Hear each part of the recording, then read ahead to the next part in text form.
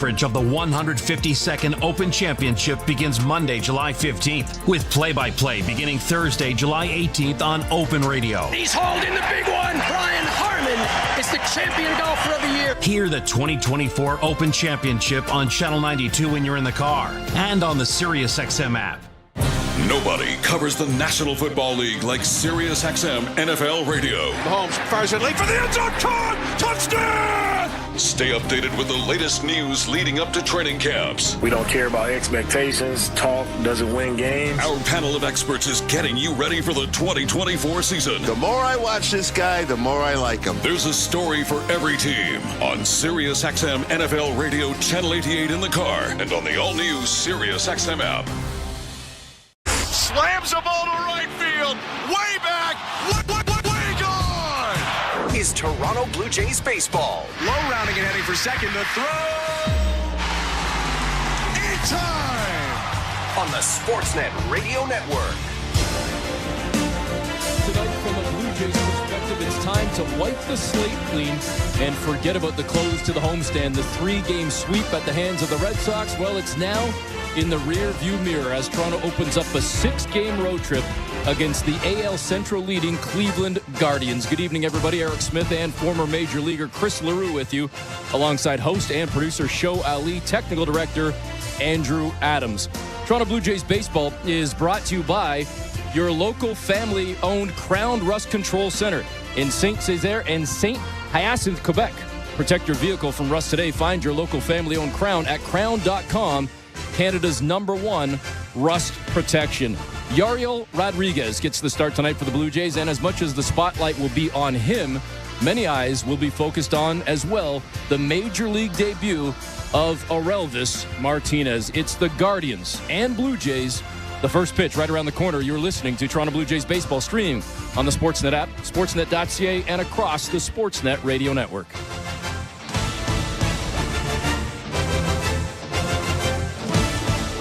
Not tomorrow, not someday. The home improvements begin today. It's game on with Timber Mart. Build that deck, raise that fence, landscape till your property is beautiful. Don't pay for 12 months on the Timber Mart deferred payment program. Your locally owned, completely Canadian hub of building and renovation expertise. Get your Timber Mart credit card at participating locations and pay later. 12 months later. Conditions apply. Ask in store for details or apply at timbermart.ca. So Blue Jays fans, you want to know about salsa? Salsa is more than dancing. It's more than music. Salsa is the passion and spirit that is at the core of the beautiful cultures of Latin America. The Blue Jays are bringing salsa to the ballpark on June 27th. Be one of the first 15,000 fans in attendance and receive a Blue Jays chip and dip bowl. Celebrate salsa and create core memories with your Blue Jays. It's salsa night. For tickets, visit bluejays.com. Right, Vladdy? Everybody salsa. At Crown Rust Control, protection runs deep because every Crown Rust Control Center is owned by a local family who cares beyond business. Your Crown Rust Control is 100% committed to their product, to you, to their community, which is your community. Protecting you and what matters to you is equally important as protecting your vehicle. Did you know your vehicle rusts faster in warm weather? Protect your vehicle today. For a special summer offer, find your local family-owned Crown Rust Control Center at crown.com. The NASCAR Cup Series is on SiriusXM. Let's go, man! We're back on the track Sunday, 1:30 p.m. Eastern. It's the USA Today 301 from New Hampshire Motor Speedway. Yeah! On SiriusXM NASCAR Radio Channel 90, in the car, and on the all-new SiriusXM app. Yeah! Get closer to everything that moves you, wherever you are, with the SiriusXM app. Let's make some smoke and drink some beer! Yes! Jays fans, this is George Springer, and you're listening to Blue Jays Baseball on SiriusXM. George Springer, airborne, snatches it out of the sky. A lot of swing and miss. Tough task against this team, but I think about 80, 85 pitches out of him, hopefully tonight, and some strikeouts. That's kind of when he's really good. And probably see a split finger fastball a little bit more against these lefties, but excited to have him back. Pitching in big stages really has helped him transition here, and he's not scared. That's the biggest thing you notice. And then understanding how to pitch. He's got a little bit of flair about him, with delivery, tempo, and obviously his stuff. So I think he's understanding that he belongs at this level, and with that comes a lot of confidence. That, of course, is the voice of Blue Jays manager John Schneider as he's speaking about his starter tonight, Yariel Rodriguez, as the Blue Jays get set for the first of 3 against the Guardians, the first of 6 on the road. And it was, about 5 days ago that the Jays took 2 of 3 against Cleveland. It looked pretty good, Chris, and it looked like maybe 500 was going to be a possibility. They got kind of punched in the mouth a little bit with the sweep at the hands of the Red Sox, as I mentioned in the intro off the top. But now it's time for that fresh start on the road, and it does indeed start with Yariel Rodriguez. John Schneider just said 80-85 pitches. What do you think we could see tonight from Rodriguez?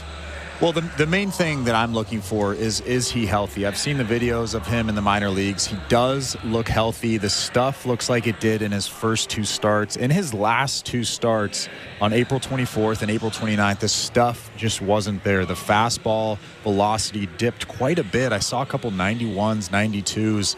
In his first 2 starts of the season, he was about 94 to 97 even. So if his fastball velocity is up near 94, 96, I'll know that he's completely healthy, and that thoracic spine inflammation thing that he went on the IL with initially is completely gone. But for me, it's more about, is he healthy? Is that fastball velo up?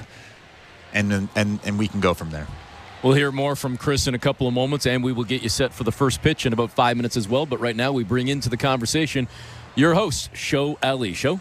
Thank you very much, Eric and Chris. Welcome back, everyone, inside Baseball Control. Hope you are doing well. Tonight, before we check the Bet365 standings update, let's first check in with Blair and Barker. The guys catching up with the skipper. You heard John Schneider talking about Yariel Rodriguez. Well, let's hear Blair and Barker ask him in Cleveland the MLB debut of Orelvis Martinez. John, what gives you the confidence that Carlos Carrasco's the right dude for Orelvis to debut against? I mean, for one, we got to get him in. You know what I mean? We got to get him playing a little bit. But I think just kind of, he's been such a really good pitcher, a great pitcher. The majority of his career. He's gonna kind of try to live on the edges. We just saw him, pretty familiar with him. You don't want to say overpowering stuff. Every pitcher is in the league for a reason, but feel like, Orelvis's skill set matches up pretty well with him. Hopefully he can get him in the zone and showcase that power that he's got. But, I think you can look for him to be in the lineup for at least a couple games this weekend. John, if the people that haven't seen Orelvis hit, explain his swing to us. For one, it looks right. You know what I mean? It's like off the bat, it comes off hard. It comes off different. And, big leg kick, I think that he has the ability to adjust to fastballs at, multiple spots of the zone. That's something that we talk about with a lot of our minor league hitters. And, he can definitely hit the fastball. And, what's been his area of focus is just obviously strike zone command. When he's swinging at pitches in the zone, he hits it, it reminds a lot of people of a guy like Vlad. You don't want to really compare, but, they're different. But I think that the way that he can impact the baseball is something that is, hard to replicate. So it's going to be exciting to see him out there. How about his defense? Second, third, confidence-wise, his throws, does one side, scream better than the other side? How do you feel about that? I think second base is probably where he feels most comfortable right now, just because of the amount of time he spent there this year. I've been saying, a lot of this year about just, him getting used to plays that aren't routine, whether it's a cutoff and relay, ball coming in, kind of just where to be on certain plays that he's gotten better at and will continue to get better at while he's here. But I think his defense is definitely, he's done a really good job of working with Casey and with Murph in AAA, to try to catch up to his bat, really. And but feel confident with him at second and at third. Second base is where Orelvis Martinez is playing today. That is John Schneider on with Blair and Barker discussing the MLB debut of the Blue Jays' top position prospect, Orelvis Martinez. Before we get you back over to Eric and Chris, let's quickly check the Bet365 standings update. At Bet365, you can watch thousands of live games, build your own bet, and you can even make a bet while the game is still being played. 19 plus, play responsibly, Ontario only. In the AL East, the Yankees are 51-26, the Orioles 49-25, the Red Sox are 40-35, the Rays are 36-39, and a half game back are the Jays. They are 39-36. 35 and 39. And don't forget, after this game, we do have Jays Talk this evening. Blair and Barker have the post-game show. Jeff is here at Baseball Control with me. He will throw out the numbers for you to call after this game is in the books. All right, we're just a couple minutes away from first pitch. Let's get you over to the guys for the lineups and, of course, for first pitch of Jays Guardians. Here's Eric Smith and Chris LaRue. All right, thanks very much, Show, and I'm going to send it right on over to Chris LaRue for those starting lineups. Well, leading off for the Toronto Blue Jays and playing left field is Davis Schneider. DHing and batting second is Justin Turner. At first base, batting third is Vladimir Guerrero Jr. Batting in the cleanup spot and playing center field is Dalton Varsho. Batting fifth and catching is Danny Jansen. In right field, batting sixth is George Springer. At third base, hitting seventh is Addison Barger. Batting eighth and playing second base is Orelvis Martinez. And batting ninth is Isaiah Kiner-Falefa. He'll play shortstop. On the mound, making his first start since April 29th is Yariel Rodriguez. And for the Cleveland Guardians, leading off and DHing will be Steven Kwan. At second base, batting second is Andres Jimenez. Jose Ramirez will bat third and play third base. In the cleanup spot, playing first base is Mississauga native Josh Naylor. Tyler Freeman will play center field and bat fifth. In left field, batting sixth is Will Brennan. Jonathan Rodriguez is batting seventh and will be in right field. At shortstop, batting eighth is Brian Rocchio. And batting ninth and catching is Austin Hedges. On the mound for the Guardians is veteran Carlos Carrasco. All right, I love you, man, but if I was betting, I would have put money on you not getting in both lineups before the first pitch. So kudos to you. Kudos to you. Thank you. Take me in the mindset of the Blue Jays, of any team that comes off a homestand where it was looking good. As I said 5 days ago, they're a game below 500 and momentum's going, juices are flowing. All of a sudden, boom, you lose 3 in a row. Is it kind of that fresh start and just put it behind you and focus on this task at hand now? Well, I think the major difference between baseball and any other sport is there's so many games. Right. Just because you lost 3 games in a row doesn't mean the season is over and you're not going to make the playoffs. But I think the biggest thing, just like you said, close the book. This is a new series. Swing at good pitches. Essentially, that's the biggest thing for this Blue Jays team. And we are set to go. Carrasco on the mound. The first pitch to Schneider, the right-handed hitting Blue Jay left fielder, sends it into left center and starts the game with a base hit on the first pitch. That actually wasn't a bad pitch from Carrasco. It was a fastball right on the black on the outside part. I think Schneider got that off the end of the bat, but he got it just enough to drop it in front of Tyler Freeman out there in center field. So that brings to the plate now Justin Turner, wearing that blue number 2 on the back of the gray jerseys for the Blue Jays tonight. Turner hitting .238 this season with a man on, takes the first pitch. Looked like it might have been a little bit outside, but they give it to Carrasco on a fastball. 0-1. Schneider standing at first. Carrasco looks over. The pitch well outside. Missing on the slider. It's now 1-1.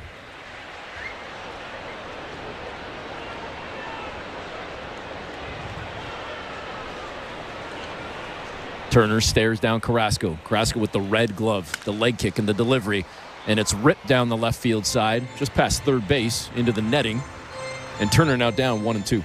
I think the biggest thing the Blue Jays have to realize when facing Carlos Carrasco is he's not the guy that he used to be. He's more of a crafty vet now. He throws that four-seamer 26% of the time, the changeup 22%, slider 21%.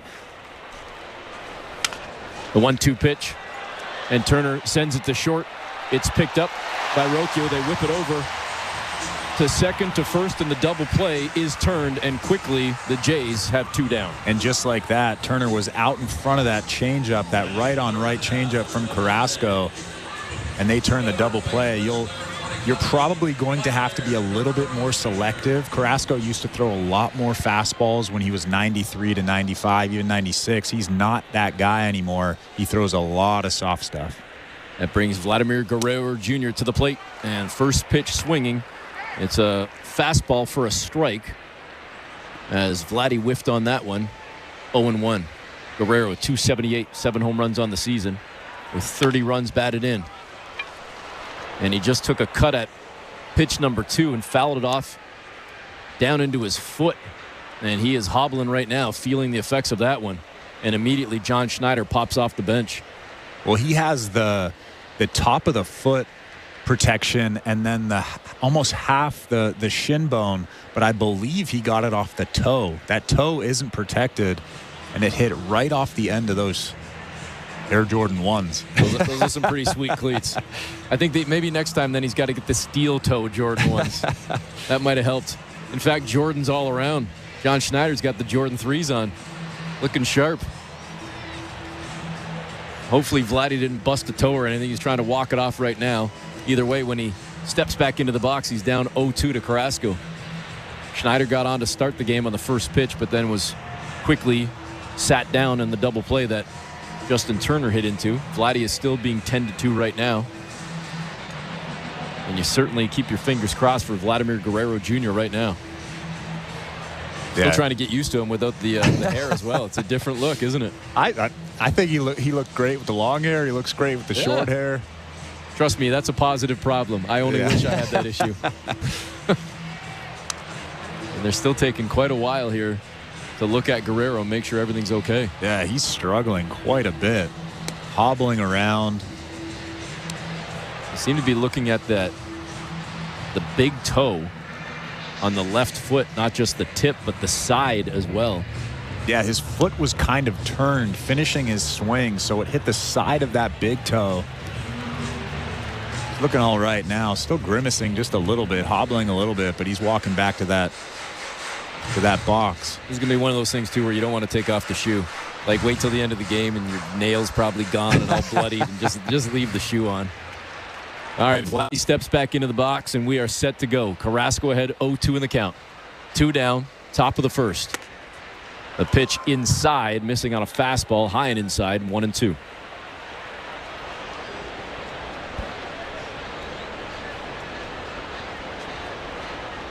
Carrasco comes set. The pitch. Vladdy gets a piece of it, sends it to center field on a ride, but tracking it down on the run is Tyler Freeman to record the out and sit down the Blue Jays. So they end up going 1-2-3, no score. We head to the bottom of the first. You're listening to Blue Jays Baseball, brought to you by your local family-owned Crown Rust Control Center, streaming at sportsnet.ca and the Sportsnet Radio Network. When Blue Jays starter Kevin Gausman is on the mound, you hear a lot of pops at Rogers Center. The pop of the ball hitting the catcher's mitt. The pop of the crowd as they cheer on another Gausman strikeout.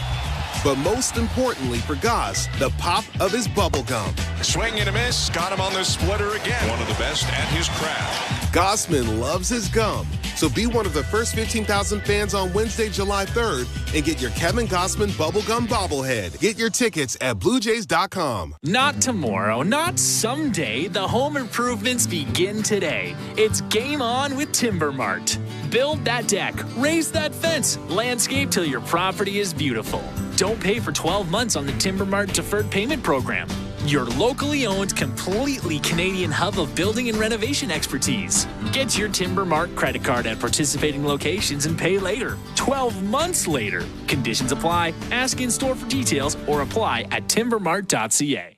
At Bet365, we don't do ordinary. That's why we introduced in-game betting. Because when the game starts, the action doesn't stop. With in-game betting, you can wager on game props, player props, totals, and the money line. And remember, in-game, you can track your same-day parlay with the option to cash out. Check out in-game betting and find out why. It's never ordinary at Bet365. Must be 19 years or older. Ontario only. Please play responsibly. If you or someone you know has concerns about gambling, visit ConnexOntario.ca.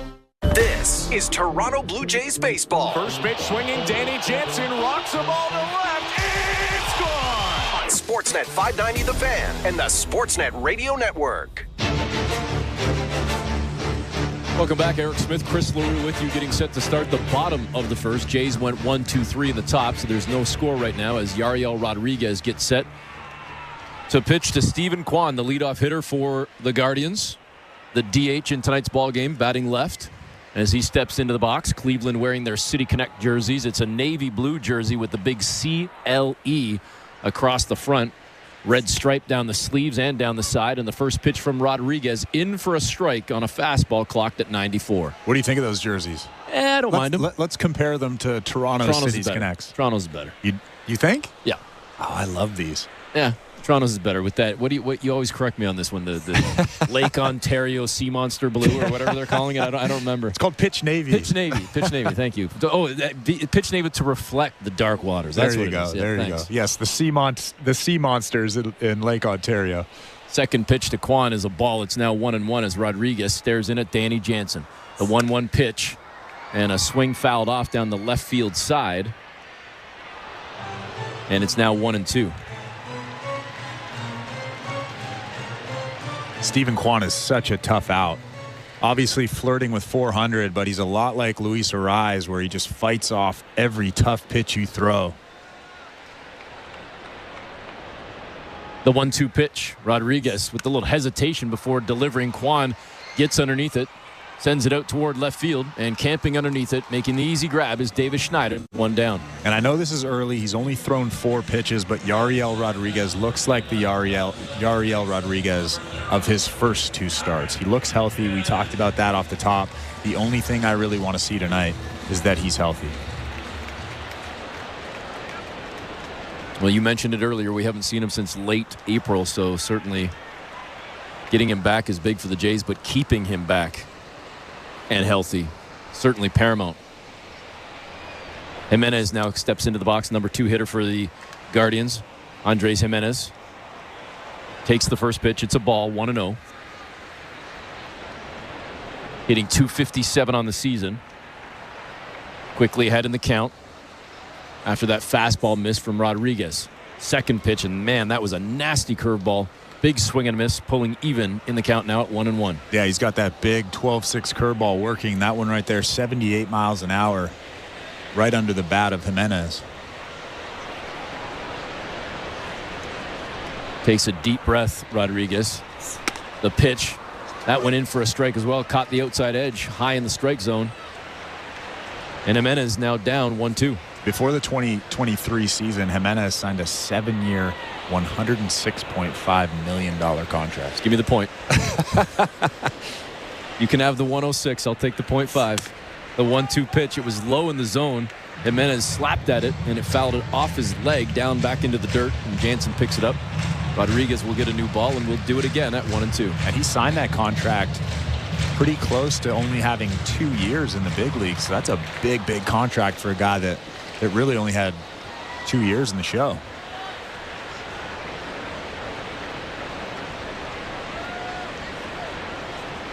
Rodriguez gets the sign from Jansen. The pitch on the 1-2. This one slapped down toward first, picked up by Vladdy. Covering first was Rodriguez, and an easy toss from Vlad to Yariel, and there's now 2 down. So the point is what, 500,000?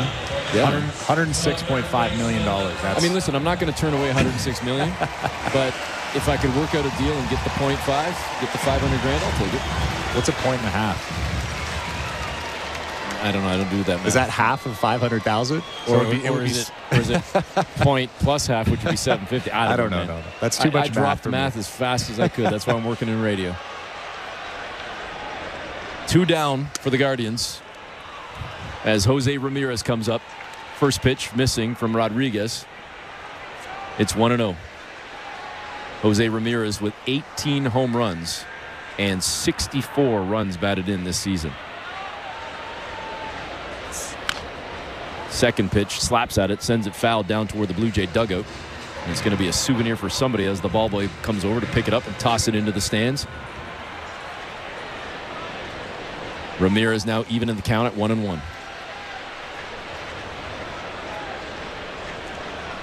Rodriguez again gets the sign. That slow delivery comes in with the next pitch. It's slapped towards second base. Picked up by Martinez. Tosses over to Guerrero, and that will do it as the Guardians go 1-2-3. So no score at the end of 1. Top of the second. Coming up next, you're listening to Blue Jays Baseball, brought to you by your local family-owned Crown Rust Control Center. Streaming at sportsnet.ca and the Sportsnet Radio Network. We are thrilled to be in Miami, Florida. Taking a break from his blockbuster summer tour, Play my guitar in the Caribbean. Kenny performs a special live acoustic set. Can we all get along? Exclusively for SiriusXM subscribers. When the sun goes down. Kenny Chesney, the South Beach Sessions. What a beautiful place to play music. Replays all week on No Shoes Radio. Channel 59 and on the SiriusXM app. Are you regretting eating that gas station hot dog? Yeah, we know. We've been there too. This is a message for baseball fans like you. Did you know that you get a channel that's talking baseball 24/7 as part of your SiriusXM subscription? What? Our lineup includes shows hosted by former big leaguers and executives. Plus, you'll hear from 17 managers each week. MLB Network Radio is on SiriusXM Channel 89, or just search MLB Network Radio on the SXM app. SiriusXM Sports. We're more than just a game.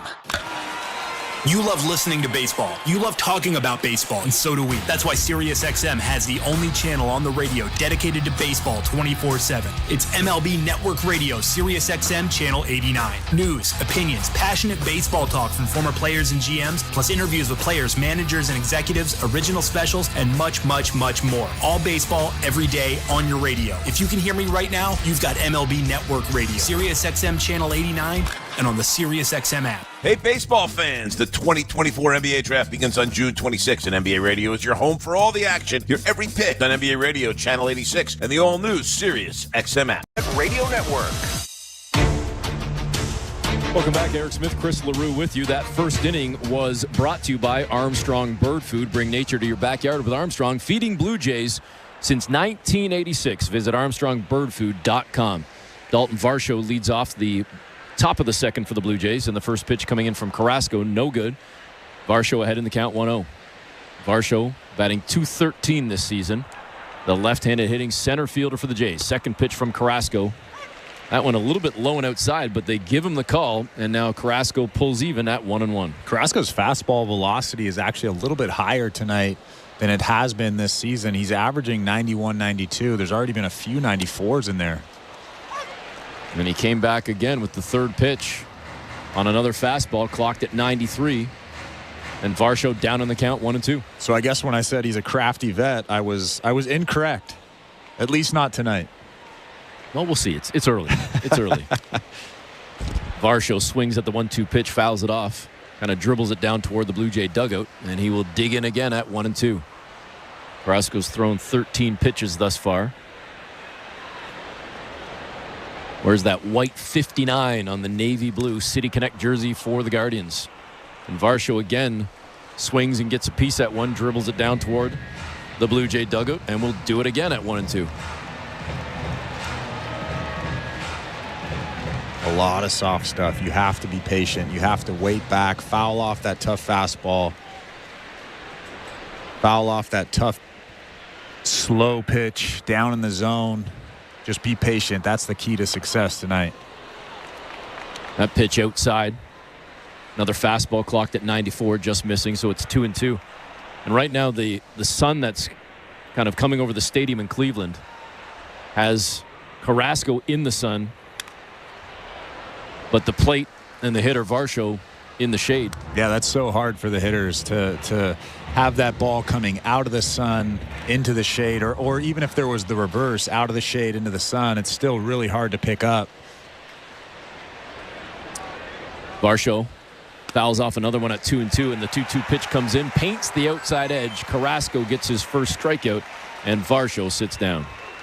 I don't know what that was. It looked like a really hard changeup from Carrasco. That was 90 miles an hour, but had that good changeup action to it. Just clipped the side of that black on the outside part of the plate. Dalton Varsho goes down. Well, the MLB computer guys, computer geeks, whatever, they're calling it a fastball, but I'm going to trust you. You were on the mound. Well, you saw the action, right? I was looking more so how he was holding the baseball in his glove before he threw it on that replay. It looked like a changeup grip to me. Danny Jansen steps in. First pitch a strike. Second one he stares at as it goes just outside the lower edge of the zone. It's now 1-1. And those guys aren't always right. Most of the time they are, but sometimes they're not. Oh, man, you were on the mound. I trust you. Swing and a miss at 1-1. Jansen now down 1-2. Second inning is presented by Bet365. At Bet365, you can bet live in-game on props, totals, and the money line. Download the app and find out why it's never ordinary at Bet365. 19+. Play responsibly. Ontario only. Jansen swings at the 1-2, fouls it down the right field side. It's along the line into the net. And the ball boy comes down to grab it and gives somebody a souvenir as Jansen will dig back in. Down 1-2 in the count. Top of the second, no score. Blue Jays and Guardians in Cleveland. Carrasco comes set, gets the sign, the pitch. Jansen held back at that one. Yes, indeed. It's now 2-2.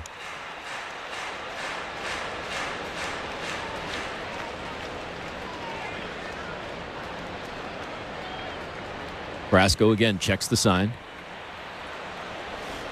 The pitch. And Jansen swing and a miss at that one. Back-to-back strikeouts for Carrasco. There's 2 down here in the second. Well, clearly Danny Jansen was looking something hard, probably in. He was whiffed at that one, just kind of was way out in front of it. That was a good slider down in the zone from Carrasco, and it looks like he is on point tonight. Carrasco now with 2 out as George Springer steps in, and Springer swings at the first pitch, fouls it straight back. It's 0-1. Few boo birds in Cleveland for George Springer, batting 197 on the season. I think this probably goes back to the Houston days, right? Like, it's still going to be there, probably with every Astro until they all retire, right, wrong, or otherwise. Second pitch comes in, and that was a nasty slider from Carrasco, and ahead in the count now, 0-2. Yeah, I don't think it's the 197 average. No. It's very clearly from the Houston days. And missing low in the zone, just missing Carrasco on the 0-2 pitch, and Springer still has life. Nice job there holding back on that one. Tried to hit him again with the slider. Springer steps in, staring straight down at Carrasco. The 1-2 pitch from Carrasco as he comes set and fires. Springer rips it down the third base side and just foul. Springer did a good job waiting back on that slow curveball from Carrasco. He drilled it down that line, probably fouled by what, 3 feet, 2 feet? If that, yeah. Yep. Good swing right there from George Springer. Oh, we're getting the replay right now from our TV friends. Yeah, probably 2 feet at most, if that. The 1-2 pitch as Carrasco comes set and fires again. Springer again fouls it down the third base side, and we will do it again. Great job by Springer to stay alive here and keep fighting in this count. Yeah, that was a pitch that he wants back, though. That was a fastball right down the middle. You can see that front shoulder pulling off just a little bit. He saw that thing coming and was thinking big fly. 1-2. Springer fouls it off again. Got a piece of that changeup clocked at 90. As Springer's trying to start something here in the top of the second with 2 down for the Blue Jays. No score early in this ball game. Carrasco takes a deep breath. The pitch and a swing and a miss, and he strikes out the side. Got one looking and the next 2 whiffing as the Blue Jays go down in order in the second inning. We'll be back with the bottom of the second in mere moments. You're listening to Blue Jays Baseball, brought to you by your local family-owned Crown Rust Control Center, streaming at sportsnet.ca and the Sportsnet Radio Network. We're 2 men and a truck. So, you're moving to a new home, and all that's left to do is to call a mover you know you can trust. Well, naturally, you think 2 men and a truck, since you know they have lots of men and lots of trucks. They'll wrap, pack, and move everything you own. With a 96% referral rating and the professionalism you can trust, the choice is simple. For a free in-home estimate, call today. We're 2 men and a truck. 2 men and a truck, the movers who care. At Crown Rust Control Center, protection runs deep because every Crown Rust Control Center is owned by a local family who cares beyond business. Your Crown Rust Control Center is 100% committed to their product, to you, to their community, which is your community. Protecting you and what matters to you is equally important as protecting your vehicle. Did you know your vehicle rusts faster in warm weather? Protect your vehicle today. For a special summer offer, find your local family-owned Crown Rust Control Center at crown.com. Bring it in, Canada. When it comes to small business, Desjardins is a big fan. And not just the hop-on-the-bandwagon fan. We're the in-it-for-the-long-haul fan. The fan that's been there from the start. That's why Desjardins awarded 150 entrepreneurs with Good Spark grants worth $20,000 each. Because like any fan, there's nothing we love more than celebrating a goal! See how Desjardins is cheering on small business at goodsparkgrants.ca. This is Jose Berrios, and you're listening to Toronto Blue Jays Baseball on the Sportsnet Radio Network. Yo tengo el fuego. Welcome back. Eric Smith, Chris LaRue with you, getting set for the bottom of the second from the Timber Mart broadcast booth as we continue on here with Cleveland and Toronto. Early in this ball game, no score. The Jays just got sat down. 1-2-3. In fact, we haven't seen a hit yet in the ball game. From Cleveland's perspective, Davis Schneider led off the game with a single, but then was quickly retired in a double play that Justin Turner hit into. So 6 batters and 6 down for the Blue Jays. And now stepping in to lead off this bottom of the second is Josh Naylor, the left-handed hitting first baseman for the Guardians. Took a ball in the first pitch and just swung and fouled one off on the second. It's 1-1. Do you know 55 runs batted in this season. Do you know where he went to high school? I know where he's from, but do I know his exact high school? No, I do not. I didn't expect you to know that. I just wanted to say it out loud. St. Joan of Arc in Mississauga. Okay. Not far from St. Joseph's Secondary School where I went to school. It's pretty cool. And he plays with his brother who went to the same high school. Absolutely. I don't know if I'd want to play with my brother in the majors, though. You don't want to make tons of money being in the big leagues with your brother? Let's do it. Shout out to my brother, Adam. There you go. Rodriguez on the 1-2 pitch went inside on Naylor, and it's now 2-2.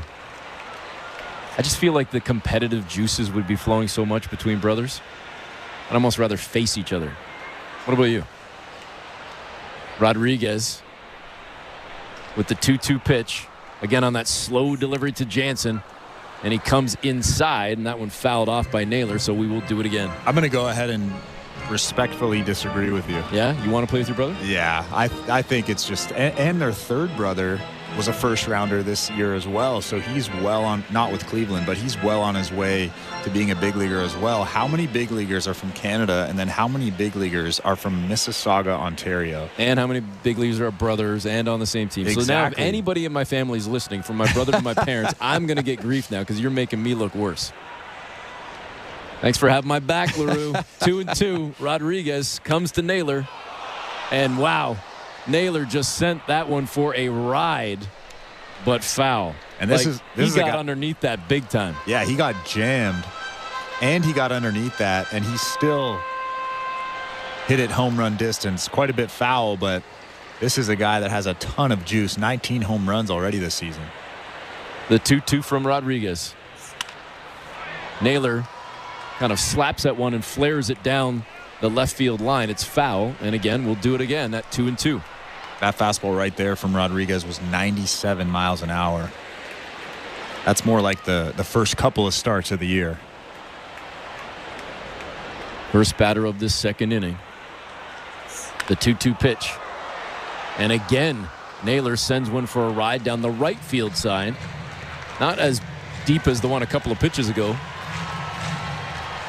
But he is certainly dialed in against Rodriguez right now. Yeah, if I'm Rodriguez, I'm mixing in that split finger right here. That's the one thing that'll get these lefties out in this this Guardians lineup. 2-2 again. Naylor reaches out, gets a piece of it, fouls it straight down into the dirt, picked up by Jansen, who tosses it back to Rodriguez, and he is in a battle right now against Josh Naylor.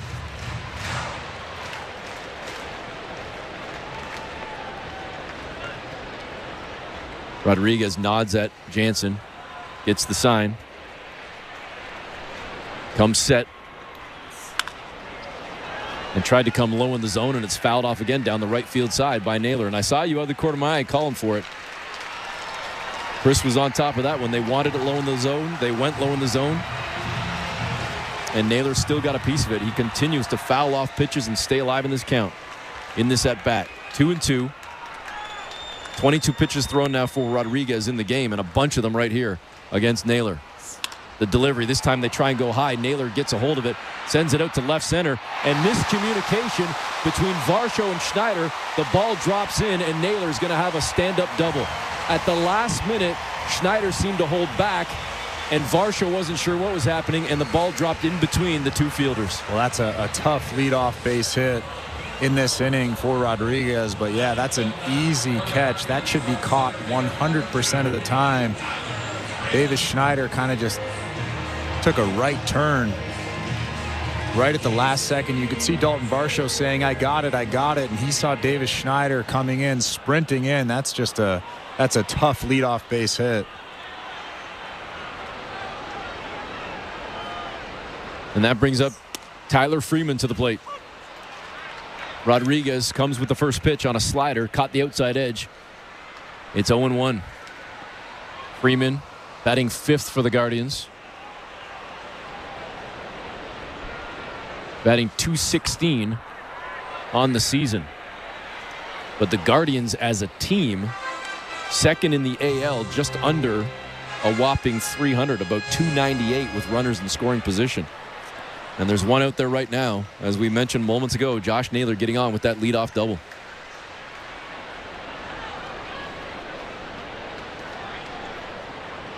Rodriguez ahead in the count, 0-2. Tried to come low in the zone. It's in the dirt. Nice block there by Jansen. Certainly important to keep that in front of him with Naylor out at second.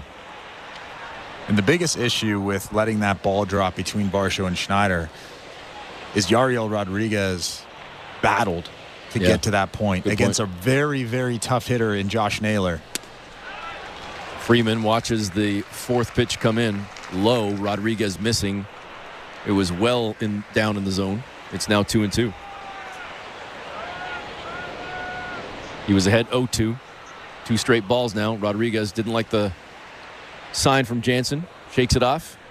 Now gets the next one. Comes set. Looks over at second. The pitch. And tried to drop that curveball in, but Freeman got a piece of that one. Fouls it off. We'll do it again at 2-2. Yeah, that was a pretty good pitch. Right on the black. That big 12-6 curveball from Yariel Rodriguez. Tyler Freeman actually weighted back pretty well. Took a good hack at it, but fouled it back. Now they try and push inside. Rodriguez missed well inside, and Freeman has battled back to a 3-2 count. Certainly don't want to put Freeman on and have 2 on with none out. See if Rodriguez can battle back right here and get a big strikeout, or at least get Freeman to pop out or ground out. The 3-2 pitch outside, and there is the walk. And the Guardians have 2 on to start this inning. And most importantly, Yariel Rodriguez just threw his 30th pitch. He's only thrown 1 inning tonight. You heard John Schneider before the game say he's probably going to throw 80 to 85 pitches. I'm actually shocked by that number. He's never thrown more than 83 pitches in a big league ball game. I would imagine he's probably closer to 75 or 80. So now 2 on and none out for Will Brennan, the left fielder, left-handed hitting left fielder. Stares in at the first pitch, and Rodriguez comes with the curveball. Caught that outside edge, the bottom corner. Clocked at just 77. He dropped that one in on Brennan. 8 homers, 24 runs batted in for Brennan. He's got 2 on base right now with none down. Bottom of the second, no score. The 0-1 pitch, well down in the zone from Rodriguez. Missing with that curveball. It's 1-1.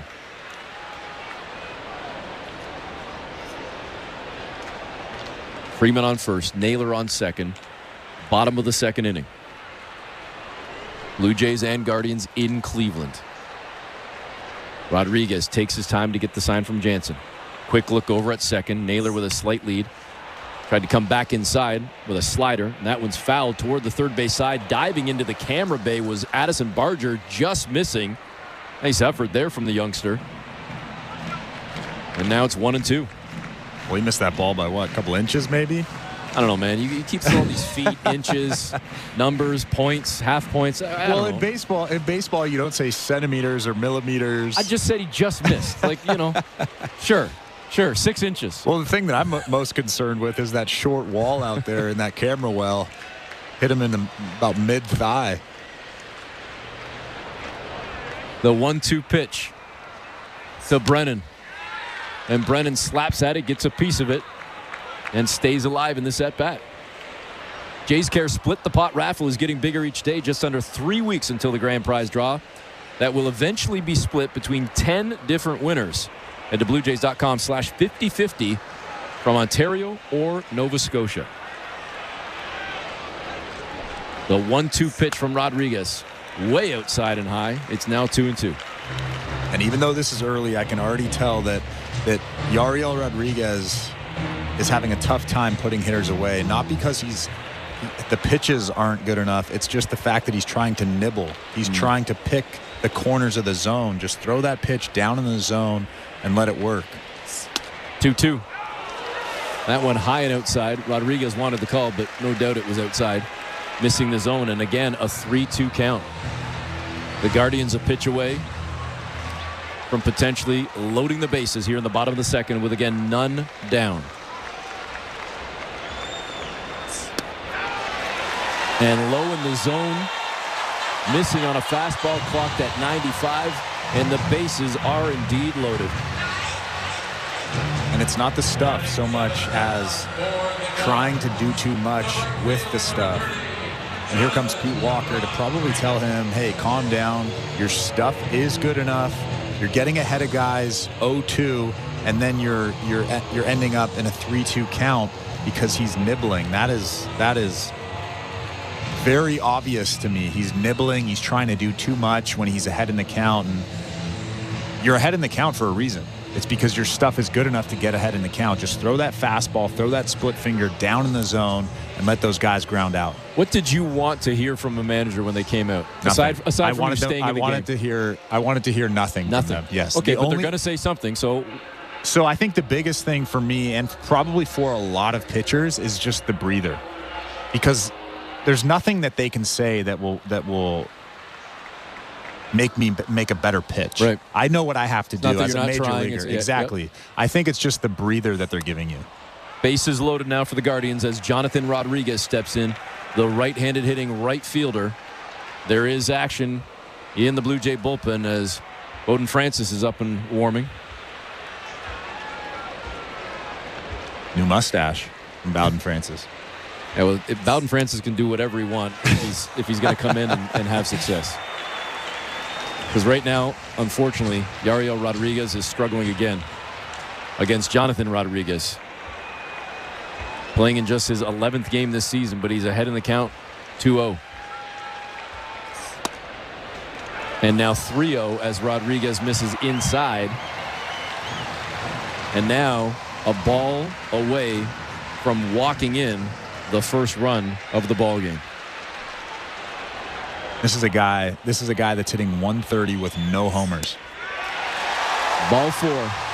4 straight pitches, 4 straight balls. The Guardians have one on the board, and there's still plenty of damage to potentially be done with the bases still loaded and none down.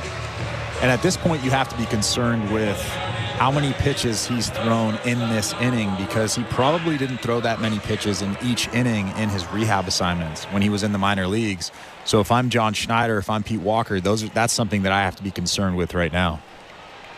Brian Rocchio comes up, the shortstop. Switch hitter batting from the left side against the righty Rodriguez, who misses again with another ball way outside. And Rocchio ahead in the count, 1-0.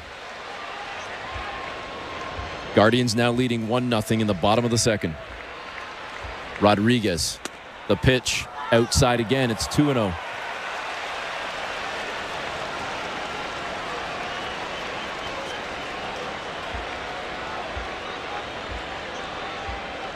.43 pitches thrown for Yariel Rodriguez. And that one finally back in the zone. Rocchio taking the whole way, and understandably so. It's now 2-1. That fastball in at 94 for Rodriguez. See if he can battle back right here. The Guardians this season hitting .258 as a team with the bases loaded. They do have 2 grand slams on the year. Rocchio swings at the 2-1 pitch. A whiff on a fastball, and it's now 2-2. There are 6 guys in this Guardians lineup, a couple switch hitters mixed in there, but there are 6 guys that are hitting from the left side of the plate. You have to have something that looks like a changeup, looks like a split finger that you can throw for a strike at any time. That pitch, Rodriguez came back with a 2-2, a little bit high in the zone. Rocchio got a piece of it, fouled it off, so we'll do it again at 2-2. To have a pitch as a right-handed pitcher against a left-handed batter that goes arm side, that moves arm side, is so important, especially when you're in trouble, when you're behind in the count, when there's guys on base. Flip in that split finger, flip in that changeup, you can get easy outs. Just came inside, as you were just talking about, and got the strikeout, his first of the ball game, as Rocchio sits down, and that certainly will be good for Yariel Rodriguez as he tries to battle back and limit the damage here in the bottom of the second. And the reason I say that is because his curveball, his slider, there's a little bit of a hump. So if you're a good big league hitter, and this Guardians lineup is a pretty good lineup, they can see the hump, and then they react to the off-speed pitch. The number 9 hitter now for the Guardians steps in. The catcher, Austin Hedges.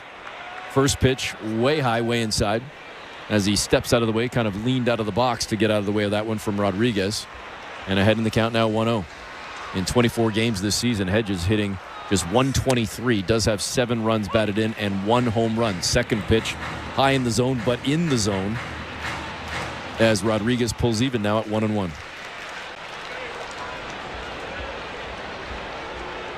Bases loaded, 1 down. Guardians ahead 1-0. The 1-1 pitch, that one's fouled back up and over the backstop. And now Rodriguez ahead against Hedges, 1-2. This is a big out right here for Yariel Rodriguez. After Austin Hedges, it's Steven Kwan, who is almost impossible to get out, hitting close to 400 this season.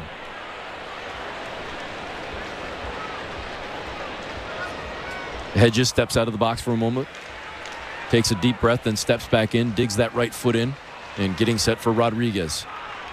He's back on the rubber, got the sign, takes a deep breath, and fires. And that one fouled off down the third base side by Hedges, and it stays at 1-2. Rodriguez came with the slider, but Hedges got a piece of it. And we're now over 50 pitches thrown for Yariel Rodriguez here in the bottom of the second, 51 to be exact. Guardians leading 1-0. The 1-2 pitch. And that one is ripped fair down the third base side, just over the line and into the corner, as the Guardians are doing damage here in the bottom of the second inning. As 2 runs come in, Hedges delivers as Freeman and Brennan both score, and now the Guardians have runners on the corners with still only 1 down. Well, that was just a mislocation from Yariel Rodriguez. They wanted that curveball down, and that was actually above the strike zone. Austin Hedges gets it. Actually, that was almost impossible to get the barrel to that baseball, but he does. And again, like I said previously, when you throw that curveball, there's a little bit of a hump. And good big league hitters can see that hump and react to the off-speed pitch. And Austin Hedges reacts right there to that high curveball. And that's going to do it for Yariel Rodriguez. His night is done with just 1 down in the second inning. Rodriguez is going to hit the showers, and I believe it's going to be Francis coming into the ball game. We will clean it all up for you in a moment and a whole lot more. But for now, let's send it back to Show Ali. Thank you very much, guys. Welcome back inside Baseball Control. Don't forget, we do have Jays Talk tonight. Blair and Barker have the post-game show. They will take your calls.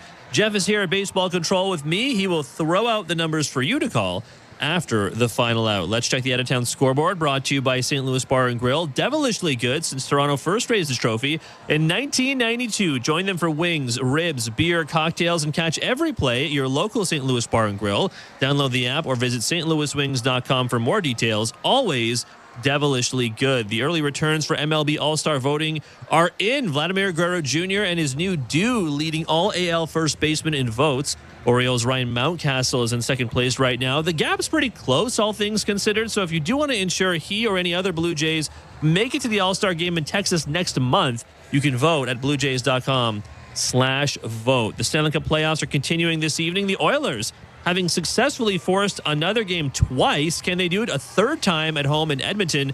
Game 6 between the Oilers and Panthers will get going in about 20 minutes at Rogers Place. You can watch it on Sportsnet and the CBC. The UEFA European Championship as well, otherwise known as the Euros, are officially underway.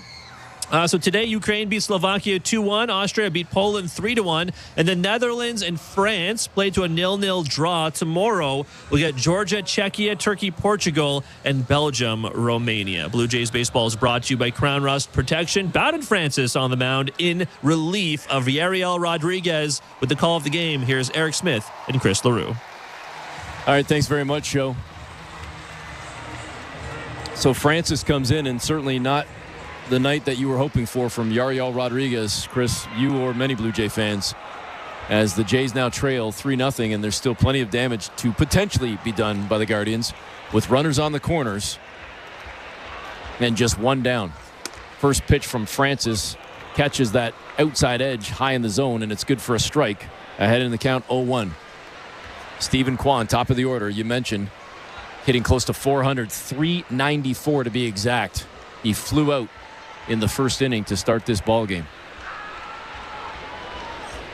Second pitch, just missing outside. Jansen tried to frame it and hold it there for a moment, but home plate umpire Charlie Ramos wasn't having any of it. It's now 1-1.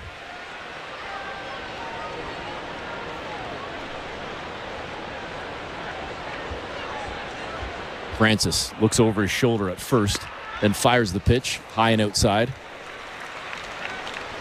It's now 2-1. And if I'm Bowden Francis, this is just another opportunity to show what I can do, another opportunity to show that I'm a big leaguer, that I can get guys out. Bowden Francis looks in at Jansen. The 2-1 pitch. Kwan rips it straight up the middle, past Isaiah Kiner-Falefa. It's picked up by Varsho, who whips it into second, and they actually get the out at second, punching out Austin Hedges. So a run scores, but the Jays do record an out, so there's now 2 down. Well, that's what happens. You fall behind a guy like Stephen Kwan, who is obviously one of the best guys at taking tough pitches and getting base hits out of them, and you have to throw something over the middle of the plate. The fastball right down the middle, and Stephen Kwan rips it into center field for an RBI single. I guess that wasn't a single.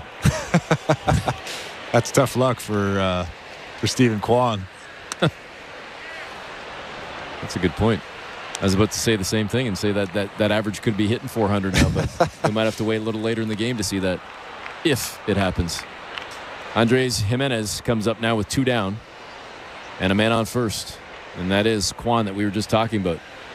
Cleveland has put 4 on the board here, though, in the bottom of the second, and they lead the Jays 4-0.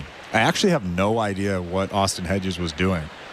That ball was very clearly hit into center field on a line, and he gets thrown out at second base. I can't recall another time I've seen that. Yeah, not real heads up, unless he thought that Kiner-Falefa had a shot at it, but it certainly didn't look like it from our vantage point. Francis comes back. He's standing at first base. Listen, He's standing at first base watching the play. I'm agreeing with you. You could very clearly see that baseball. Maybe he thought IKF was going to Superman it, like come up with some amazing dive. I don't know. Hedges screwed up. The 2-1 fouled off by Jimenez, and now Francis battling back to pull even at 2-2. Looking ahead for the Blue Jays in the top of the third, it'll be Barger, Martinez, and Kiner-Falefa. And Yariel Rodriguez, I mentioned, was hitting the showers. He didn't go straight back to the locker room. He's on the bench right now watching his team, hoping that Francis can get out of this with limited damage. After Rodriguez checked out with the score at 3-0, it's now 4-0. Well, he better get Jimenez here, because you have Jose Ramirez and Josh Naylor coming up next. 37 homers combined. And it was Naylor that led off this inning seemingly an hour ago. It's been a long second inning, and this one ripped to Martinez at second. He bobbles it, tried to grab it, and bobbled it again, and the inning will be extended. Orelvis Martinez was there but couldn't come up clean, and then couldn't recover. And there's now 2 on with 2 down. Well, we've heard a lot of conversations. Can Orelvis Martinez play second base? Is he a good defender? And we saw right there, that's an easy play for any big league second baseman, a very makeable play. And he just lets that baseball hit the heel of his glove, runs up into his chest, and then he has a tough time picking it up.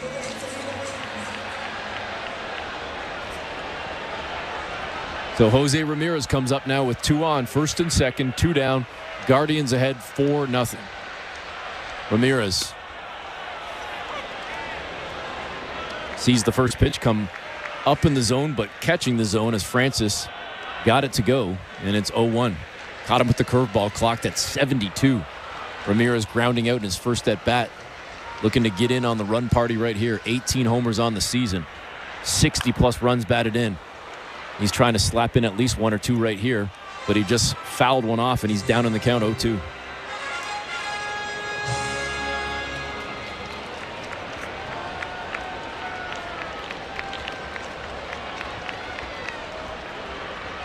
Francis looks in at Jansen.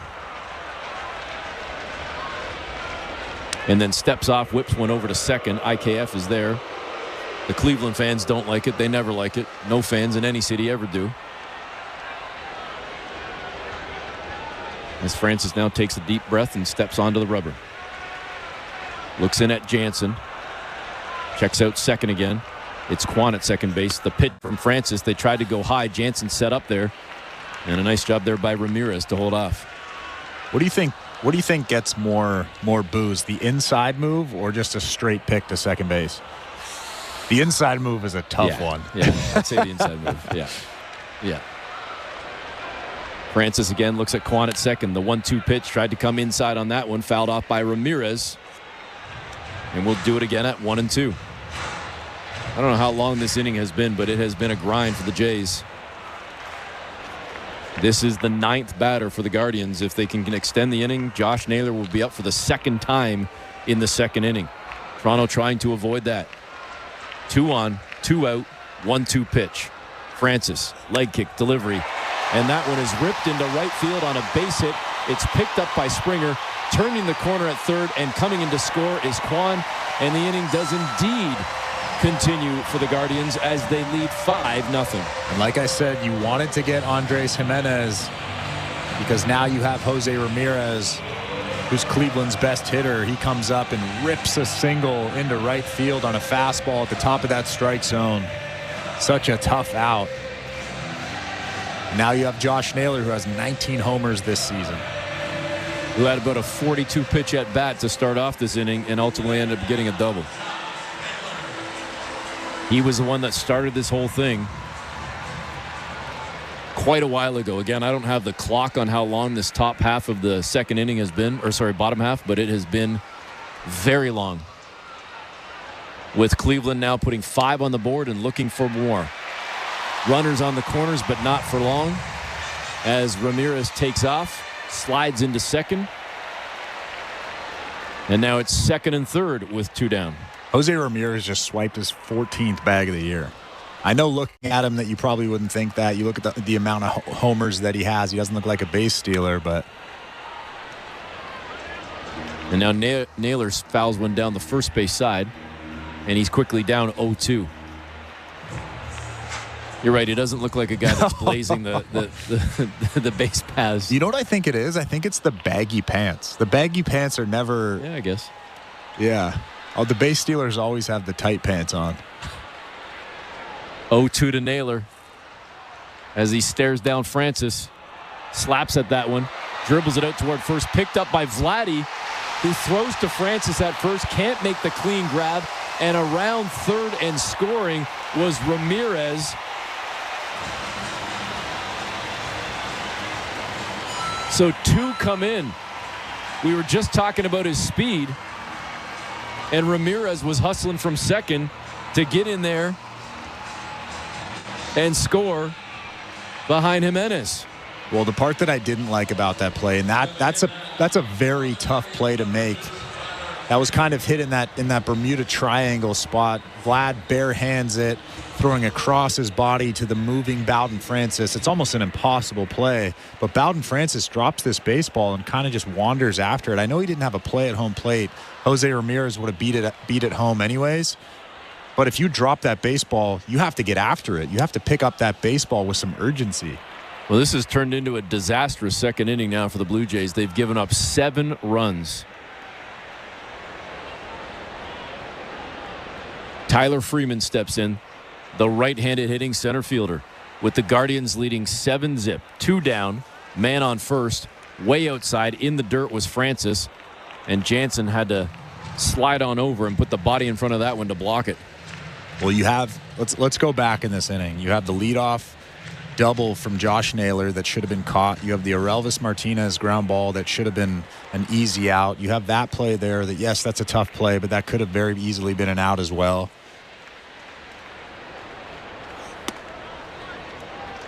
Francis now missing outside, and it's 3-0. I think that just goes back to show you that when you're playing against good teams like this, you have to make the plays you're supposed to make. Yep. And I think that's the most important thing when looking at this score right now. The Blue Jays should be down 3-0 at worst. And Francis just missed badly outside, way outside, almost in the dirt again, and 4 straight balls. And another walk issued by the Blue Jay pitching staff. First and second, 2 outs as the inning continues for the Guardians. Jansen now comes out onto the mound to talk to Francis, who has now given up nearly as much as Yariel Rodriguez did. 4 charged to Rodriguez, 3 to Francis, and it could be more for Francis if he can't get out of it right here. With Cleveland leading 7-0, first and second, as Will Brennan comes to the plate. It's still the second inning. It feels like it's the 6th. Yeah. Well, this is the 11th batter of the inning for the Guardians. Naylor, Freeman, and now Brennan have hit twice in this inning. Outside, first pitch from Francis, missing on the fastball, 1-0.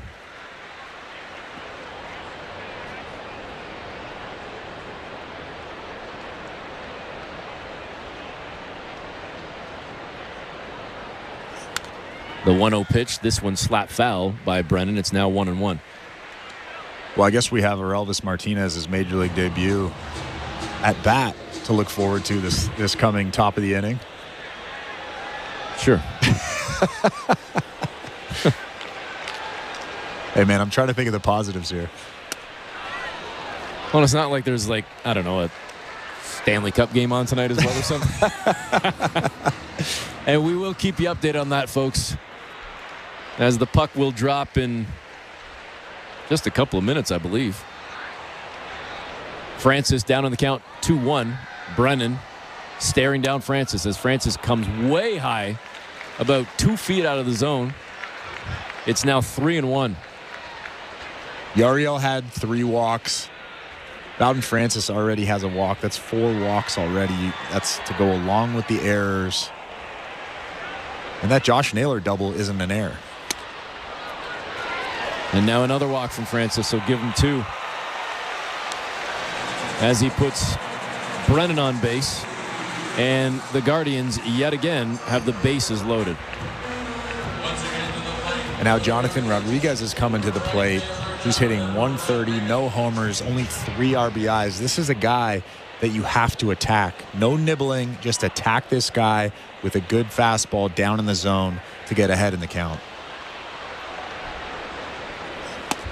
First pitch way out of the zone on a fastball at 94, 1-0 to Rodriguez.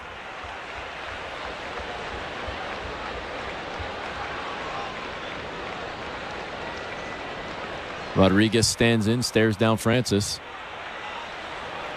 with the bases loaded, and that one catches the top edge of the strike zone, so Francis pulls even at 1-1. Freeman has walked twice this inning. He's out at second. Brennan has walked twice this inning. He's at first. And you've got Naylor standing on third. Rodriguez just got underneath one, sends it high in the air to shallow center. Coming in to make the grab is Dalton Varsho, and the Blue Jays finally get out of the inning. But they give up 7 runs on only 4 hits. And the Blue Jays now have to start mounting the comeback. Love the third inning next. You're listening to Blue Jays Baseball, brought to you by your local family-owned Crown Rust Control Center, streaming at sportsnet.ca and the Sportsnet Radio Network. At Crown Rust Control, protection runs deep because every Crown Rust Control Center is owned by a local family who cares beyond business. Your Crown Rust Control is 100% committed to their product, to you, to their community, which is your community. Protecting you and what matters to you is equally important as protecting your vehicle. Did you know your vehicle rusts faster in warm weather? Protect your vehicle today. For a special summer offer, find your local family-owned Crown Rust Control Center at crown.com.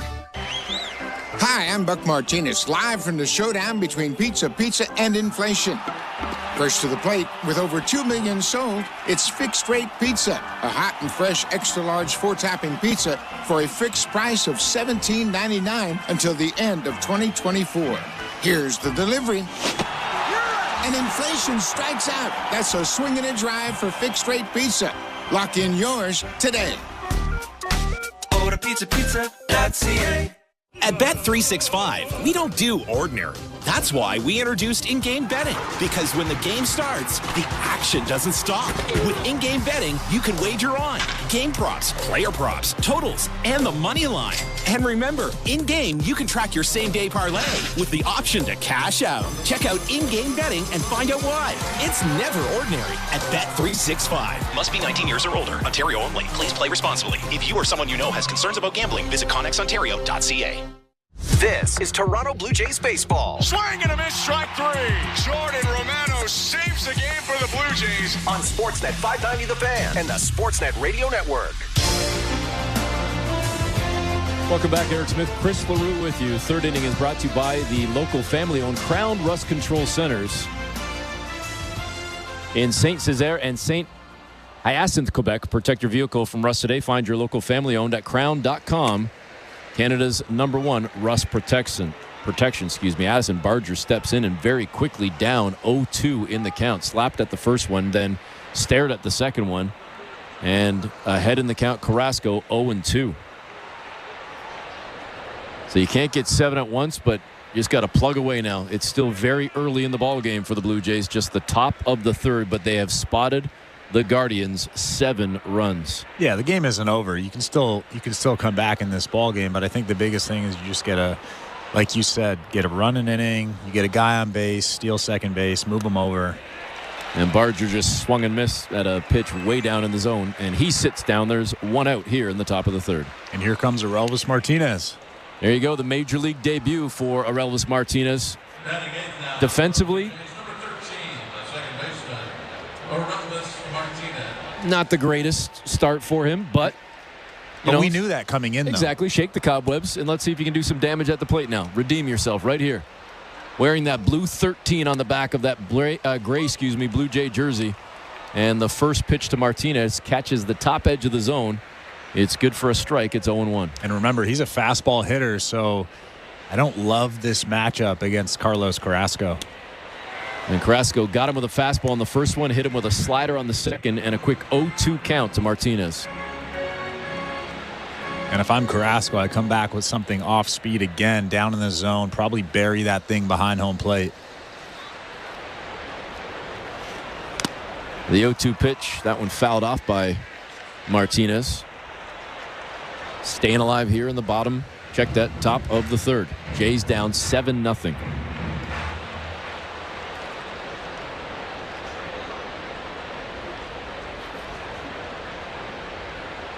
Carrasco with the pitch. And a swing and a miss from Martinez.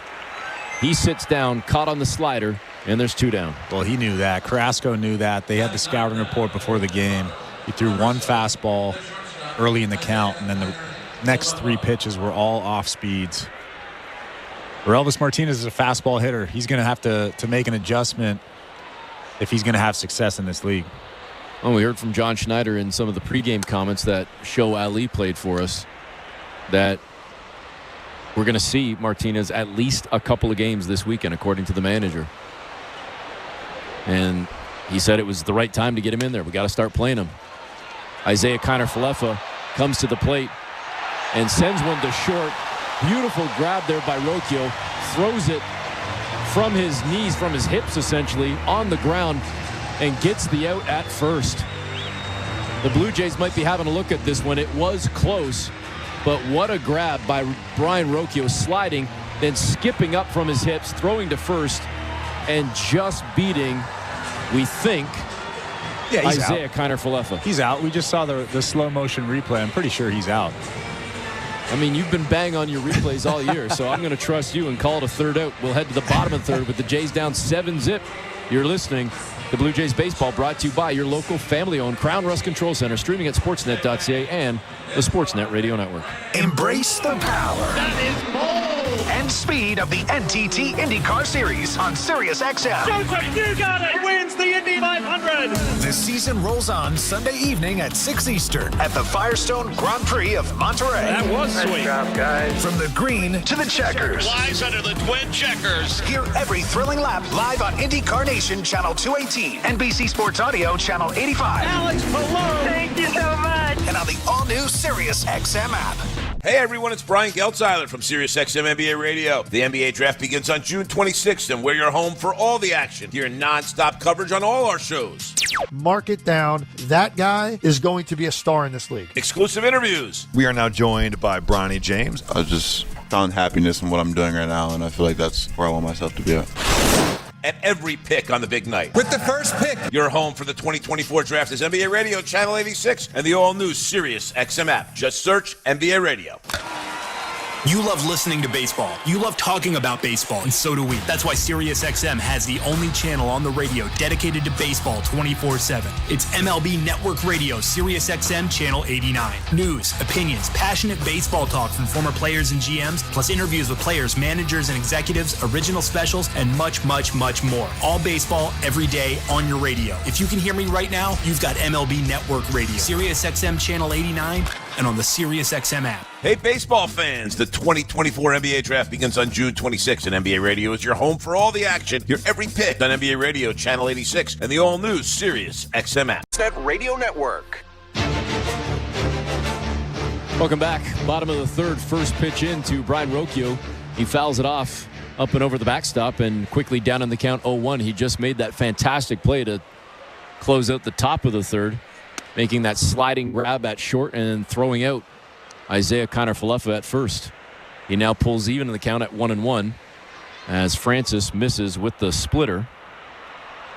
Francis, already having thrown 32 pitches, came in relief with one down in the bottom of the second and promptly gave up 3 runs of his own and added to the 4 runs total that were ultimately charged to Yariel Rodriguez. Add it all up, that's 7 runs and a 7-0 Cleveland lead. The 2-1 pitch now from Francis to Rocchio is fouled off. It's now 2-2. Every fastball he's thrown tonight, outside of maybe a couple, are at the top of the zone, top of that strike zone there, and I don't love where he's living with that thing.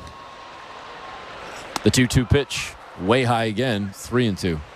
He's got to figure out that release point. He probably doesn't have much more time in this game, but he's got to figure out that release point, get it down in the zone.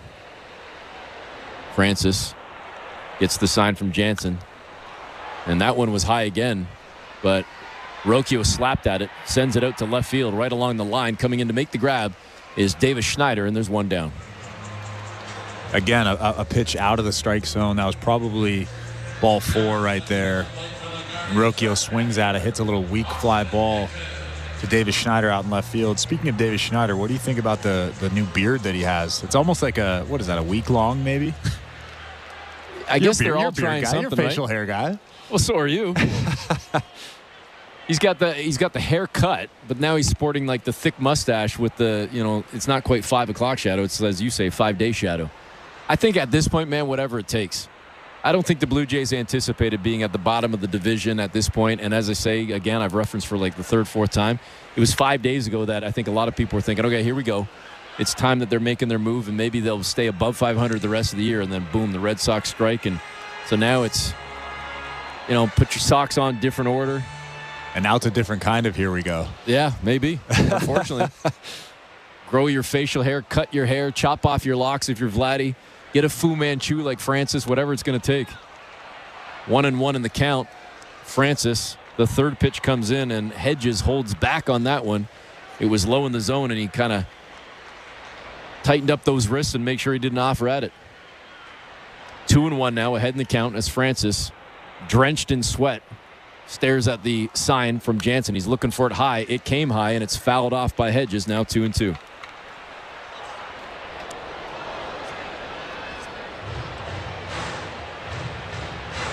What would all these guys do if they were playing for the Yankees with no facial hair?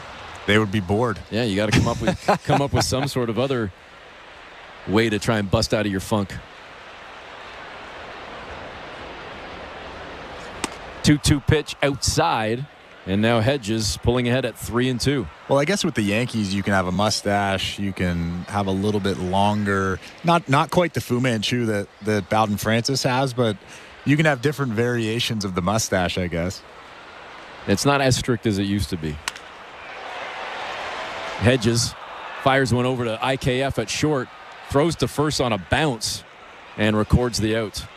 That was a good play by IKF over there. He didn't want to throw that baseball and potentially throw it over the head of Vlad, so he just threw that long hop right to. Actually, that was two hops. It was a two-hopper. Two-hopper. It took a little extra hump at the end. The rare two-hopper from IKF and the nice pick from Vlad at first. Don't ask how, just how many. And I'm talking about the outs, not the hops. 2 down, bottom of the third. And back to the top of the order for Stephen Kwan. Kwan 0 for 2 in the ball game, but he was robbed of a hit in his last at bat as it turned into a punch out at second as he ended up standing on first, but did not have a chance to bump up his average, which has now dropped from 394 to 392. He's now down in the count 0-2. Francis stares in at Jansen outside with the pitch. It's now 1-2. For a guy that's flirting with 400, the Guardians might look back, and Stephen Kwan might look back at that base hit that should have been a base hit later on in the season and say, hey, remember that base hit that I should have had? And he just got punched out, got caught looking at strike 3. So now Mr. 400 is 0 for 3 in the ball game, but his team is leading 7-0. As we will continue with more in a moment as the Jays will be up. You're listening to Blue Jays Baseball, brought to you by your local family-owned Crown Rust Control Center, streaming at sportsnet.ca and the Sportsnet Radio Network. Copa America is underway, and you can hear all the top soccer stars from North and South America in action on Sirius XM. The U.S. men's national team goes toe-to-toe with elite competition, including Brazil and defending champion Argentina. It's Messi! It's always him! Hear every Copa America match, plus expert analysis, all tournament long on Fox Sports 83 and Sirius XM FC 157, or listen anytime on the Sirius XM app. If you love golf, then you should never turn off SiriusXM PGA Tour Radio. Our hosts have the best takes. Tiger's impact on the game of golf, aside from how good he was at it, was something that I don't think we'll ever see again. Talk to the biggest guests. Scotty, you've had a year to celebrate. This year, I've just seen a lot of good results. And can even help you with your own game. Take the club and at address, open it up. It's all golf, all the time. On SiriusXM PGA Tour Radio, Channel 92 in the car, and on the SiriusXM app. Hello, Blue Jay fans. I'm Craig Ballard, host of your daily Locked On Blue Jays podcast. Locked On Blue Jays is part of the Locked On Podcast Network, your team every day. Locked On Blue Jays brings you the latest Blue Jays news and analysis and breaks down all of the action. Locked On Blue Jays is everything a Blue Jays fan could want, all in a 30-minute daily podcast. Download Locked On Blue Jays right now on the SXM app, available with all trials and popular plans, or wherever you get your podcasts. Search Locked On Blue Jays. The Blue Jays are in flight, leading 3-0. Blue Jays fans, this is Ross Atkins, and you're listening to Blue Jays Baseball on Sirius XM. Welcome back. Eric Smith, Chris LaRue with you. Top of the fourth inning as Davis Schneider steps in, swings at the first pitch, sends it to third base, and the cross field throw is good as it was picked up by Ramirez, and he whipped it over to first and got Schneider by about a half a step. That was a great play from Josh Naylor at first base. The throw from Ramirez at third kind of handcuffed him. And he gator armed that short hop. What a nice play over there. So that brings up Justin Turner, the number 2 hitter in the Blue Jay lineup. And looks at a first pitch. It was high in the zone, but it caught that edge. 0-1. Turner grounded into a double play in his first at bat of the ball game. That was after Schneider led off the game with a single. That one outside, it's 1-1. Eric Smith, Chris LaRue in the Timbermart broadcast booth. Don't strike out on your next home improvement project. Your team at Timbermart has the great advice and the products you need, so you'll get the job done right. Knock it out of the park and win the day with Timbermart, Canada's building center. That third pitch straight down Main Street, good for a strike, and now Turner down in the count, 1-2.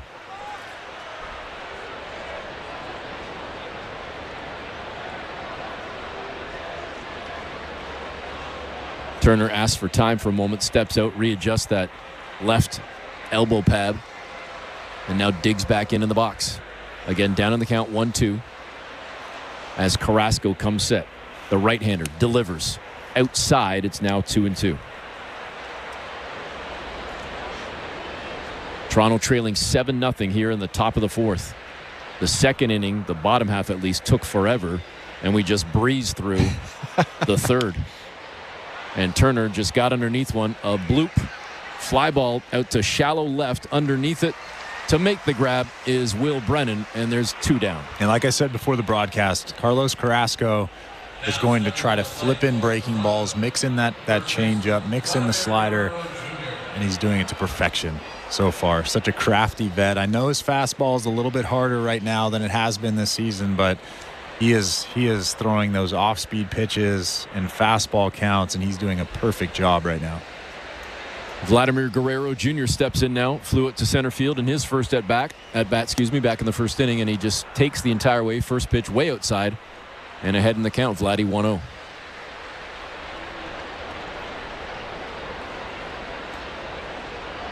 Second pitch from Carrasco came inside on Vladdy, and he hammered one to left field, and it is gone in a hurry. Solo shot for Vladdy, and the Blue Jays are on the board. That fastball from Carrasco was in off the plate, actually probably about a ball and a half off the plate, and Vlad just pulls those quick hands through and hits a line drive over that fence, that tall fence out there in left field. Good swing right there from Vlad. That must feel good to hit a homer. Clocked at 407 feet. Vladimir Guerrero with that solo shot, his 8th home run of the season, and a little bit of life in the lungs of the Blue Jays as they trail 7-1, and Dalton Varsho comes up. Varsho got caught looking in his first at bat. That was back in the second inning. Slaps at the first pitch. A fastball at 95. It's sent foul, and Varsho down 0-1. Watching that slow-mo replay on Vlad's homer makes it that much more impressive. That ball was riding in on his hands. He pulled those hands through. And now Varsho sends one out to second base. It's picked up by Jimenez over to first to throw out Varsho. And the Jays are retired, but not before they get one on the board on that solo shot from Vladdy. Toronto trailing the Guardians 7-1, bottom of the fourth next. You're listening to Blue Jays Baseball, brought to you by your local family-owned Crown Rust Control Center, streaming at sportsnet.ca and the Sportsnet Radio Network. Our core values: equality, respect, the pursuit of greatness. Through and through, this is who we are. Be at the ballpark to experience a proud tradition. Canada Day, Monday, July 1st. The first 15,000 fans will receive a Blue Jays Canadian tuxedo hat giveaway. For tickets, visit BlueJays.com. Proud to the core. Canadian to the core. Blue Jays to the core. We're 2 men in a truck, the movers who care. You never know when cardiac arrest can happen. That's why each and every one of our trucks carries a life-saving Mikey defibrillator as part of our Mikey on Board program. Whether we're on the highway or in front of your house, we're prepared to help anyone whose heart may skip a beat. The Mikey Network has saved many lives, making Mikeys accessible to the public. And now they're on board our trucks. We're 2 men in a truck. 2 men and a truck, the movers who care. At Bet365, we don't do ordinary. That's why we introduced in-game betting. Because when the game starts, the action doesn't stop. With in-game betting, you can wager on game props, player props, totals, and the money line. And remember, in-game, you can track your same-day parlay with the option to cash out. Check out in-game betting and find out why. It's never ordinary at Bet365. Must be 19 years or older. Ontario only. Please play responsibly. If you or someone you know has concerns about gambling, visit connexontario.ca. This is Toronto Blue Jays baseball. A drive to deep center field. Trout at the wall and watches it sail. On Sportsnet 590 The Fan and the Sportsnet Radio Network. Fourth inning is presented by Bet365. Download the Bet365 app for today's baseball odds and find out why it's never ordinary at Bet365. 19 plus. Play responsibly. Ontario only. The Jays were down 7-zip. It's now 7-1 as Vladimir Guerrero Jr. had a solo shot moments ago in the top of the fourth. So it's 7-1 Guardians as we start this bottom half of the fourth. And Andres Jimenez comes to the plate. 0 for 2 in the ball game. Jimenez reached on an error in the second and ultimately scored. Down 0-1 and now pulling even at 1-1 as that pitch from Francis was outside. Still in the ball game, approaching 50 pitches now. Jansen's looking for it high. Francis comes pretty much on the money. Gets the strike on the fastball. Clocked at 92, and he's ahead in the count, 1-2. Well, I think Bowden Francis has always been a guy that throws that heater at the top of the strike zone, but you have to throw strike one. And the way you throw strike one is throw that fastball down in the zone, get ahead, and then you can elevate the fastball and live at the top of that strike zone. And he comes to that top of the strike zone again and records the strikeout. Jimenez sits down. And Francis gets the first out of the inning. And that sequence right there was perfect. That's exactly how I would draw it up if I'm Pete Walker, if I'm Bowden Francis. He threw a good fastball down in the strike zone that Jimenez laid off, and then he threw 2 good fastballs at the top of the strike zone, and he strikes him out with ease. So Jose Ramirez comes up now. First pitch to Ramirez, high in the zone and catching the zone again. For a first pitch strike, as you just talked about. Ramirez didn't like that one. An RBI single in the second with a stolen base and then eventually a run scored. And now he doesn't like that pitch either as it caught the outside edge on a curveball and he's down 0-2. Every time I see Jose Ramirez and what he looks like now, and he's gained probably about 50 pounds, but I played with him in 2011 in winter ball in Dominican Republic with the Toros del Este in La Romana. Oh, nice. And he was, I don't know how old he was. He must have been 19 or 20. This is about a year and a half before he made it to the big leagues, but he was a stick. Hard to believe now, but he probably weighed 150 pounds. Oh, so he had 10 on me. Yeah, but he's like 6'1". He's battled back to pull even at 2-2 after taking 2 strikes that he didn't like to start this at bat. Francis comes in with the 2-2. It's sent out to second, picked up by Martinez, and a soft toss over to Vladdy at first. They record the out, and the Blue Jays have the Guardians with 2 down here in the bottom of the fourth. And even that play there, he didn't look overly comfortable making that play. Were you going to say that he looked good? I thought he looked all right, but I mean, he didn't look comfortable. You played in the majors. I sure as heck didn't, so I'll take your analysis. Hold on, I'm about to see the slow motion replay. It almost snuck under his glove. Okay. All right. But that's got to feel good for him to make his first big league play. Well, it might be the jitters, obviously. MLB debut. He's got family in the stands, etc. I'm cutting him a little slack. 2 down here as Naylor comes up and fouls off the first pitch. Josh Naylor. 2 for 2 in the ballgame with a double and a single with a run scored and an RBI. Jansen wanted it high in the zone. That one way high. Naylor holds off, pulling even, 1-1. He's just got that intense look on his face, Naylor, as he's staring down Francis. Oh, he's always He's intense. all business. Always. But he's also joking a lot, too, so it's like an intense joking. And he kind of slaps at that pitch. It rolls down the first base side and then just goes foul about 6 feet in front of the bag as Vladdy couldn't get to it in time. And Naylor will head back in with a chance to stay alive. Down on the count, though, 1-2. At the Baseball Canada banquet this year in January, all 3 Naylor brothers and their parents were at the banquet. And I forget, they get so many awards with Baseball Canada that I forget who was getting an award. but they were all standing up there, all three of them, and then their parents were kind of behind them, and they were taking photos. And for a guy from Mississauga to see that, that's pretty awesome. It was incredible, absolutely incredible. One of my favorite memories with Baseball Canada. Well, Naylor just got sat down by Francis, who now looks pretty good after struggling in the second. He came and sat down the Guardians in the third and now in the fourth as well. But the Guardians still lead 7-1 as we head to the fifth. You're listening to Blue Jays Baseball, brought to you by your local family-owned Crown Rust Control Center, streaming at sportsnet.ca and the Sportsnet Radio Network. The beats that move the culture. SiriusXM celebrates Black Music Month with Black Music Forever, a limited edition channel with hip-hop, R&B hits, and breaking music from Black artists. Black Music Forever, throughout the month in the SiriusXM app. SiriusXM.com/BMM for more info. Every night after the final out, the Round Trip Roundup brings you the scores, highlights, and analysis from every game across Major League Baseball, all in less than 30 minutes. Swung on and missed, strike three and a no-hitter. It's the perfect way to get caught up on all the night's biggest home runs and best performances. And a high drive, deep right center. It's the Round Trip Roundup on MLB Network Radio, every night on SiriusXM Channel 89 and every morning on the SiriusXM app. The NASCAR Cup Series is on SiriusXM.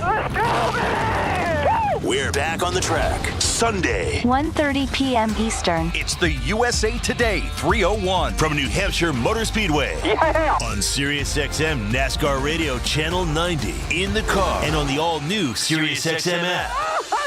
Get closer to everything that moves you, wherever you are, with the SiriusXM app. Let's make some smoke and drink some beer. Yeah. In season or out of season, the #1 place for college sports is SiriusXM College Sports Radio, Channel 84. Stone.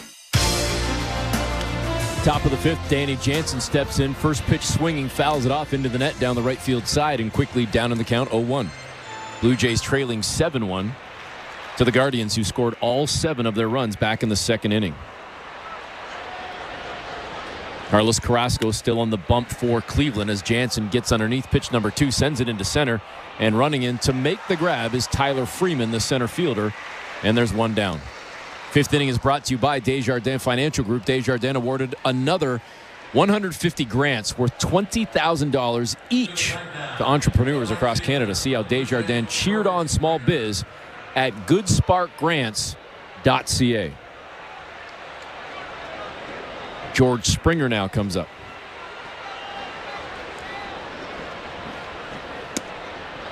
And the first pitch down in the zone. Nice job there by Springer to hold off. It's 1-0.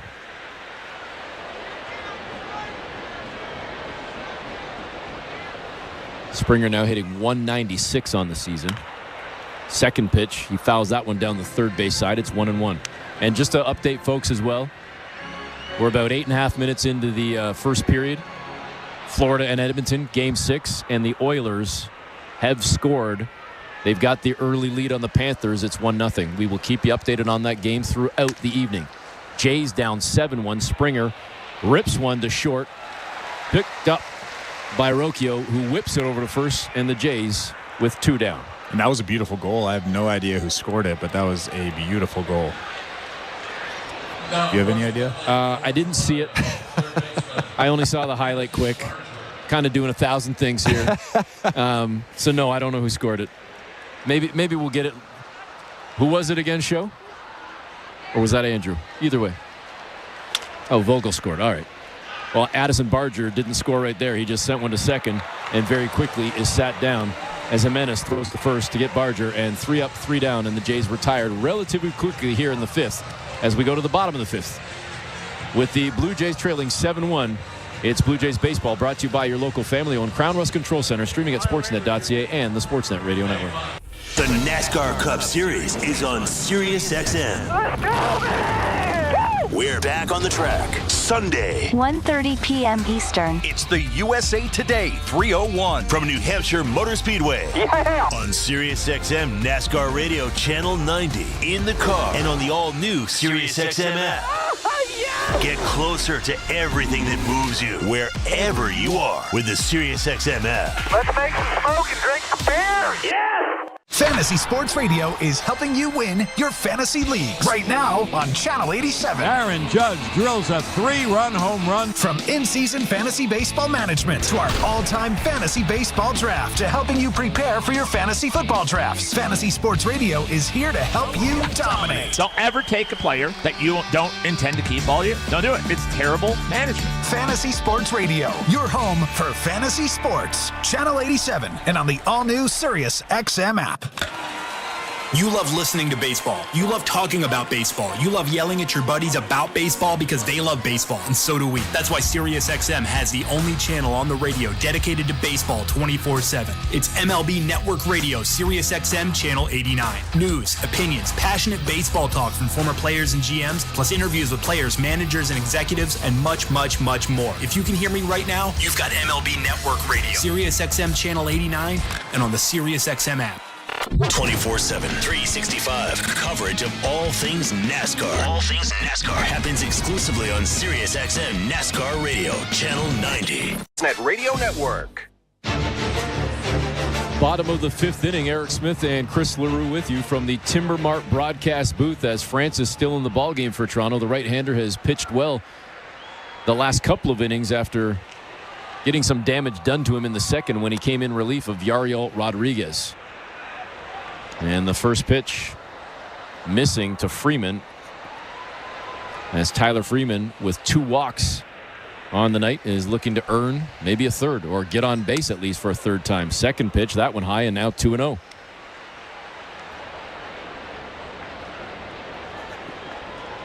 Cleveland leading Toronto 7-1. All 7 scored in the second inning. The 2-0 pitch down Main Street with a fastball fouled off by Freeman. It's now 2-1. Francis now at 62 pitches, and he certainly has settled in, Chris, after that second inning. Yeah, that second inning was a struggle for him. I think the biggest thing was the release point. Even now, his release point isn't great. He's throwing a lot of pitches at the top of the strike zone, even out of the strike zone, but he's able to mix in those off-speed pitches. I think that's what he couldn't do that in that second inning. He wasn't throwing any of the off-speed pitches for strikes.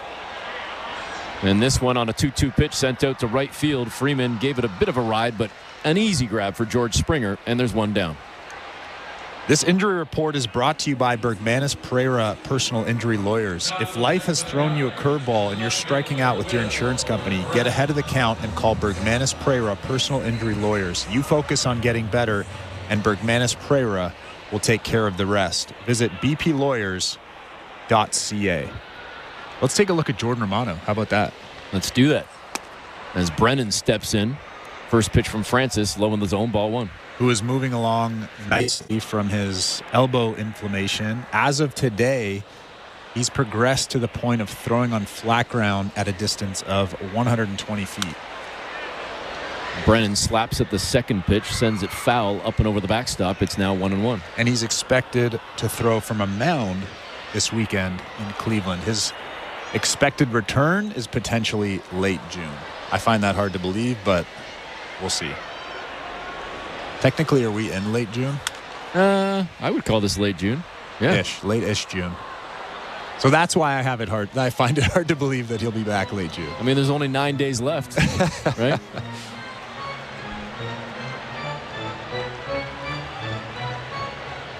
He's going to comment on the fan that just missed the foul ball down the left field side, but I'm going to leave that alone. 1-2. You love commenting on all the fans. Francis ahead in the count. And he's already got one down in this bottom half of the fifth as well. You're not always negative, though. No, gosh. Yeah, you give them their flowers when they make a nice play. Absolutely. That's it. You got to take the good with the bad. Brennan stands in, down 1-2. Francis tries to come back high again, missed. It's now 2-2. Am I wrong to say, now don't get me wrong, certainly with due respect to Mr. Brennan, he doesn't have the same results. But does he not kind of have a Will Clark stance to him where, tall, lefty, just standing there with the bat high in the air? Am I wrong? Tell me if I'm wrong. You're not wrong. He looks very similar, but you're right. I tend to look at the results as well. 100%. 100%. The results are not quite there yet. Absolutely. Brendan now has fought back to a 3-2 count, trying to get back on base again. And he slaps at one, sends it out to Martinez, who just beautifully makes the grab at second, fires it over to first, and records the out. All right, that was the most comfortable he's looked. Although it was a nice Sunday hop for him, a nice high hop right to the chest, makes the play with ease, and a good hard throw over to Vlad. I'll stop judging him as much as I've been putting him under a microscope tonight. Yeah, you're going to be hearing from Blue Jay fans. They'll be like, man, LaRue's all over Martinez. Like, come on, man. Well, they're seeing what I'm seeing. No, they're seeing the future. Rodriguez now steps in for Cleveland. Jonathan Rodriguez, the right-handed hitting right fielder, batting just .125 in the season, but he's got a walk, a run, and a run batted in this game. Nobody on, 2 out, but the Guardians ahead 7-1. And now quickly down on the count, Rodriguez, as Francis paints the outside edge and gets ahead 0-2.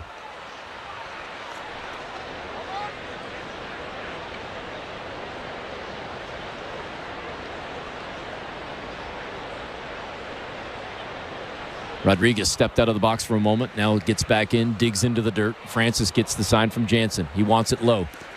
It comes low on a curveball, but Rodriguez held back. It's now 1-2. Let's take a look at the out-of-town scoreboard brought to you by the St. Louis Bar and Grill. Tampa leading Pittsburgh 7-2. Boston trailing Cincinnati 3-2. And the Yankees down in the 5th inning to Atlanta 8-1. So that's a quick look at some of the American League East teams as Francis just struck out Rodriguez to get out of the inning. So we head to the 6th with the Blue Jays trailing 7-1. It's Blue Jays Baseball, brought to you by your local family-owned Crown Rust Control Center, streaming at sportsnet.ca and the Sportsnet Radio Network. Not tomorrow, not someday. The home improvements begin today. It's game on with Timber Mart. Build that deck, raise that fence, landscape till your property is beautiful. Don't pay for 12 months on the Timber Mart deferred payment program.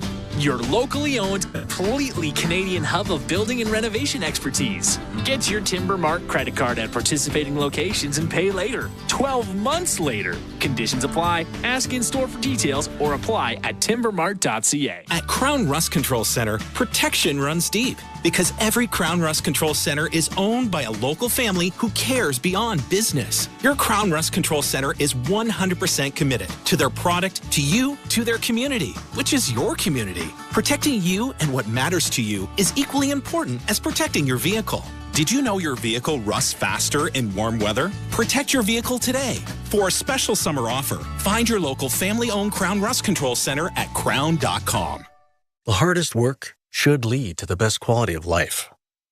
If you're a skilled trades worker, you might not be feeling that way right now. But in Alberta, skilled trades workers can earn more, save more, and live more with better wages and a lower cost of living. Visit albertaiscalling.ca to learn more about the $5,000 moving bonus for the first 2,000 skilled trades workers who move to Alberta, stay for a year, and successfully apply. A message from the Government of Alberta.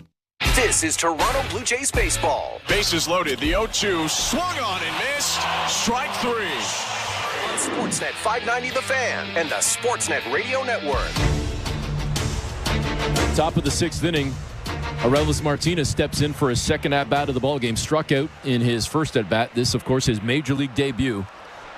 And we'll see if he can make something happen right here. Carlos Carrasco still on the mound for Cleveland. Has thrown just 56 pitches. And the first pitch in for a strike.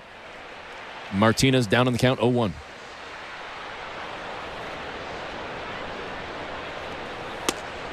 Second pitch, swing and a miss, and a quick 0-2 count.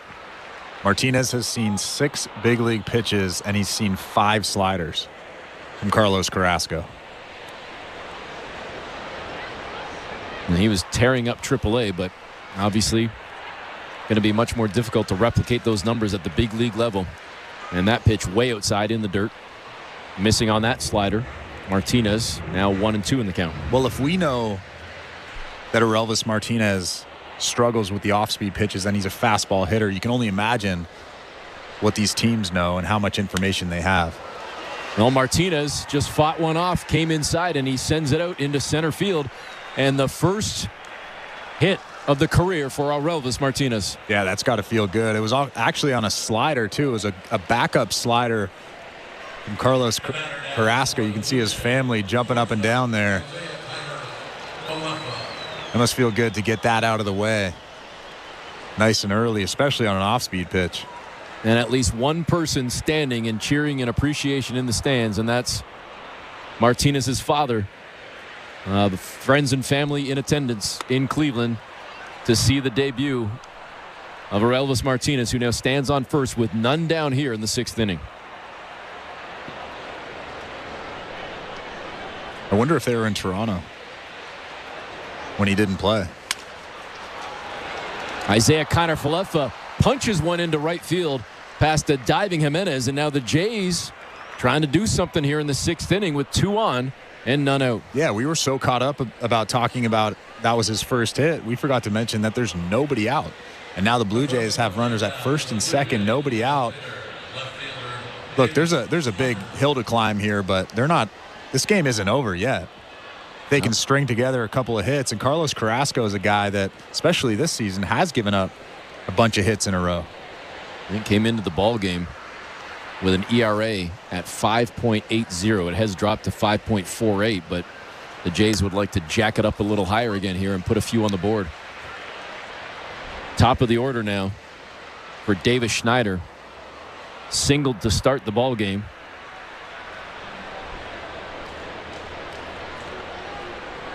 And then grounded out to third in his second at bat, showing patience on that second pitch outside, now pulling even at 1-1.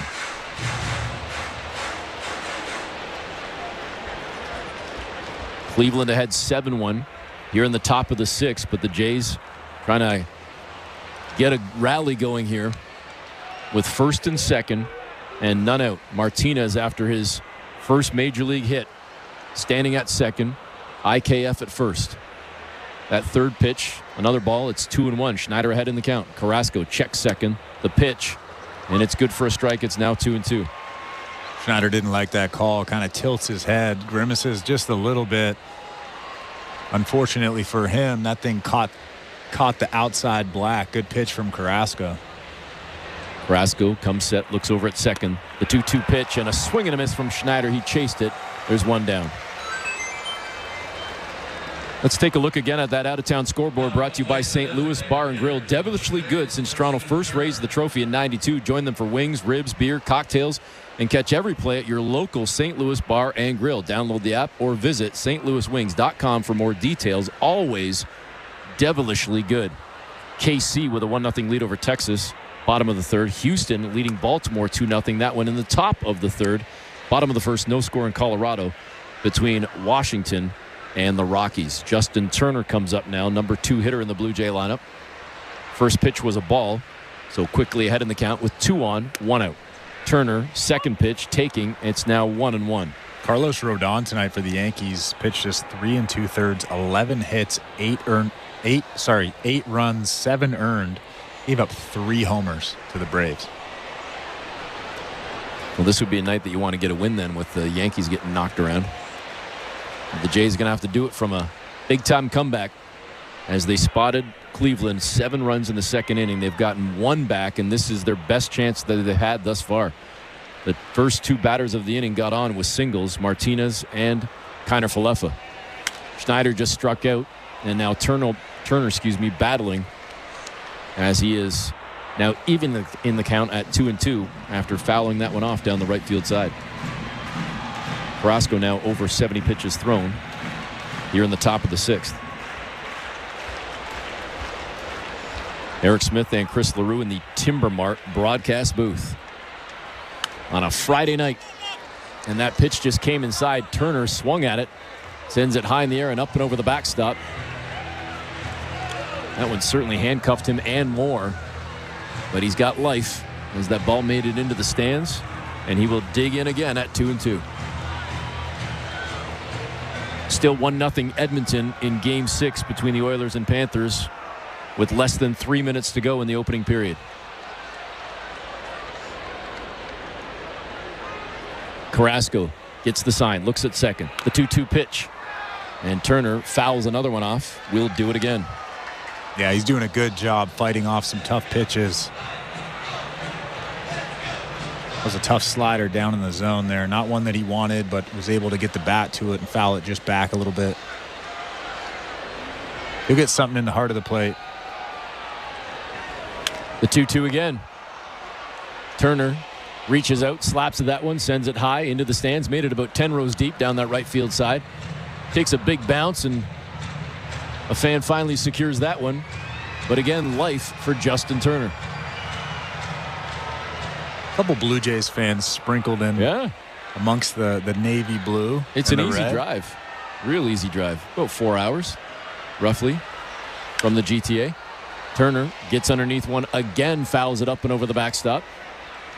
And this is kind of looking somewhat similar to the at-bat we saw back in the second inning for Cleveland and Josh Naylor, which ultimately ended up chasing eventually Yariel Rodriguez.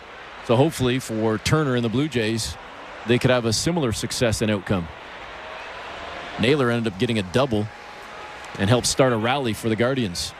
Nice patience there from Turner as that pitch came in down in the dirt. No good on the curveball, and now it's a 3-2 count. Big pitch right here. If Justin Turner can somehow work a walk, and then Vlad is coming up next. Big AB. That would be a huge one. Carrasco, the 3-2 pitch. And it's in for a strike. Turner thought it was a ball, but there was no doubt about that one. That was a strike. Yeah, that's a tough take right there. After fouling off so many tough pitches, he takes that one in the strike zone. Had a lot of run to it, a lot of sink to it, but especially if you're Justin Turner, you foul that ball off, you at least make an attempt to swing at that baseball. Big strikeout right there for Carrasco. So again, after starting the inning with 2 straight singles, getting 2 on, the Blue Jays have not been able to move up the runners in any capacity. Schneider couldn't do so, and now Turner just struck out. So can Vladdy do it again? A solo shot in his last at-bat.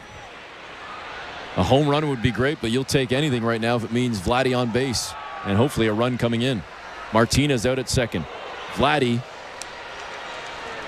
nearly got hit as Carrasco came way inside and just missed the belt buckle of Guerrero Jr. by millimeters.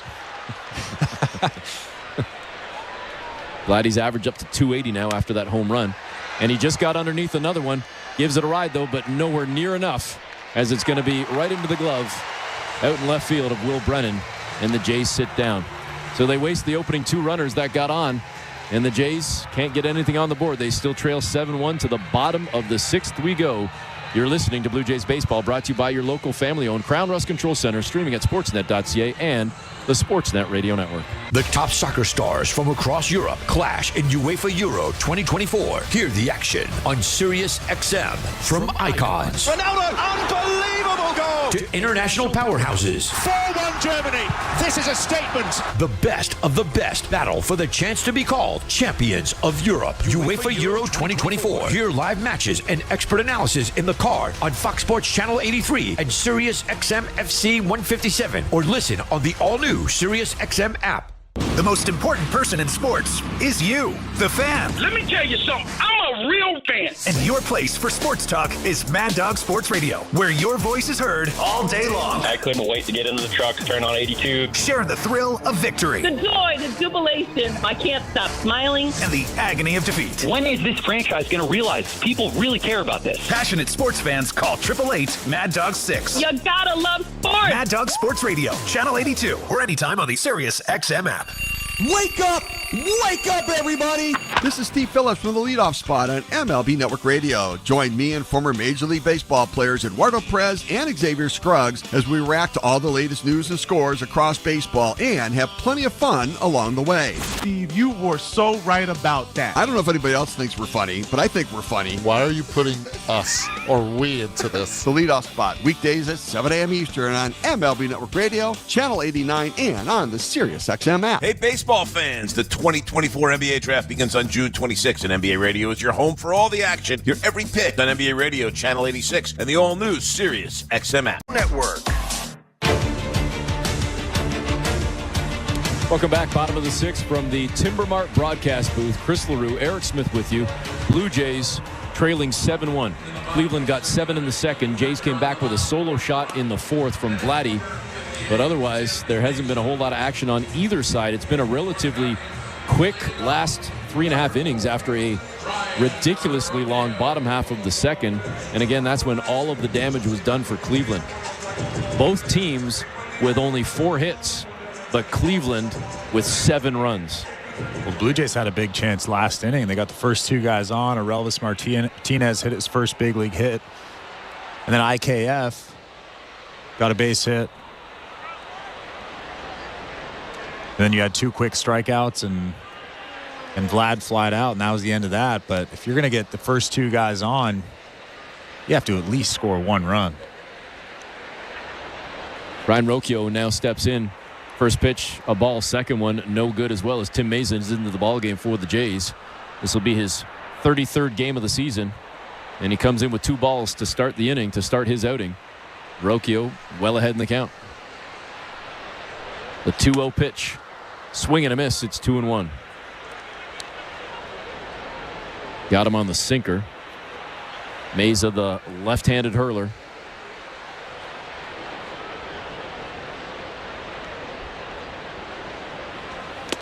Comes back with a 2-1. In for another strike. It's now 2-2. Got him with another slider.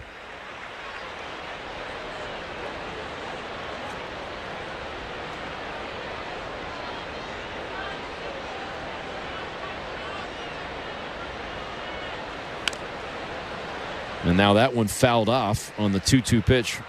Rocchio staying alive here in the bottom of the sixth. Outside of that first inning that Bowden Francis threw, he threw really well. 3 2/3. Didn't give up an earned run. He had those 2 walks, and that came in that first inning, but he struck out 4. Pretty good performance for him. And now battling again. Rocchio fouls that one off.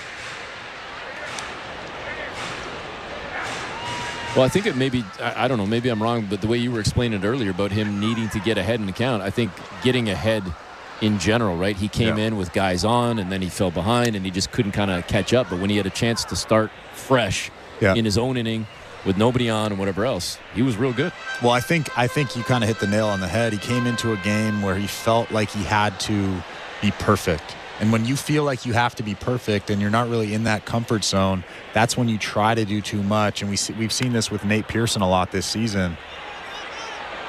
Rocchio just got underneath one. Bloops went out to short. It's caught easily on the grab by IKF, and there's one down. That's when things start to snowball, when the game starts to speed up. You try to make pitches that you don't normally make. I think that was the biggest thing with his first inning. And then, like you said, when he came into that clean inning in the second inning, I believe it was the third inning. Yep. It was his inning. He made good pitches to lead off, to start, and he got ahead of guys, and I think that was the biggest thing. First pitch swinging and missing. Austin Hedges took a big cut at that one. The right-handed hitting catcher for the Guardians. Down on the count now, 0-1. Mesa got him with that fastball. Second pitch. High in the zone, and another swing and a miss, and a quick 0-2 count. I also think that he might have just gotten a stern talking to from Pete Walker in the dugout. That probably helped a little bit too.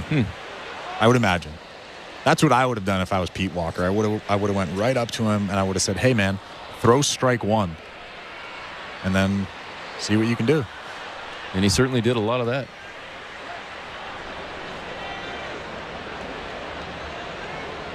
Mesa threw strike 1 and strike 2. Ahead in the count, 0-2.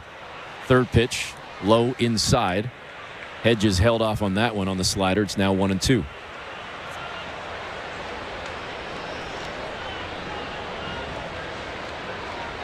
Meza checks the sign from Jansen. Looks like they're setting up inside again. Meza comes with it down in the dirt. It's now 2-2. Kind of missed the target on that one. And Meza nibbling just a little bit. Austin Hedges came into this ball game hitting 123. That's a guy that you want to just go after. 2-2 count now to Austin Hedges. Meza with the pitch. They're looking to go high. It came high. It was fouled off, and Jansen standing up had that ball kind of hit the dirt and ricochet up against his leg. I couldn't tell, did it go high or low? I think it might have. Either way, I think it avoided the nether regions, but I thought inside part of the thigh. I could be wrong. I didn't really get a good look on that slow motion replay. I'm not sure if I want to see the slow motion replay. It didn't, like I say, it stayed clear of the most important parts. 2-2 is the count as Hedges tries to stay alive and Meza tries to punch him out. Cleveland leading 7-1 here in the bottom of the 6th. Jansen given a moment to make sure he's okay. He kind of nods his head, said, yep, I'm good to go, and he's back down on the crouch, set to go. Meza gets the sign. The pitch. Straight down Main Street, and it's sent to left field, and making a diving grab is Davis Schneider. Fear the beard.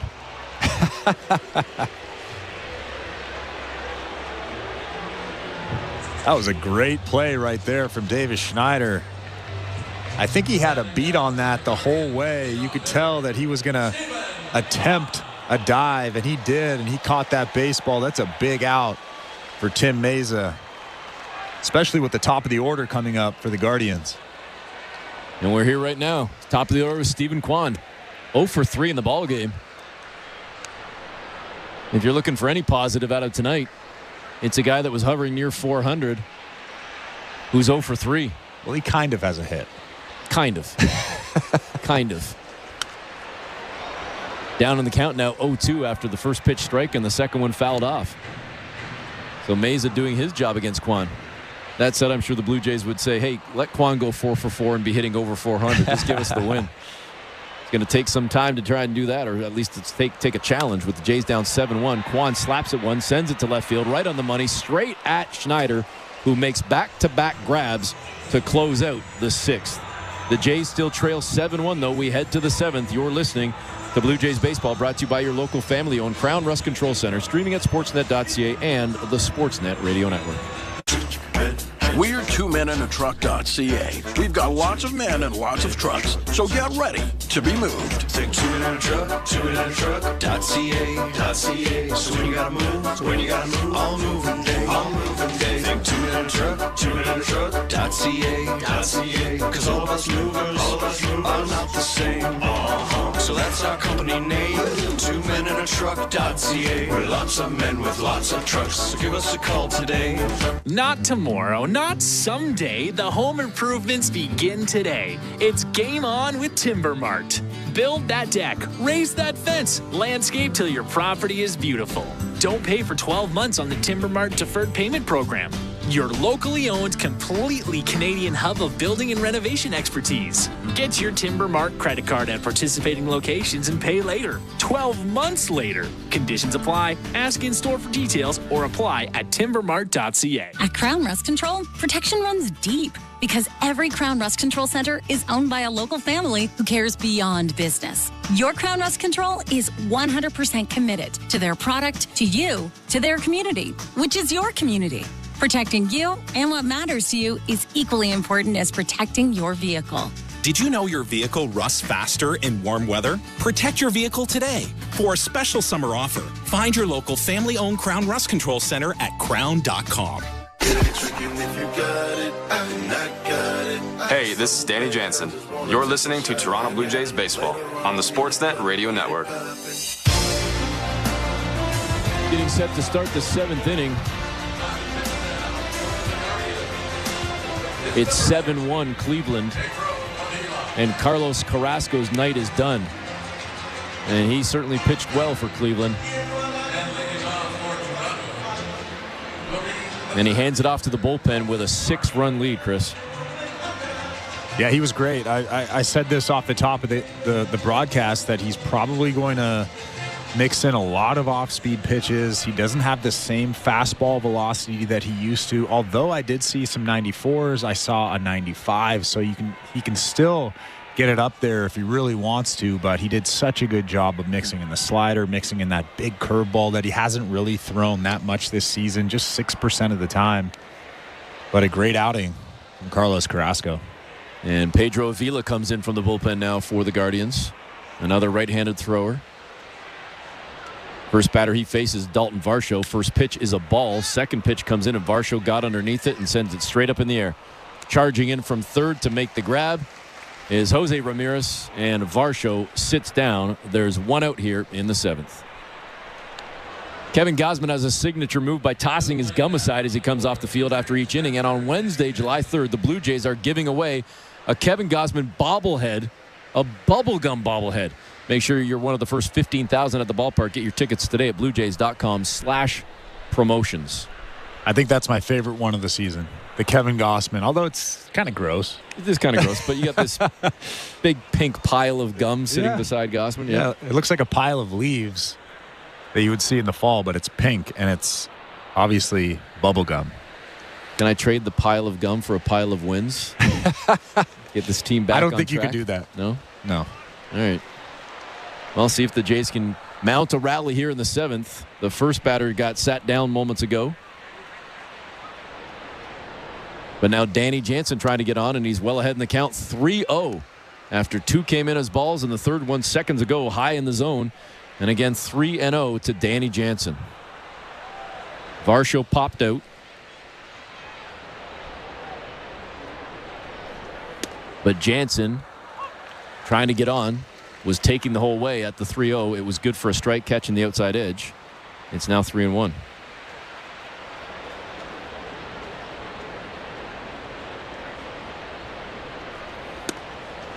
And Avila with back-to-back strikes has now fought back to 3-2. Caught Jansen with the sinker. Jays down 7-1. Jansen staring down Avila. The 3-2 pitch. Swing and a miss. And there's 2 down. Tough break there for Danny Jansen as he was ahead 3-0 in the count. And Avila battles back to get the K. Yeah, that's a tough AB right there. Ahead in the count 3-0, and you end up striking out. Danny Jansen over his last 15 games is hitting 130. Over his last 7 games, he's 1 for 18. That's 0-56. By my math, that's not very good. And that's not including that last strikeout. So he's 1 for his last 19. So do the math on that for me. No. You asked me to do math earlier, so I got to put it on you. Well, 1 for 20, wouldn't that be 0-50? Because wouldn't 1 for 10 be 100? Yeah, so is he 0-53? Ish. Sure. That might not be right, but we'll go with it. Yeah, let's go with it. George Springer steps in now with 2 down, and he's even in the count at 1-1. First pitch was fouled off. Second pitch came in as a ball from Avila. So the 1-1 pitch, way low and outside. Springer shaking his head, did not like the call, and he's got every right to be upset about that one. Avila was just given a gift. Springer now down 1-2 in the count. Avila with the leg kick, the delivery, and that one looked low as well. Might have caught a bit of the zone, but Springer is allegedly caught looking, and that will do it for the Jays. We head to the bottom of the 7th, still 7-1 Guardians. You're listening to Blue Jays Baseball, brought to you by the local family-owned Crown Rust Control Center, streaming at sportsnet.ca and the Sportsnet Radio Network. At Crown Rust Control Center, protection runs deep because every Crown Rust Control Center is owned by a local family who cares beyond business. Your Crown Rust Control Center is 100% committed to their product, to you, to their community, which is your community. Protecting you and what matters to you is equally important as protecting your vehicle. Did you know your vehicle rusts faster in warm weather? Protect your vehicle today. For a special summer offer, find your local family-owned Crown Rust Control Center at crown.com. Bring it in, Canada. When it comes to small business, Desjardins is a big fan. And not just the hop-on-the-bandwagon fan. We're the in-it-for-the-long-haul fan. The fan that's been there from the start. That's why Desjardins awarded 150 entrepreneurs with Good Spark grants worth $20,000 each. Because like any fan, there's nothing we love more than celebrating a goal! See how Desjardins is cheering on small business at goodsparkgrants.ca. The hardest work should lead to the best quality of life. If you're a skilled trades worker, you might not be feeling that way right now. But in Alberta, skilled trades workers can earn more, save more, and live more with better wages and a lower cost of living. Visit albertaiscalling.ca to learn more about the $5,000 moving bonus for the first 2,000 skilled trades workers who move to Alberta, stay for a year, and successfully apply. A message from the Government of Alberta. This is Toronto Blue Jays baseball. Jose Barrios with a trio of strikeouts to end a scoreless sixth. On Sportsnet 590 The Fan and the Sportsnet Radio Network. Welcome back. Eric Smith, Chris LaRue with you. Bottom of the 7th inning. Tim Meza back out on the bump for the Jays. Looked good last inning as the Blue Jays have put up donuts against the Indians defensively all but one inning. The second, Cleveland scoring all 7 of their runs in that second inning and a commanding 7-1 lead here in the bottom of the 7th inning. Andres Jimenez leading things off for the Guardians. 0 for 3 in the ballgame. The 0-1 pitch from Meza inside. It's 1-1. The out-of-town scoreboard brought to you by St. Louis Bar and Grill. Arizona leading Philadelphia bottom of the 7th 4-2. Seattle and Miami tied 2-2 in the top of the 9th. Tampa top of the 9th leading Pittsburgh 7-3. Meza outside with the third pitch, way outside, and now the count sits at 2-1. There's about a minute 45 until period number 2 starts in Edmonton. All right, that's an out-of-town scoreboard. All right. With the Oilers leading 1-0 at the end of 1. Chopper sent out to Martinez at second. Makes the grab. A little bit of a wild throw over to first, but he records the out. I think it's that first game jitters, but outside of that one miscue early in the game, he has looked okay, trying to settle in, trying to improve, at least in Chris LaRue's eyes.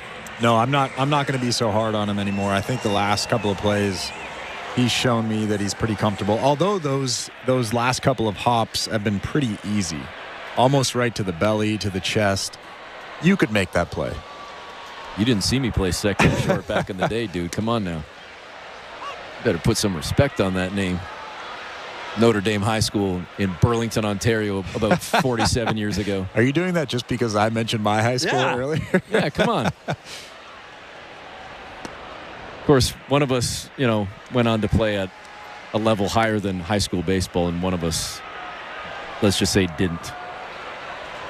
Jose Ramirez staring down Meza right now. First pitch, strike, second one ball. Third pitch fouled off by Ramirez as Meza tried to come in with the sinker. Clock just under 90 and now ahead in the count 1-2. Well, you told me that you didn't make it because you got a cold before the big game. You're lying. You're lying. Don't listen to him, folks. I mean, you probably don't care at all, but don't listen to him. Meza with the 1-2 pitch. And that one sent towards right field. Camping underneath it. Making the grab is George Springer. As Ramirez sits down, the Blue Jays have the Guardians with 2 out here in the bottom of the 7th. I know I told you off air, but I have my I like to call it, see, now I'm dating myself because some of the audience might not know this reference, but I have my Al Bundy poke high story. Like living off the high school glory days. I have my Al Bundy poke high story. Are you going to take it? Or are you going to tell us? Or are you just going to... I feel like you don't want to hear it, so I'm just going to leave it alone. You're just letting us know that you have one. I do have one, yep. Meza, first pitch, down in the zone, and they check down at third base, and Ryan Addington, the third base umpire, says nope, Naylor didn't go. That's a ball. So Josh Naylor ahead in the count 1-0. 2 for 3 in the ball game, Naylor, with 57 runs batted in this season. Meza with the pitch, and Naylor sends it to short on kind of a soft little liner. Easy grab for IKF to record the out, and the Guardians sit down. So we head to the 8th inning. Jays, they got to do some work. They're down by 6. 7-1 is the score. You're listening to Blue Jays Baseball Brought to you by your local family-owned Crown Rust Control Center, streaming at sportsnet.ca and the Sportsnet Radio Network. The next generation of stars is knocking on the door of the NBA. Stolen away by Cody to the rim with a slam with 2 hands. Who will be the next superstar to shape a franchise? The Boston Celtics select Jason Tatum. We're getting you ready on NBA Radio with our draft preview show. His ceiling could be as high as anybody's in this draft. Hear a special show throughout the weekend, only on NBA Radio Channel 86 or anytime you want on the all-new Sirius XM app. Are you regretting eating that gas station hot dog? Yeah, we know. We've been there too.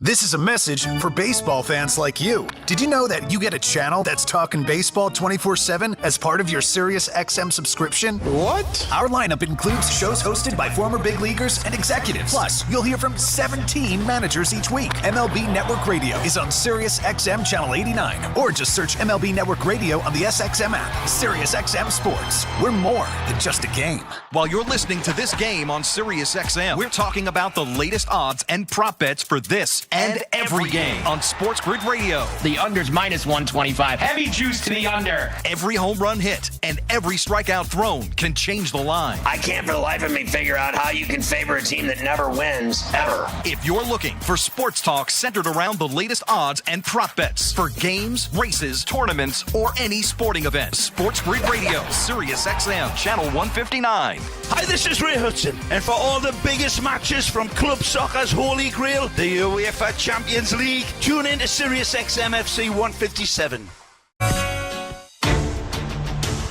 Welcome back, Eric Smith, Chris LaRue with you, getting set to start the 8th inning. Blue Jays trailing 7-1. Addison Barger up to the plate for his third at-bat of the ball game, and the first pitch coming from Avila. It's a ball. Less than a minute into the second period, Henrique scores for Edmonton to put the Oilers up 2-0. Less than 20 seconds later, Barkov scores for Florida to make it 2-1, but there is a coach's challenge. It looks like Florida might have been offside, so that Panthers goal might be coming off the board. Barger now ahead in the count 2-0, as that second pitch was no good from Avila. The third pitch on the 2-0, Barger rips one to short, and what a grab, making it off a stab on the dive, and then whipping it to first to record the out. Man, Brian wrote, he has been unbelievable in this ballgame. Yeah, Rocchio's been awesome. That's his second incredible play of the game. That one right there, taking away a base hit from Barger. He goes full Superman, throws that baseball across the diamond. Wow, you don't see many of those, especially getting to his feet, throwing out a speedy Barger too. Well, it was so impressive. He took the words right out of my mouth, or the air out of my lungs. Yes, I'm still alive. What a throw, what a play, what a dive. A golden chance to have the leadoff runner on, the leadoff batter for the Blue Jays, but instead Barger sits down, and it brings up Orelvis Martinez. 1 for 2 in the ballgame, recorded his first major league hit in his last at-bat. Trying to get things started for the Jays now with one down. Sends one to third on a bit of a weak grounder. Picked up with ease by Ramirez, and he whips it across the field to record the out, and very quickly the Jays have 2 down. I think that coach's challenge is still going on. Oh, in the hockey game, yeah. Pretty lengthy coach's challenge. Yeah, we'll keep folks updated. Is it going to be 2-zip Oilers, or is it indeed 2-1? Game 6 in Edmonton as the Oilers try to make the comeback from down 3-0. As Isaiah Kiner-Falefa is trying to help the Blue Jays make the comeback from down 7-1. And that was just over the outstretched glove of Brian Rocchio at shortstop. I thought he was going to get his Bugs Bunny hops and catch that thing, but he's not quite Superman. Davis Schneider now comes up top of the order with a man on first, IKF, but 2 down. And the Florida Panthers goal from Barkov was indeed waved off, so the Oilers lead 2-0 very early in the second period. Schneider, first pitch was a strike on a sinker clocked at 94. Avila looks over at first. Checks out IKF, comes back with the pitch, misses low and outside. It's now 1-1.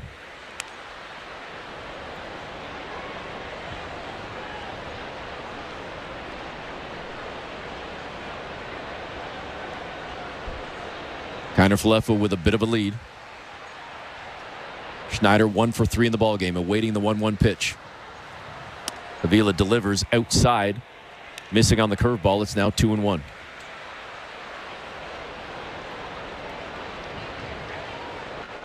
The only run of the ball game for the Blue Jays came off the bat of Vladimir Guerrero Jr. with a solo shot. And unfortunately, Toronto down by 6. The 2-1 pitch looked like it was outside, and yet again, the Blue Jays do not get the benefit of the call as Charlie Ramos, the home plate umpire, says that's a strike, and it's now 2-2. Well, Austin Hedges did a good job of framing that pitch, but even with a good frame job, that pitch was nowhere near the strike zone. The 2-2 pitch is low, so Schneider now ahead in the count at 3-2. Jays trying to mount a little 2-out rally here. Kiner-Falefa got on moments ago, and now Schneider's trying to join him, whether it be with a hit or a walk. Avila, the 3-2 pitch. And Schneider swings at a pitch low and outside. He strikes out, and that does it for the Jays here in the 8th. We head to the bottom of the 8th with Cleveland leading 7-1. You're listening to Blue Jays Baseball, brought to you by your local family-owned Crown Rust Control Center, streaming at sportsnet.ca and the Sportsnet Radio Network. So Blue Jays fans, you want to know about salsa? Salsa is more than dancing. It's more than music. Salsa is the passion and spirit that is at the core of the beautiful cultures of Latin America. The Blue Jays are bringing salsa to the ballpark. On June 27th, be one of the first 15,000 fans in attendance and receive a Blue Jays chip and dip bowl. Celebrate salsa and create core memories with your Blue Jays. It's salsa night. For tickets, visit BlueJays.com. Right, Vladdy? Everybody salsa. Bring it in, Canada. When it comes to small business, Desjardins is a big fan. And not just the hop-on-the-bandwagon fan. We're the in-it-for-the-long-haul fan. The fan that's been there from the start. That's why Desjardins awarded 150 entrepreneurs with Good Spark grants worth $20,000 each. Because like any fan, there's nothing we love more than celebrating a goal! See how Desjardins is cheering on small business at goodsparkgrants.ca. There's another home run worth cheering about. It's the tireless work your hometown charities perform every day to make life better in your community. Through charitable bingo and gaming centers across Ontario, 2,200 local charities have received more than $400 million to support their work. Play a game where your hometown wins every time. Charitable Gaming, community good. Check out how we play at charitablegaming.ca. This is Toronto Blue Jays baseball. Kirk smacks it down the left field line. This one's got a chance. It's good. On Sportsnet 590 The Fan and the Sportsnet Radio Network. Welcome back. Eric Smith, Chris LaRue with you. Getting set to start the bottom half of the 8th inning. Trevor Richards coming into the ballgame now for the Jays as Toronto trails 7-1. Sunday, June 30th, the Blue Jays wrap up their series against the New York Yankees on another Junior Jays Sunday. Be at the ballpark to enjoy the outdoor programs with artists and games. All the fun continues indoors throughout the game, ending with running the bases. Go to bluejays.com/juniorjays for tickets. Again, that's on June 30th in about, 9 days. In between then, the Jays have a number of games, obviously, with this series in Cleveland and then on to Boston to face the Red Sox again, the team that just swept Toronto. And if Toronto can't do damage with their last at-bats coming up in the 9th, it will be 4 straight for Toronto in the loss column after getting swept by the Red Sox. Not the way they wanted to start this road trip.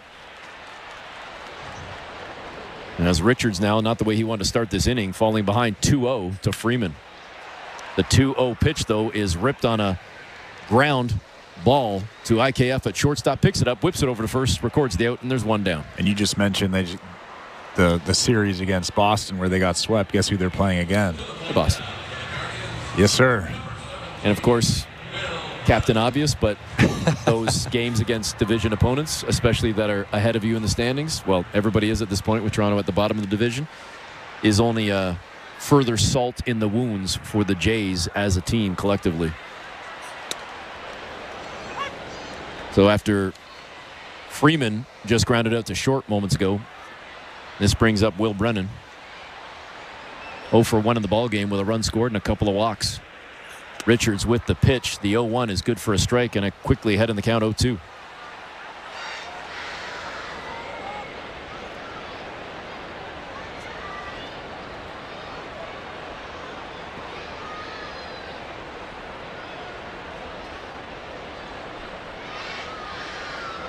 Richards checks the sign from Jansen. Jansen setting up a little bit low. It was in the dirt too low as Richards missed with that one. The changeup no good, clocked at about 85. It's now 1-2. Looking ahead to the 9th inning for the Blue Jays. Barring any changes, it should be Turner, Guerrero, and Varsho, but don't want to get too far ahead of ourselves as Brennan just got on base. Sent the 1-2 pitch on a little slapper out to left field.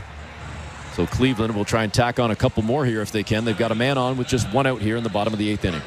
Are you going to go home and watch the first game Ohtani plays against the Angels, or are you going to go home and watch the rest of this hockey game?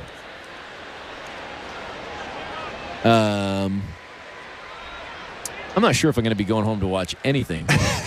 But if I were, I would probably watch the hockey game because it would be, likely the third period, and it's worth watching, I guess. But I will say this at the risk of, getting some hate from people, if anybody cares. Or fired. No, not fired.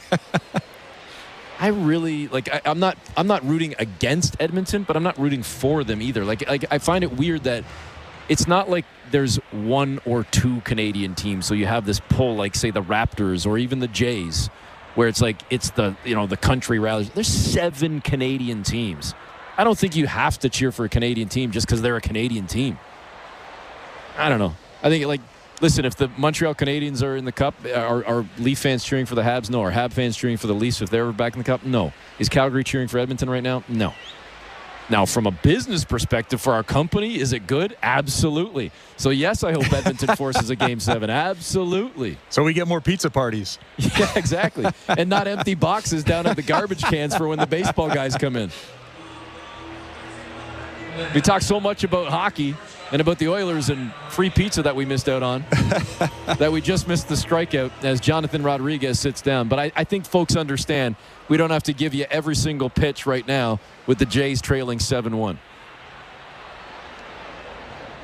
2 down now here in the 8th inning for the Guardians as Rocchio comes up. 0 for 3 in the ballgame, but who cares about his offense right now? He has been flashing the leather all night out at short. He has been fantastic.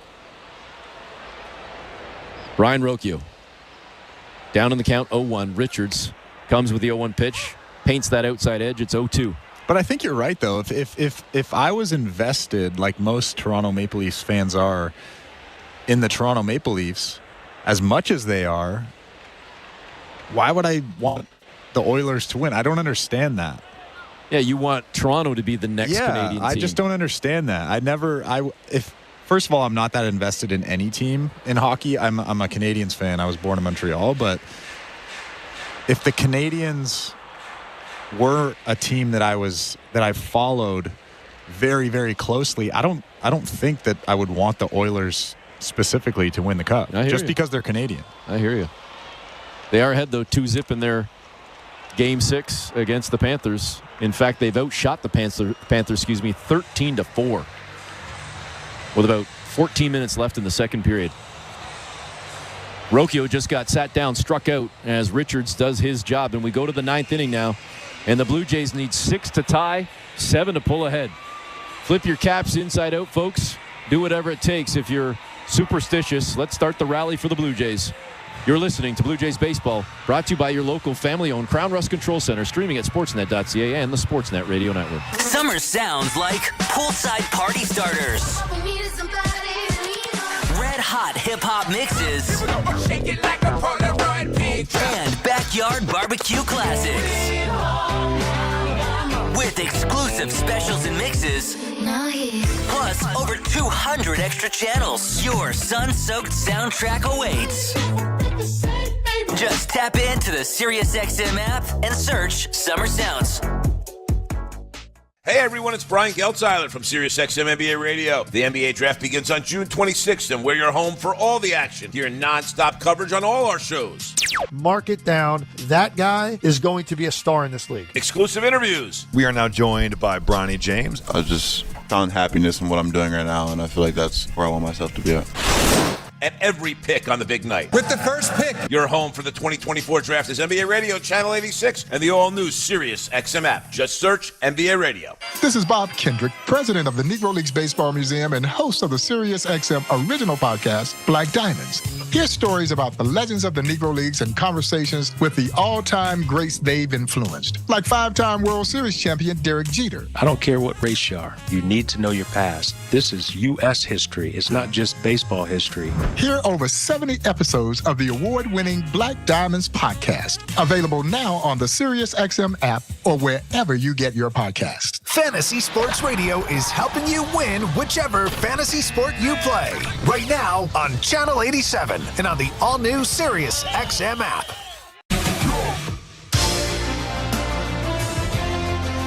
Welcome back. Top of the ninth inning.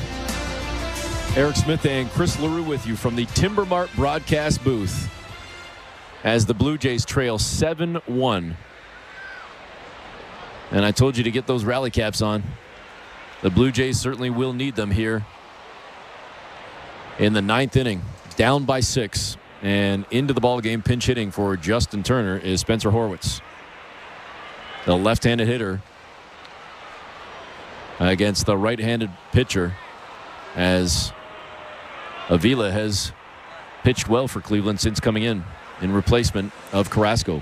Pedro Avila has kept the good times rolling, has not given up any runs, and is trying to close out this ball game right here. Had a bit of a equipment adjustment for Austin Hedges, the catcher for the Guardians, before we officially get things rolling. And here we go. First pitch to Horwitz. Caught the inside edge on a fastball, clocked at 94. It's 0-1.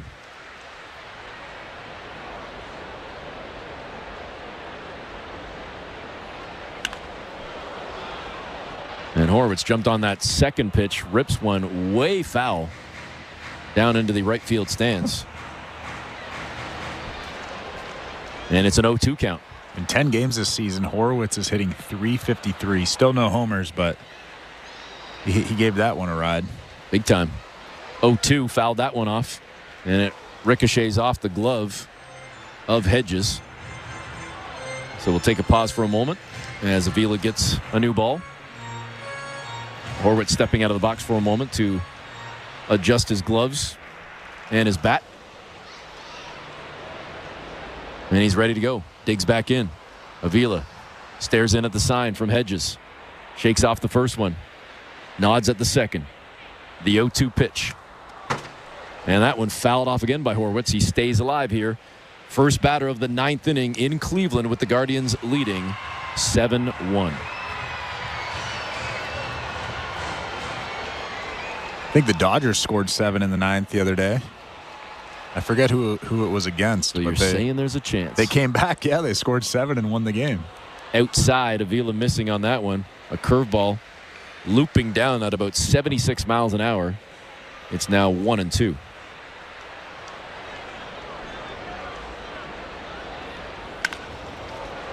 And Horwitz sends one out to right field, and making a shoestring catch out in right field to record the first out is Jonathan Rodriguez. Came that close to dropping in for Horwitz, but instead there's one down. Well, if I'm Gil Kim, I'm on the phone taking a closer look at this one. Doesn't look like it hit the ground, but it was pretty close. That's a nice play from Jonathan Rodriguez out there in short right field. Well, you mentioned the Dodgers with the comeback a few days back. They play at 10-10. First pitch going in about a half hour against the Angels. As you mentioned, Shohei Ohtani facing his former team. Finals tonight New York Mets beating the Cubs 11-1. Tampa got the win over Pittsburgh 10-3, and Detroit beats the White Sox 2-1. That is the out-of-town scoreboard brought to you by St. Louis Bar and Grill. As Vladimir Guerrero Jr. just took an 0-1 pitch into right field and a base hit for Vladdy as he's on first, and the Jays still alive with one out here in the ninth. Well, he broke his bat on that slider down and away. But if I'm Vlad, I take a broken bat for a base hit every single time, especially since those bats are probably free. I would hope so. At this point, for a guy like that, I would hope so. Dalton Varsho comes up now. Rough night for him at the plate, 0 for 3. Could certainly use one right here. Inside pitch taking. Good job there. Held off on that one well inside as Avila missed, and Varsho ahead 1-0. Vladdy at first, got on moments ago. Varsho, the left-handed hitting center fielder. The pitch inside again from the righty Avila. It's now 2-0.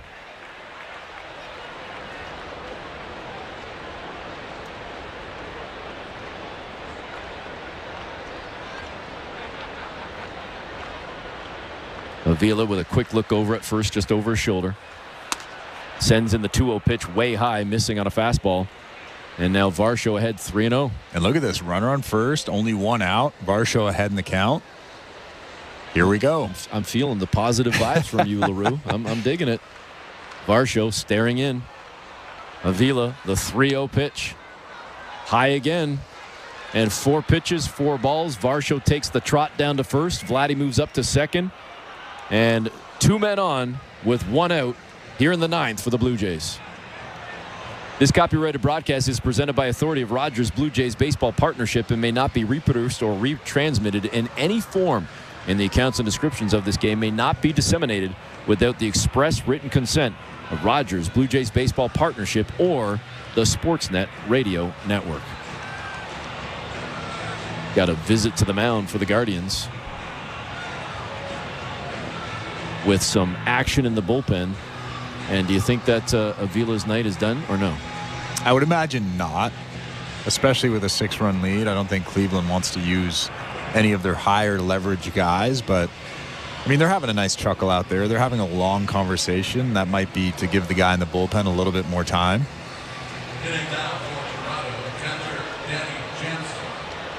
So Danny Jansen comes up 0 for 3 tonight. And Chris mentioned in his last at-bat, it's been a bit of a grind. I believe 1 for 19, 1 for his last 19, Jansen. But 2 runners on base right now, 1 in scoring position with runners at first and second. A big hit would be huge for Danny Jansen right now. First pitch from Avila, high and inside. Jansen kind of had to contort out of the way and ahead in the count 1-0. That 1 for 19 is just in his last 7 games. Right. Yeah. It's still 1 for 19. I know, just to be specific, though. Okay, thanks. 7 games, like you're including 7. tonight? Yes? Yes. Okay. So are you still with me? He's ahead in the count 2-0. Vladdy on first, Varsho, on second, Varsho on first. Guardians leading 7-1. Jansen staring down Avila with the pitch, and Jansen had it dribble off the end of his bat, foul down the first base side. It's now 2-1. How about Avila throwing a 2-0 slider right there? Up by 6 in the 9th inning. That tells you that he doesn't really have much command of that fastball. It's been all over the place this inning.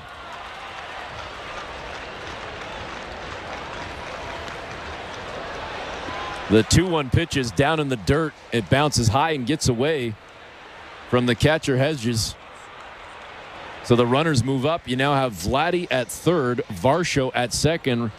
2 runners both now in scoring position, and a 3-1 count for Danny Jansen. And that pitch right there shows me just how much feel he has for that fastball right now. It is rare when you see a Major League Baseball pitcher bounce a fastball. He was trying to throw that thing down the middle, and he bounced it. That is hard to do. Jansen whiffs at the 3-1 pitch. It was low, it was outside, but he chased it. And now it's 3-2. Pretty decent changeup there from Avila, and we'll see what he comes with right here on the 3-2 count to Jansen. Big pitch right here. Outside, down in the dirt. Jansen holds off, and the bases are loaded. Well, I think that was the last pitch that Avila is going to be throwing, and yep, that's the last one. And I believe they're going to go with the lefty, Sam Hentges, who's going to come into the ballgame. He was who we saw warming up. And I believe we did just see the signal for the lefty to come in. So we're going to send it off now for an out-of-town scoreboard and more during this pitching change. Here is Show Ali. Thank you very much, Eric and Chris. Let's check the out-of-town scoreboard brought to you by St. Louis Bar and Grill. The Stanley Cup playoffs are continuing this evening. The Oilers having successfully forced another game twice. Can they do it a third time at home in Edmonton? Game 6 between the Oilers and Panthers happening right now at Rogers Place. Oilers up 2-0. Panthers getting a goal called back for offside. Sam Reinhart was ruled to be just over the line on the Barkov goal, so still 2-0. You watch that game on Sportsnet and the CBC. About 10 minutes to go in the second period. Some headlines from around the NBA. The Chicago Bulls trading two-time NBA All-Defensive Team guard Alex Caruso to the Oklahoma City Thunder. It's a 1-for-1 swap for Josh Giddey. In Sacramento, the Kings are re-signing free agent guard Malik Monk to a 4-year, $78 million deal. He was the runner-up for the 6th Man of the Year award just last season. That is the max deal he could have taken to stay in Sacramento. And if you missed this from yesterday, the Lakers have reportedly agreed to a 4-year deal with J.J. Redick for him to become the franchise's new head coach. That's from ESPN's Adrian Wojnarowski. The Lakers having already offered UConn head coach and two-time national champ Dan Hurley the job, though he did turn it down. And the Copa America tournament underway as well. Canada losing 2-0 to Argentina last night. They will be next playing in action on Tuesday, June 25th. They'll take on Peru in Kansas City. Blue Jays baseball is brought to you by Crown Rust Protection. Let's get you back to the action. Here's Eric Smith and Chris LaRue. Thanks very much, Joe. We're just having an argument during the pitching change here about City Connect jerseys. And I thought LaRue was saying that he liked the Milwaukee ones, which I love. But he was actually talking about the god-awful fluorescent. I don't even know what that is. That fuchsia and pink and yellow of the San Diego Padres? Like, Tony Gwynn is rolling in his grave right now. I personally like those. I'm normally a more muted colored type of guy, but those vibrant ones are pretty cool to me. Well, anyways. I know what to get you for Christmas then. George Springer steps up, swings, and fouls off the first pitch. With the bases loaded, Jays down 7-1. Sam Hentges into the ballgame for the Guardians, trying to stop the damage that the Blue Jays are trying to cause. Can they make this comeback? Down 6 in the 9th with 1 out, but again, the bases are juiced. The 0-1 pitch is a ball. Springer pulls even at 1-1. Hentges. And Springer just ripped one to third base. They sent it to second for 1, over to first for 2. And that will do it. A double play to end the ball game. The bases were loaded, and that just killed the rally. And it ended the game as Toronto drops the opener 7-1. Well, it was inning number 2 that really killed this game for the Toronto Blue Jays. Yariel Rodriguez really just didn't have it today. He was all over the place. He walked too many guys. He walked 3 guys in just 1 1/3 innings. Gave up 2 hits, 4 earned runs. And I watched his videos in the minor leagues and his rehab starts, and he looked fresh. I think today he was just trying to do too much, maybe a little bit too much pressure, and he just lost the strike zone. So the Blue Jays end up losing this ball game 7-1, and now 4 straight in the loss column following that sweep by the Red Sox at home. The Jays open up a 6-game road trip with this loss in Cleveland. We'll come back with some final stats, final thoughts, and more, and then hand it off for post-game coverage to Blair and Barker. You're listening to Blue Jays Baseball, brought to you by your local family-owned Crown Rust Control Center, streaming at sportsnet.ca and the Sportsnet Radio Network. At Crown Rust Control, protection runs deep because every Crown Rust Control Center is owned by a local family who cares beyond business. Your Crown Rust Control is 100% committed to their product, to you, to their community, which is your community. Protecting you and what matters to you is equally important as protecting your vehicle. Did you know your vehicle rusts faster in warm weather? Protect your vehicle today. For a special summer offer, find your local family-owned Crown Rust Control Center at crown.com. Hi, I'm Buck Martinez, live from the showdown between Pizza and inflation. First to the plate, Pizza Pizza's big hitter, Fixed Rate Pizza. An extra large 4-topping pizza for a fixed price of $17.99 until the end of 2024. I dare say, folks, inflation stands no chance against this all-star. Here's the delivery. And inflation strikes out. That's a swing and a drive for Fixed Rate Pizza. Lock in yours today. Order pizza.ca. Not tomorrow, not someday. The home improvements begin today. It's game on with Timber Mart. Build that deck, raise that fence, landscape till your property is beautiful. Don't pay for 12 months on the Timber Mart deferred payment program. Your locally owned, completely Canadian hub of building and renovation expertise. Get your Timber Mart credit card at participating locations and pay later. 12 months later. Conditions apply. Ask in store for details or apply at timbermart.ca. We're two men and a truck. So, you're moving to a new home, and all that's left to do is to call a mover you know you can trust. Well, naturally, you think two men and a truck, since you know they have lots of men and lots of trucks. They'll wrap, pack, and move everything you own. With a 96% referral rating and the professionalism you can trust, the choice is simple. For a free in-home estimate, call today. We're two men and a truck.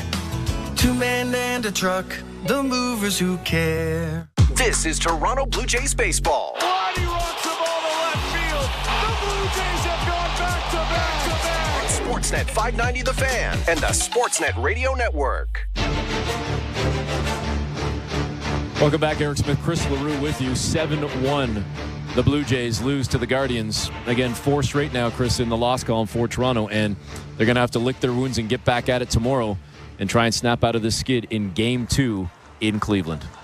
Yeah, I think the biggest thing is when you get guys on base early in innings with nobody out, you have to take advantage of those guys on base, and the Blue Jays just didn't do it. We saw it in the 9th inning, bases loaded, 1 out. George Springer grounds into that double play, and then earlier on in the ball game, the Blue Jays had first and second, nobody out, and they couldn't really get a run. The only scoring that the Blue Jays did today was a Vladimir Guerrero solo shot, and other than that, they just didn't take advantage of the opportunities that they had. Well, and believe it or not, in spite of how things went, the Blue Jays did out-hit Cleveland 6-5. Both teams scoring their runs respectively in only 1 inning. 7 in the 2nd inning for Cleveland, 1 in the 4th inning. It was a solo shot from Vladimir Guerrero Jr., his 8th home run of the season. But again, Toronto losing 7-1 and back at it tomorrow with first pitch going just after 4 o'clock Eastern. We will have the call for you right here on the Sportsnet Radio Network. Thanks to Andrew Adams and Show Ali. For Chris LaRue, I'm Eric Smith. Again, we'll have the call of tomorrow's action, but for now, we hand the baton for post-game coverage. Jays Talk starts now with Jeff Blair and Kevin Barker. All right, let's make this one quick and nasty, shall we? 416-870-0590, star 591, 888-666-0590. The Blue Jays 7-1 losers to the Cleveland Guardians tonight at Progressive Field. Your thoughts on Orelvis Martinez, Yariel Rodriguez. Basically, your thoughts on anything related to the Blue Jays. 416-870-0590, star 590, 1-888-666-0590. Kevin, the 2nd inning. It's the first time a team has thrown 70 pitches in 1 inning since the Detroit Tigers did it August 22nd, 2014, in a game started by Robbie Ray, no less. That from Sportsnet Stats. Yariel Rodriguez was awful. There's no other way to put it. He was awful. Yeah, 52 pitches, 6 called strikes. His four-seamer he couldn't command. His slider and his curveball he abused. His split finger that we'd heard a ton about that they were going to use more. I mean, that was non-existent. Like self-correcting on the mound wasn't there. You would think a guy had been around as long as he has could self-correct a little bit better than 9 batters in an inning and a third. You wonder. You wonder what they do with him. Like, it's almost not looking like a big leaguer. Like, you can't run dudes out there to destroy your bullpen. Now, Bowden Francis came in after the couple of walks and, sort of, held down the fort, I guess, a little. Retired 11 in a row, I believe, his last 11. Yeah. So he was good, right? The fastball command's a little bit better. Now, the velocity, would you like that to be a little bit better? Yeah. But in and up, the fastball command has been better. So, again, it just comes down to this, Jeff. When you don't throw strikes, you don't catch the ball, you don't hit, you lose. It's real simple. It's baseball 101. It's the big leagues. That's what happened tonight. Yeah, the Jays did not help their cause with a couple of errors. One of them by Orelvis Martinez, making his major league debut. Did get his first major league hit. Of course, Orelvis Martinez and when John Schneider was going to use him was a topic of much consternation in this city for the past couple of days. Some people, I'm not going to mention who, some people thought it was a travesty that you'd bring up your top prospect and not stick him in the lineup right away. What did you make? Yeah, I said it's dumb. I said it was dumb. Yeah, you did. That's what I said. What did you make of Orelvis Martinez tonight? I don't even know what that big word you just used was, but I said it was dumb. I said if he's your top prospect on the offensive side of the ball, you play him. And his swing looks okay. Like the breaking balls at the big league level are different. They can locate them. They break them later. They tunnel them longer. Like, it's just an adjustment. First time you see Carrasco, I said this to you today on our show, that dude adds and subtracts very well. He will let you get yourself out because he's a veteran guy. He don't throw a bazillion miles an hour. He's got to do that. He's got to locate. You got a bunch of right-handed hitters in a lineup who have trouble going the other way, taking what the pitcher gives you. That's sort of the way it looks. I don't mind the way his swing looked. His swing looked okay, right? He hit a mistake. That's what you're supposed to do to it. You get a hit off of it. Now, defensively, don't be afraid to use one hand. You don't always have to catch everything with two hands. Well, that's a little scary, Kevin. When you try, it's one play. Like you're texting me and calling me and saying, look how bad it looks, and how there. It's like. Kevin, again, we've heard this. We've heard the defensive side. Yeah. And then the other ones look fine, right? Just lean over, catch it with one hand, throw it to the first baseman. Everything's a tick faster. This is sort of what, when you're young, your first couple of games, you just got to get used to how the pace is. Everything's faster. We've heard this from the Guardians. Everybody runs down the line as hard as they can run. I didn't think he had a bad game. I think with the way everybody else looked, what did they do in the sixth inning? You had your two veteran guys up, right? Turner punched out on a fastball looking with two dudes on, and Vladdy's at bats with traffic look totally different than they do with nobody on base. Yep. And then Springer, that 1-1 slider down the middle, that thing should have been hit to the moon. And it sort of looks like Springer looks. So for me, it's those three dudes. Orelvis, I think, did exactly exactly what he was supposed to do. I guess my point is this is a team that isn't scoring runs. And we've seen now Spencer Horwitz, Addison Barger, Orelvis Martinez. We've seen them make errors in games, costly errors that have led to runs. And I'm not saying that you throw them out or anything like that, but this is, people are sitting there saying, bring these kids up, bring these kids up, bring these kids up. Well, we're going to have to live with this. You are going to have to live with that type of a performance. Orelvis Martinez made a ton of errors at second base. And I was the guy that said Teoscar Hernandez should hit cleanup for the Blue Jays and for another 8 years. Right. I don't care if he can't play defense. But you can always DH him every single day. Exactly.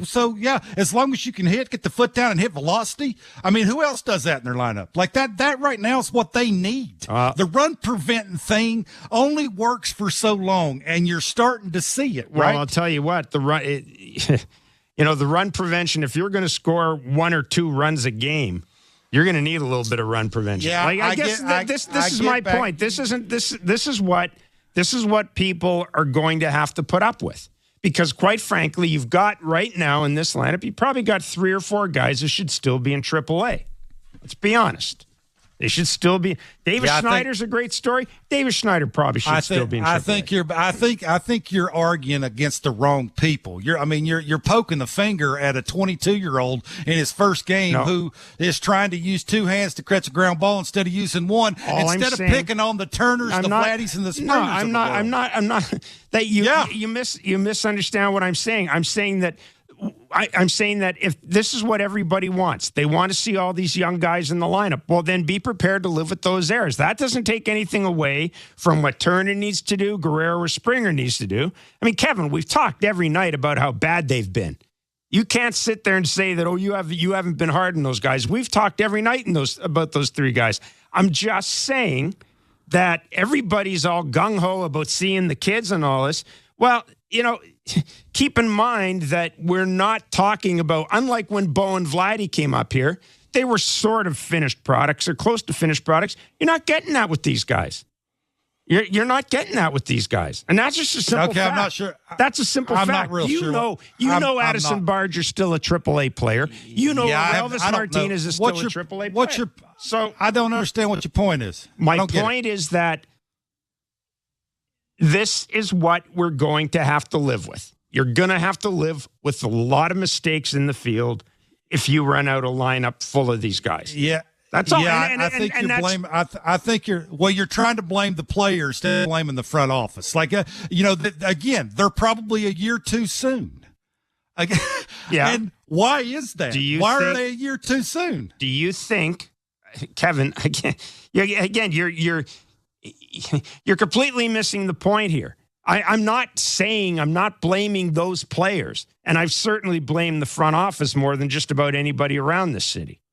So you can't accuse me of that. But I am saying that this is the reality of having these guys in the lineup. So everybody who calls up about wanting to see all these guys, I don't want to hear in another 2 weeks, well, they're losing games because their defense isn't good. I know what fans are like. I know what fans are like. Orelvis is not going to be here in 2 weeks. So you don't have to get all tangled up inside about Orelvis Martinez not being able to catch a ground ball at second. He won't be here. That Tuesday morning, he'll be riding that bus in Buffalo. So, yeah, there you go. 416-870-0590, star 590, 1-888-666-0590. The Jays have lost 4 games in a row. They're 5 games under 500. And, ouch. Yeah. Yariel Rodriguez walked 5 batters in his last start in Buffalo. Let me ask you this, Kevin. Is it entirely possible he was not ready to come back up here? Absolutely. Yep. Like, again, it's what do they always talk about? Every time I talk to Petey, every time we have Petey on the show, that's Pete Walker, the pitching coach. He says the exact same thing. You got to command the fastball before you can start flipping all that other stuff and doing it from arm angles and, trying to trick people with the start and stop. And until he can start commanding that to different quadrants, I just don't know how you take him serious, right? It's the 6 called strikes, Jeff. Yeah, that is 52 pitches. Like, that's mind-boggling for a dude. He ain't a rookie. He's been around a long time. He should know how to self-correct. Let's go to Guy in Toronto. You're on Blue Jays Talk. Go ahead, Guy. Hey, it's just so many mixed messages, I find. I mean, this team is so based on analytics, but I guess it doesn't apply when George Springer is 7 for 56 against lefties and batting in the 6th hole every lineup. That doesn't change. We can just put that on loop every time I call in. Springer batting 6th, Springer batting 6th. But, it's more than that. As far as Orelvis, like, to your point, I would rather see these kids playing. At least they're contributing offensively, where these guys, these veterans are doing absolutely nothing. Why not just put Martinez as the DH for the next 5 games? Let him hit. They coddle guys like there's no tomorrow. Then if you're going to coddle them, make him the DH for 5 or 6 games. You could punch in Turner at 3rd here and there. What the hell? Mm-hmm. No, go ahead. Finish, please. Sorry. And what in God's name is Schneider doing, not playing Horowitz every game when he's the only guy that's getting consistent quality at bat after at bat? Yeah, it's absolutely mind-boggling. I'll hang up and listen. Yeah, I appreciate the call. You're absolutely right. I mean, Spencer Horowitz isn't going to hit for power, but at least he's going to get on base and create something. Where's Ernie Clement at? Ernie Clement as well. I mean, what was he? He hit 600 in the homestand? 9 for 13. Yeah. He played in like 3 days. It's what's going on? And as far as DHing Orelvis Martinez, not a chance. I mean, this organization next year, they're not going to be able to have 5 DHs. They're going to have some guys who are going to play in the field. So if Orelvis Martinez is up here, then to me, then you got to play him in the field. You have to play him in the field. And if he's not up to handling that right now, Kevin's right. That's not on Orelvis Martinez. That's on the front office. But bringing him up here and letting him DH to me is is nonsense. They've got to have some everyday players. You know as well as I do, talking to John, listening to John talk, that they really didn't want to call Orelvis up. They only called him up because they didn't have any other choice, right? Well, Leo Jimenez probably would have been here if he had been healthy. Yeah, Jimenez, you wouldn't care if he sat over there for 7 or 8 days and never played, right? Orelvis, you can't let him do that. So you're sort of forcing the envelope by trying to figure out who matches up with the how dare they throw hard with a sinker and slider away? Who doesn't throw hard other than Carrasco? I mean, I thought it was 2024. I thought everybody threw hard. So I don't mind seeing him. It was kind of nice watching a guy get his first big league hit and, his parents being all excited. It gives you something to look forward to. But, hey, look, it is what it is until the actual guys that are here every single day start doing something with traffic. Rinse and repeat, buddy. Rinse and repeat. Mark in Virginia. You're on Blue Jays Talk. What's up, Mark? Well, now, for the season ticket holder since 1977, and I think I'm going back there right now. I think we got to give Mark Shapiro a gold hard hat and send him to Ellis Dunn for a job. I think we got to tell Ross Atkins you're not a general manager, and we got to really look seriously who we're going to do at the trade deadline. Because by July the 1st, this team is done. Mark, their history for this year. Yeah, I think they go into the locker room and they spin the roulette wheel, and whatever number comes up, well, let's give this guy a try tonight. Tomorrow we'll spin the roulette wheel and we'll give the other guy a try that night, depending what number comes up. I don't think they have a clue what they're doing, and I think it's getting worse. Mark, I appreciate the call. I have often wondered about what if all the analytics guys just do that? What if they have 9 people just in a room to spin a roulette wheel? All kidding aside, one of the things that I keep talking about and I keep mentioning, people want a clean house. They want to get rid of the front office, et cetera, et cetera. Again, let's keep in mind that you can do that, but you're still going to have basically the guts of this thing are going to be the same, right? Because, Mark Shapiro's been here for 8, 9 years? Since 2015. That's not going to change overnight.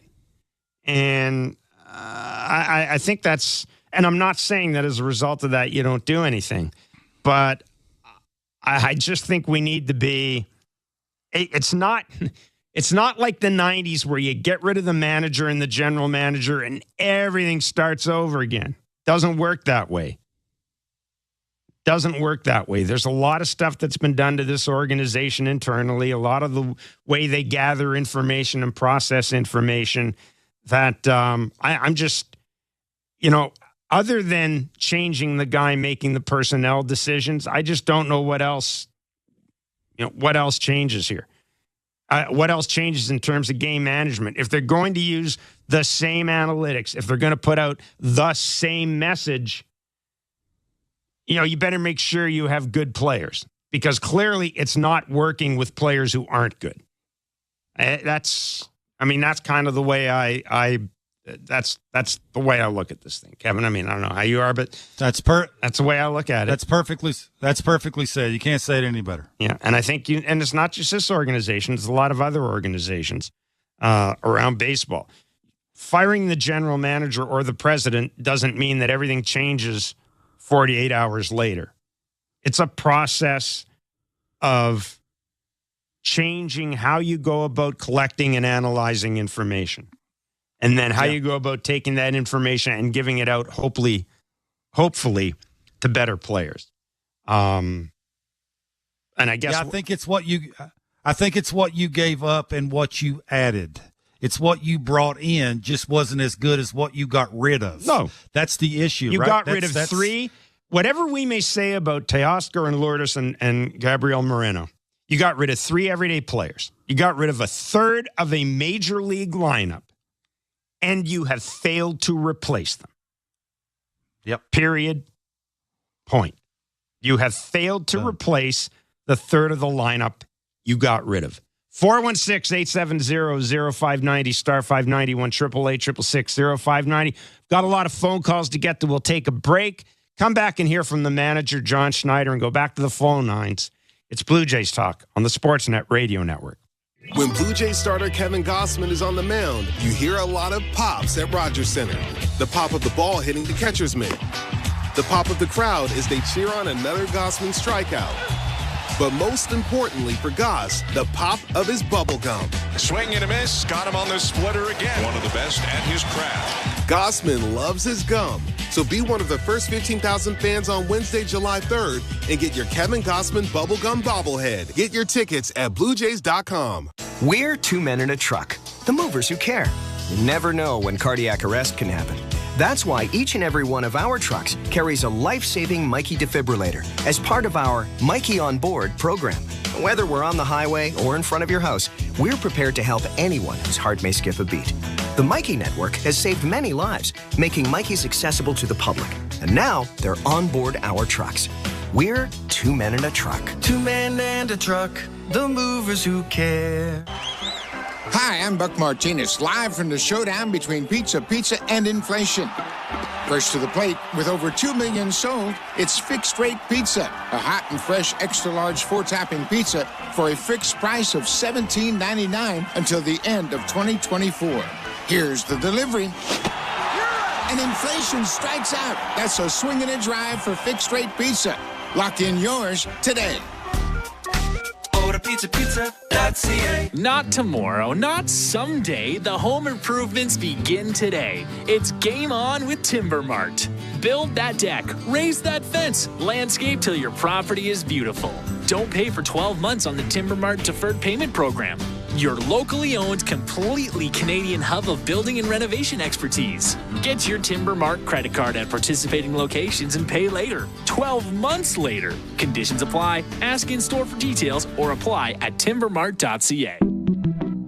Bring it in, Canada. When it comes to small business, Desjardins is a big fan. And not just the hop on the bandwagon fan. We're the in it for the long haul fan. The fan that's been there from the start. That's why Desjardins awarded 150 entrepreneurs with Good Spark grants worth $20,000 each. Because like any fan, there's nothing we love more than celebrating a goal! See how Desjardins is cheering on small business at goodsparkgrants.ca.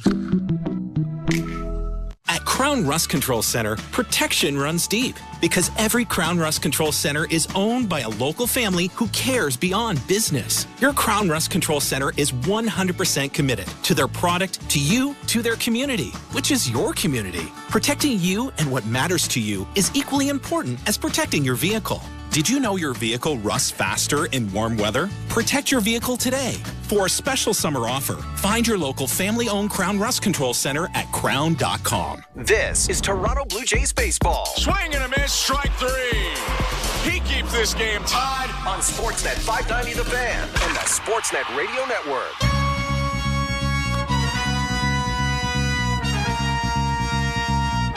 All right, welcome back to Blue Jays Talk.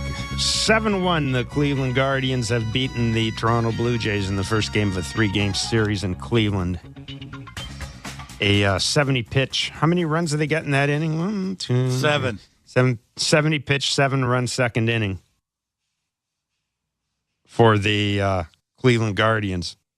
Propelled them on their way to victory. Vladimir Guerrero hit a home run. The base is empty. Your point was really well made, Kevin. It's an interesting topic, how different Vladdy looks with the bases open, or I'm sorry, with the bases empty than he does with a man on base. And other than that, there really wasn't a whole hell of a lot going on offensively for the Blue Jays. They were pretty much held in check. Orelvis Martinez did get his first major league hit. And, well, Orelvis singled, IKF singled, and then Schneider struck out swinging. Turner was called out on strikes, and Vladdy flew out to left. So there you go. That was the sum total of the offensive excitement for the Blue Jays. And just to continue a remarkable run of consistency, George Springer did hit into an inning-ending double play with the bases loaded. So if you... can't forget that. So I'm sure many of you had that on your George Springer bingo card. Congratulations if you did. Joe in Burlington, you're on Blue Jays Talk. Hey, guys. How you doing today? I mean, how do you think we're doing? Well, I'm having a cigar right now on my balcony, and I'm trying to digest what just happened today. So I'm having a good cigar, don't worry. So I think the big thing we have to listen to... What the hell are you having? I'm having a cigar. Like a cigar? I don't pronounce my L's, so I apologize. Oh, okay, that's all right. So the big thing I think you guys said perfectly was, Jeff, you said, you bring up the kids, you can expect mistakes. That's a given, right? Because unfortunately, you know what? We are rebuilding, and that's where we are. Balco, you said it perfectly. We're blaming, like Springer, we're blaming the other guys because of the situation we're in. I think at the end of the day, it comes down to the main point. Where are we? If you said one word, Jeff, what would it be? If you said we're the Jays all the way now, one word. One word? You think? Yeah. Desperate. Perfect. And Barker, what would you say? Confused. Oh, I like Barker's better, actually. Okay, but at the end of the day, what it comes down to is we are rebuilding. You know what? And it sucks. Because guess what? We had a lot of success in the last couple of years. Yep. But I think the big thing we have to focus on is, and everybody's been saying this, is the front office. At the end of the day, when it comes down to the trade deadline, do you trust the front office making decisions on the players that we have currently and getting the right players healed? I mean, I'll tell you what. If you're talking about the crown jewels, no. I mean, if you're talking about Bo and Vladdy, no. The other players. I mean, who do they have to trade that's going to bring much back? Jansen, Kikuchi, Garcia. I mean, my concern is when the whole thing needs to be rebuilt. Do I want Ross Atkins to be the guy making the call on Bo and Vladdy? Because as I've said, that's the biggest decision this front office is going to have to make. It's the biggest decision, I would suggest, one of the biggest decisions in this team's history, certainly in recent years. How do you handle those guys? How do you get rid of them? What do you get in return? Do you try to sign one of them? It's really complicated. And I'm not entirely certain that having the type of year that the Jays are having, Kevin, makes it any less complicated. No, I really don't. But yeah, in terms of a rebuild, I can't see. I'm trying to wrap my head around.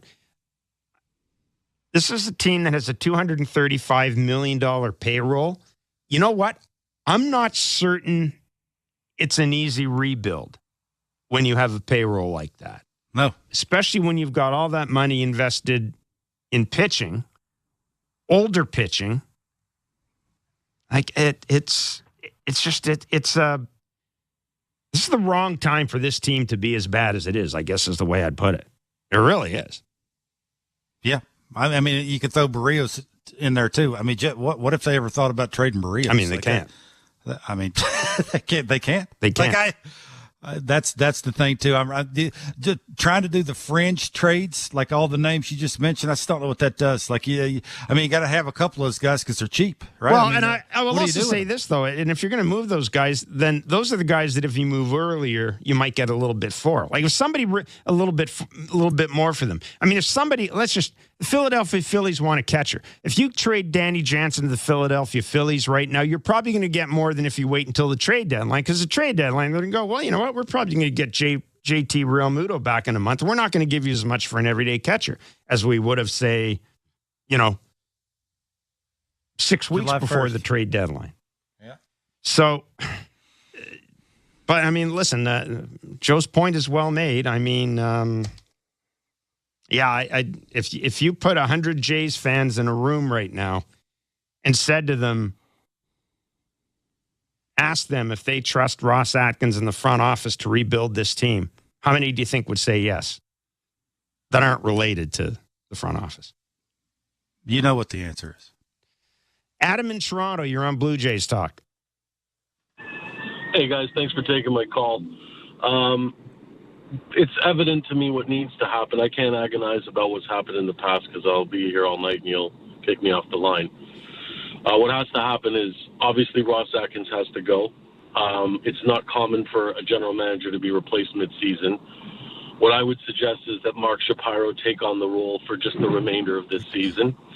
What I would do is I'd send down all the kids to the minors and let them play every day, and I would showcase all the veterans. And rain, shine, sleet, or snow, I'd be playing the veterans every day. And if they get on a bit of a hot streak, maybe a team gets a couple of bad injuries and they get a little desperate. Now, if you say, okay, well, you're not going to get much for a Turner or a Kiermaier or these kind of players, they do have expiring contracts. The Blue Jays could eat the remaining contract for the year. And the one good thing Ross Atkins has done with this team is that you don't have a lot of long-term exposure. I would consider moving even Gaussman. I would not move Berrios. I would not move Bowen Vladdy. I would not let that happen this year, especially with trying to attract all the fans to the new rebuilt stadium. I think they need to keep Bowen Vladdy long-term. I'm in the minority opinion. I think they need to push their chips in and sign both of them. But I would move, other than Berrios and those two, and even Danny Jansen, I have to say, I would be very careful with what you do with Danny Jansen, because there is not a lot of everyday catchers available in the market. That's a great point. That have some offense to them. So thanks for taking my call. I'll listen. Yeah, I appreciate it. No, that is a really good point. I mean, if you're going to get rid of Danny Jansen, you have to go out and add somebody like a Yan Gomes or something like that on waivers or something, because you can't run Alejandro Kirk out there every day to catch. You just can't. I like the caller's point, and we talked about it a little bit in Blair and Barker. What's wrong with having Schneider, Horowitz, and Clement in the lineup every day? Every day. Nothing as far as I'm concerned. Make them everyday players. And let the kids, and I think in the kids we're talking specifically about, well, we should be talking about Martinez, because I mean, I don't consider Addison Barger a kid, and I'd like to see him up here. I'd like to see Adam Barger get some, or get a run up here and see what he can do. You know? Yeah. I think it's the feelings part of it. If all those guys stay, what happens to the established big leaguers? Not my words. We've heard that from the front office, right? And the manager. So I think the rock in a hard place is here, Jeff. Yeah. It absolutely is. It's here, buddy. It absolutely is. It absolutely is. 7-1, the Blue Jays have lost to the Cleveland Guardians. They've got 2 more games in this series. Then it's on to Boston. Thank you so much for listening to us on Blue Jays Talk tonight. We're brought to you by your local family-owned Crown Rust Control Centers in Saint-Césaire and Saint-Hyacinthe, Quebec. Protect your vehicle from rust today. Find your local family-owned Crown at crown.com, Canada's #1 rust protection.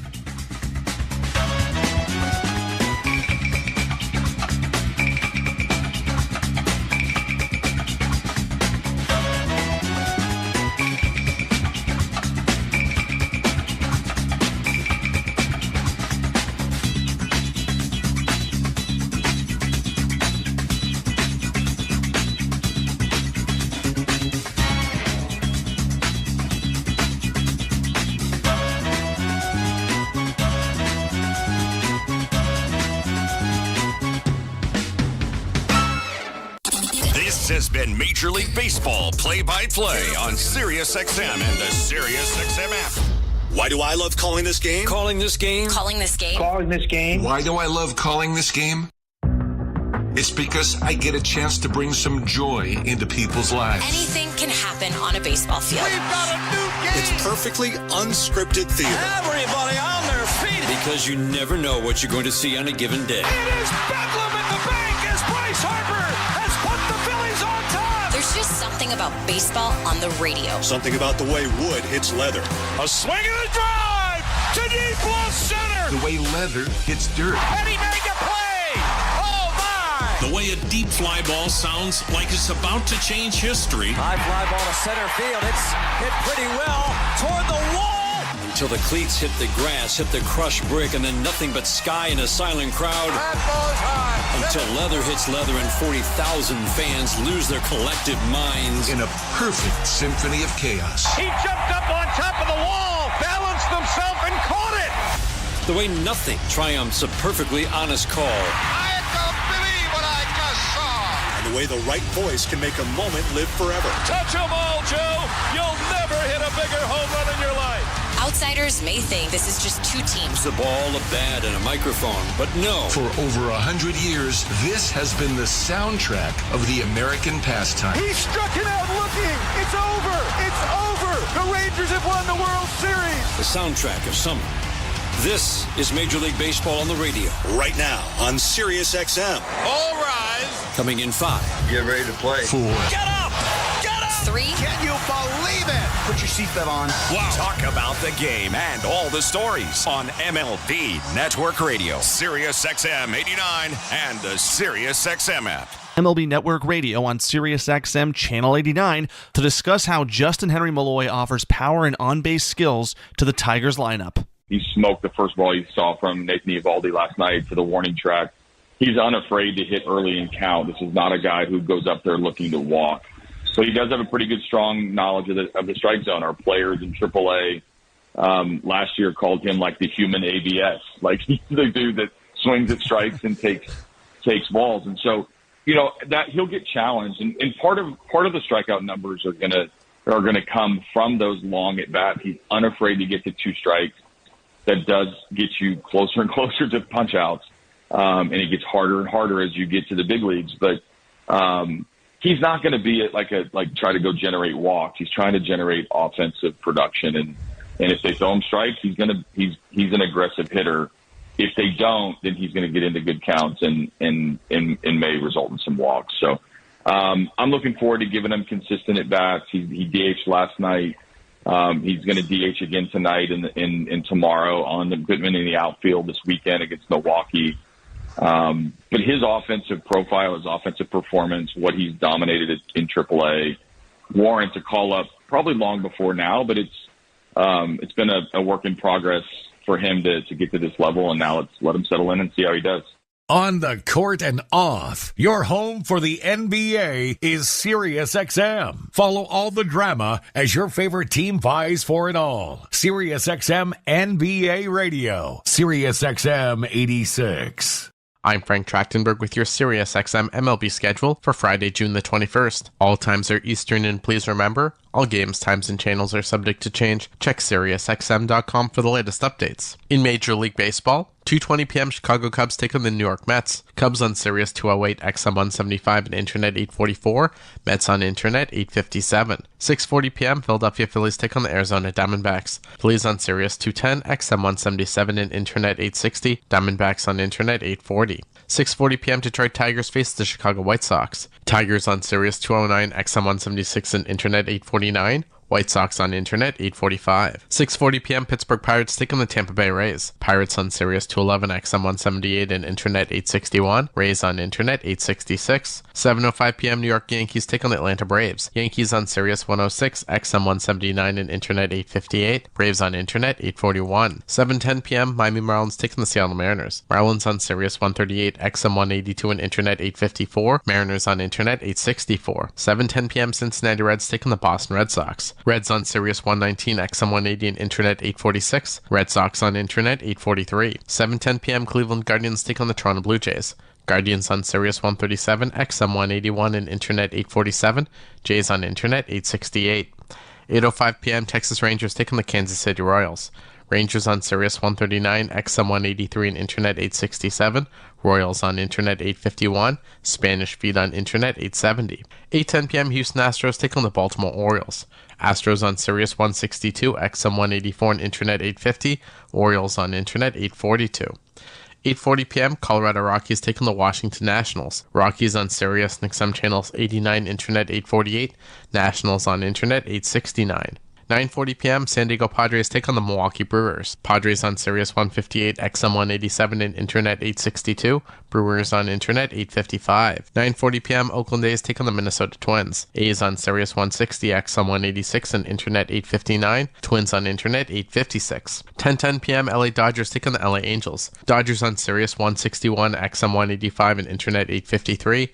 Angels on Internet 852. Spanish feed on Sirius 208, XM 175, and Internet 871. I'm Frank Trachtenberg with your Sirius XM MLB schedule for Friday, June the 21st. All times are Eastern, and please remember, All games, times, and channels are subject to change. Check SiriusXM.com for the latest updates. In Major League Baseball, 2:20 p.m. Chicago Cubs take on the New York Mets. Cubs on Sirius 208, XM 175, and Internet 844. Mets on Internet 857. 6:40 p.m. Philadelphia Phillies take on the Arizona Diamondbacks. Phillies on Sirius 210, XM 177, and Internet 860. Diamondbacks on Internet 840. 6:40 p.m. Detroit Tigers face the Chicago White Sox. Tigers on Sirius 209, XM 176, and Internet 849. White Sox on Internet 845. 6:40 p.m. Pittsburgh Pirates take on the Tampa Bay Rays. Pirates on Sirius 211, XM 178, and Internet 861. Rays on Internet 866. 7:05 p.m. New York Yankees take on the Atlanta Braves. Yankees on Sirius 106, XM 179, and Internet 858. Braves on Internet 841. 7:10 p.m. Miami Marlins take on the Seattle Mariners. Marlins on Sirius 138, XM 182, and Internet 854. Mariners on Internet 864. 7:10 p.m. Cincinnati Reds take on the Boston Red Sox. Reds on Sirius 119, XM 180, and Internet 846. Red Sox on Internet 843. 7:10 p.m. Cleveland Guardians take on the Toronto Blue Jays. Guardians on Sirius 137, XM 181, and Internet 847. Jays on Internet 868. 8:05 p.m. Texas Rangers take on the Kansas City Royals. Rangers on Sirius 139, XM 183, and Internet 867. Royals on Internet 851. Spanish feed on Internet 870.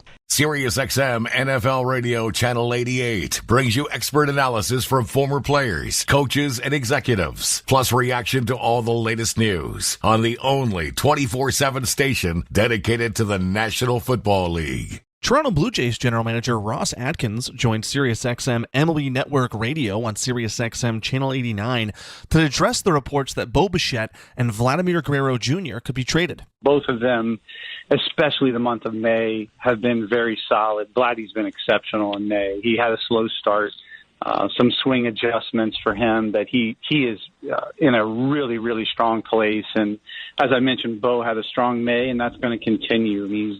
Both of them just have such good feel for the barrel and such good feel for competing in the batter's box that they're going to perform. On the second part of that, on extension, of course, we have dialogue with them, and that is something that will continue. We believe in them. We believe in their futures and hope that there's a way they can play here for a long time. And then on the third part of the question of potential trade, it just doesn't make any sense for us. Oftentimes, not often, there will be occasional times as you're talking to other executives that they'll ask if we'll consider, and we just say it's not something that we have spent any time on. But because they're so talented and such great teammates, they are attractive to other teams, so they will call. I was disappointed to see a report that was something that another executive had commented on about our team, but it just doesn't make sense. So really excited about what's ahead for them and how well they've played in May. Follow every second of the action on NHL Network Radio. From behind the bench to every play on the ice. If it's hockey, it's on SiriusXM NHL Network Radio. SiriusXM 91. I'm Frank Trachtenberg with your SiriusXM MLB schedule for Friday, June the 21st. All times are Eastern, and please remember, all games, times, and channels are subject to change. Check SiriusXM.com for the latest updates. In Major League Baseball, 2:20 p.m. Chicago Cubs take on the New York Mets. Cubs on Sirius 208, XM 175, and Internet 844. Mets on Internet 857. 6:40 p.m. Philadelphia Phillies take on the Arizona Diamondbacks. Phillies on Sirius 210, XM 177, and Internet 860. Diamondbacks on Internet 840. 6:40 p.m. Detroit Tigers face the Chicago White Sox. Tigers on Sirius 209, XM 176, and Internet 849. White Sox on Internet 845. 6:40 p.m. Pittsburgh Pirates take on the Tampa Bay Rays. Pirates on Sirius 211, XM 178, and Internet 861. Rays on Internet 866. 7:05 p.m. New York Yankees take on the Atlanta Braves. Yankees on Sirius 106, XM 179, and Internet 858. Braves on Internet 841. 7:10 p.m. Miami Marlins take on the Seattle Mariners. Marlins on Sirius 138, XM 182, and Internet 854. Mariners on Internet 864. 7:10 p.m. Cincinnati Reds take on the Boston Red Sox. Reds on Sirius 119, XM 180, and Internet 846. Red Sox on Internet 843. 7:10 p.m. Cleveland Guardians take on the Toronto Blue Jays. Guardians on Sirius 137, XM 181, and Internet 847. Jays on Internet 868. 8:05 p.m. Texas Rangers take on the Kansas City Royals. Rangers on Sirius 139, XM 183 and Internet 867. Royals on Internet 851. Spanish feed on Internet 870. 8:10 p.m. Houston Astros take on the Baltimore Orioles.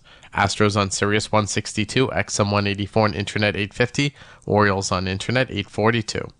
8:40 p.m. Colorado Rockies take on the Washington Nationals. Rockies on Sirius and XM channels 89, Internet 848.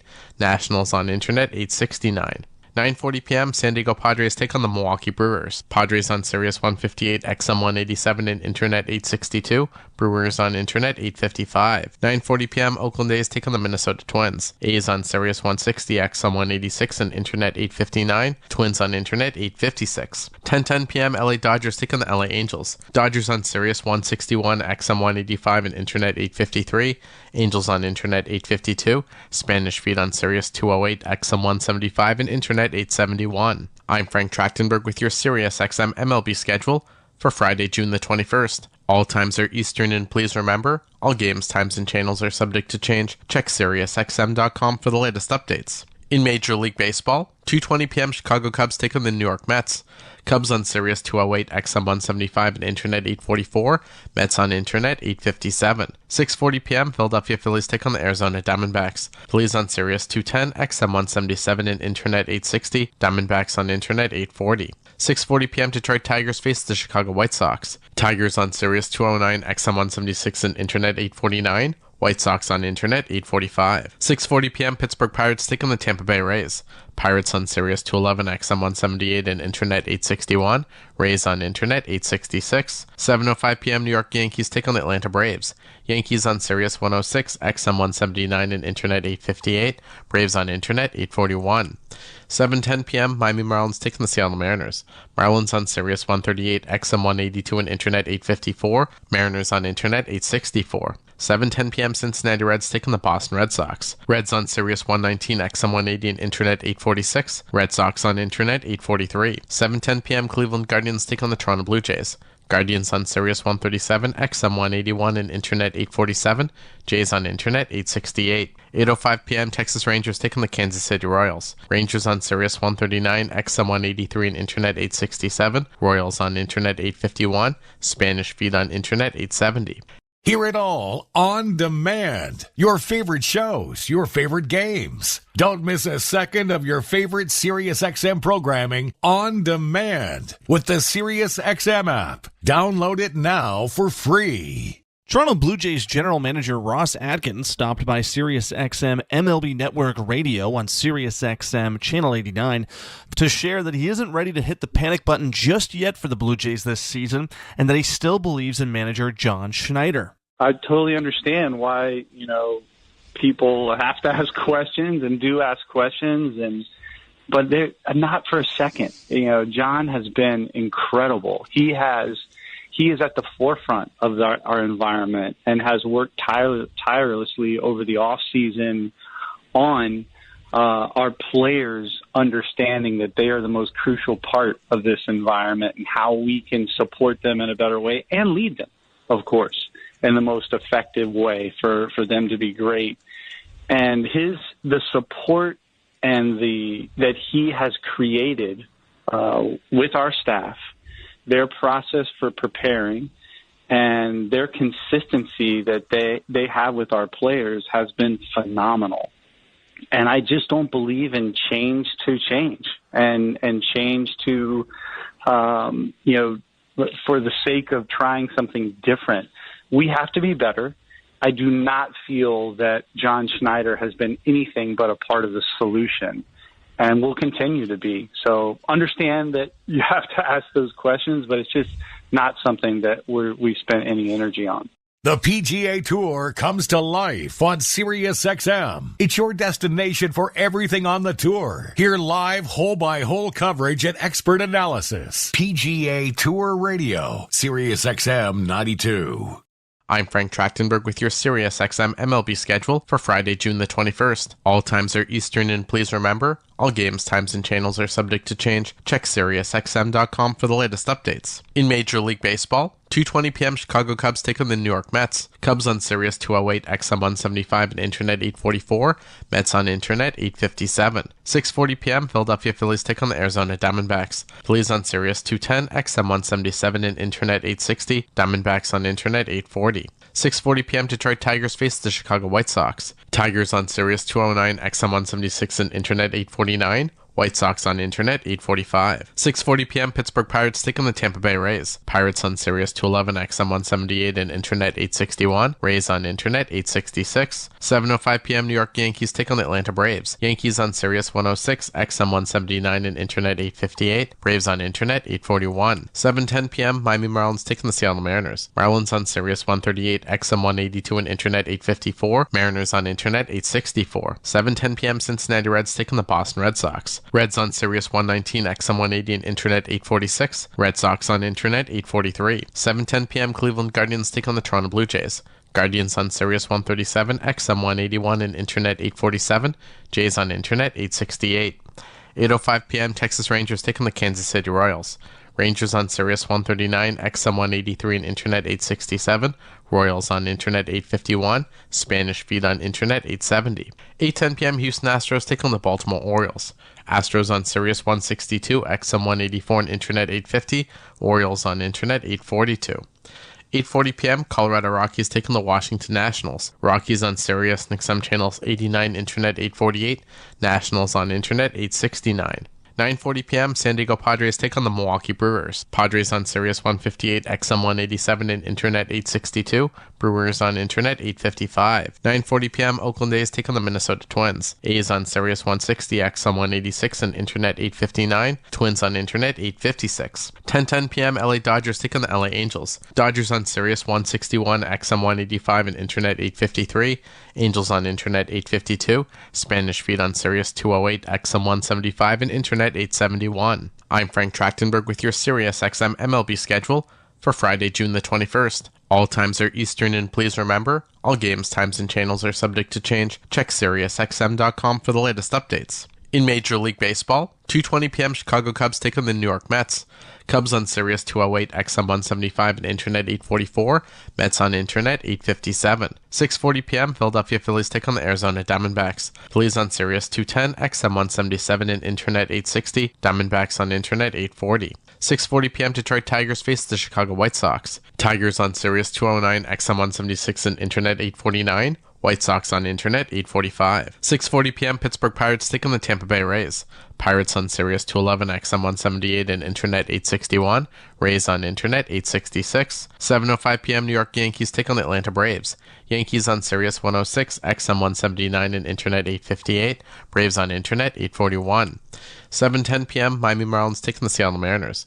Marlins on Sirius 138, XM 182, and Internet 854. Mariners on Internet 864. 7:10 p.m. Cincinnati Reds take on the Boston Red Sox. Reds on Sirius 119, XM 180, and Internet 846. Red Sox on Internet 843. 7:10 p.m. Cleveland Guardians take on the Toronto Blue Jays. Guardians on Sirius 137, XM 181, and Internet 847. Jays on Internet 868. 8:05 p.m. Texas Rangers take on the Kansas City Royals. Rangers on Sirius 139, XM 183, and Internet 867. Royals on Internet 851. Spanish feed on Internet 870. SiriusXM has soccer covered end to end. SiriusXM FC. Hear live play-by-play and talk shows hosted by legends of the game. It's SiriusXM FC on Channel 157. Amid rumors surrounding Toronto Blue Jays stars Vladimir Guerrero Jr. and Bo Bichette, sports journalist Tyler Kepner stopped by SiriusXM MLB Network Radio on SiriusXM Channel 89 to discuss the rumors and to explain why keeping Vladdy and Bichette in Toronto seems to be what's best for the Blue Jays. Because I keep looking at this team and thinking that they should be in the mix. They should be contenders. They should be a division, if not at the top of the division, right there. So I would keep going for it and hoping that this core comes through. You've put so much emphasis on this group, on trying to win with build around Vladdy and Bichette. And you could definitely argue that maybe their best group was a couple of years ago when they had Marcus Semien. But there's no reason this team, as currently constituted, maybe with a tweak or two, shouldn't get into the mix. I really think they should be in there, and blowing it up, to me, is not the answer. I want to build with this group and believe in it. They're really only 2 games under 500. I mean, they're far behind the Yankees, but they're only 2 games under 500, and with all the playoff spots available now, that's close enough to contending. Follow every second of the action on NHL Network Radio. From behind the bench to every play on the ice. If it's hockey, it's on SiriusXM NHL Network Radio. SiriusXM 91. I'm Frank Trachtenberg with your SiriusXM MLB schedule for Friday, June the 21st. All times are Eastern, and please remember, all games, times, and channels are subject to change. Check SiriusXM.com for the latest updates. In Major League Baseball, 2:20 p.m. Chicago Cubs take on the New York Mets. Cubs on Sirius 208, XM 175, and Internet 844. Mets on Internet 857. 6:40 p.m. Philadelphia Phillies take on the Arizona Diamondbacks. Phillies on Sirius 210, XM 177, and Internet 860. Diamondbacks on Internet 840. 6:40 p.m. Detroit Tigers face the Chicago White Sox. Tigers on Sirius 209, XM 176, and Internet 849. White Sox on Internet 845. 6:40 p.m. Pittsburgh Pirates take on the Tampa Bay Rays. Pirates on Sirius 211, XM 178, and Internet 861. Rays on Internet 866. 7:05 p.m. New York Yankees take on the Atlanta Braves. Yankees on Sirius 106, XM 179, and Internet 858. Braves on Internet 841. 7:10 p.m. Miami Marlins take on the Seattle Mariners. Marlins on Sirius 138, XM 182, and Internet 854. Mariners on Internet 864. 7:10 p.m. Cincinnati Reds take on the Boston Red Sox. Reds on Sirius 119, XM 180, and Internet 846. Red Sox on Internet 843. 7:10 p.m. Cleveland Guardians take on the Toronto Blue Jays. Guardians on Sirius 137, XM 181, and Internet 847. Jays on Internet 868. 8:05 p.m. Texas Rangers take on the Kansas City Royals. Rangers on Sirius 139, XM 183, and Internet 867. Royals on Internet 851. Spanish feed on Internet 870. 8:10 p.m. Houston Astros take on the Baltimore Orioles. Astros on Sirius 162, XM 184, and Internet 850. Orioles on Internet 842. 8:40 p.m. Colorado Rockies take on the Washington Nationals. Rockies on Sirius and XM channels 89, Internet 848. Nationals on Internet 869. 9:40 p.m. San Diego Padres take on the Milwaukee Brewers. Padres on Sirius 158, XM 187, and Internet 862. Brewers on Internet 855. 9:40 p.m. Oakland A's take on the Minnesota Twins. A's on Sirius 160, XM 186, and Internet 859. Twins on Internet 856. 10:10 p.m. LA Dodgers take on the LA Angels. Dodgers on Sirius 161, XM 185, and Internet 853. Angels on Internet 852. Spanish feed on Sirius 208, XM 175, and Internet 871. I'm Frank Trachtenberg with your SiriusXM MLB schedule for Friday, June the 21st. All times are Eastern, and please remember, all games, times, and channels are subject to change. Check SiriusXM.com for the latest updates. In Major League Baseball, 2:20 p.m. Chicago Cubs take on the New York Mets. Cubs on Sirius 208, XM 175, and Internet 844. Mets on Internet 857. 6:40 p.m. Philadelphia Phillies take on the Arizona Diamondbacks. Phillies on Sirius 210, XM 177, and Internet 860. Diamondbacks on Internet 840. 6:40 p.m. Detroit Tigers face the Chicago White Sox. Tigers on Sirius 209, XM 176, and Internet 849. White Sox on Internet 845. 6:40 p.m. Pittsburgh Pirates take on the Tampa Bay Rays. Pirates on Sirius 211, XM 178, and Internet 861. Rays on Internet 866. 7:05 p.m. New York Yankees take on the Atlanta Braves. Yankees on Sirius 106, XM 179, and Internet 858. Braves on Internet 841. 7:10 p.m. Miami Marlins take on the Seattle Mariners. Marlins on Sirius 138, XM 182, and Internet 854. Mariners on Internet 864. 7:10 p.m. Cincinnati Reds take on the Boston Red Sox. Reds on Sirius 119, XM 180, and Internet 846. Red Sox on Internet 843. 7:10 p.m. Cleveland Guardians take on the Toronto Blue Jays. Guardians on Sirius 137, XM 181, and Internet 847. Jays on Internet 868. 8:05 p.m. Texas Rangers take on the Kansas City Royals. Rangers on Sirius 139, XM 183, and Internet 867. Royals on Internet 851. Spanish feed on Internet 870. SiriusXM Fantasy Sports Radio is the place for expert advice, strategy, and information from the best fantasy sports analysis to win your league. Plus, hear pick-by-pick coverage of live drafts and interviews with top players, coaches, and team executives on SiriusXM 87. Detroit Tigers manager A.J. Hinch joined MLB Network Radio on SiriusXM Channel 89 to discuss how Justin Henry Malloy offers power and on-base skills to the Tigers lineup. He smoked the first ball he saw from Nathan Eovaldi last night to the warning track. He's unafraid to hit early and count. This is not a guy who goes up there looking to walk. So he does have a pretty good, strong knowledge of the strike zone. Our players in AAA last year called him like the human ABS. Like he's the dude that swings at strikes and takes balls. And so, that he'll get challenged. And part of the strikeout numbers are gonna come from those long at bats. He's unafraid to get to 2 strikes. That does get you closer and closer to punch outs. And it gets harder and harder as you get to the big leagues. But he's not going to be try to go generate walks. He's trying to generate offensive production. And if they throw him strikes, he's an aggressive hitter. If they don't, then he's going to get into good counts and may result in some walks. So I'm looking forward to giving him consistent at bats. He DH'd last night. He's going to DH again tonight and tomorrow on the Goodman in the outfield this weekend against Milwaukee. But his offensive profile, his offensive performance, what he's dominated in AAA warrants a call-up probably long before now, but it's been a work in progress for him to get to this level, and now let's let him settle in and see how he does. Get the latest news, opinion, and analysis from MMA to boxing and the professional wrestling world 24/7. SiriusXM Fight Nation, SiriusXM 156, and the SXM app. I'm Frank Trachtenberg with your SiriusXM MLB schedule for Friday, June the 21st. All times are Eastern, and please remember, all games, times, and channels are subject to change. Check SiriusXM.com for the latest updates. In Major League Baseball, 2:20 p.m. Chicago Cubs take on the New York Mets. Cubs on Sirius 208, XM 175, and Internet 844.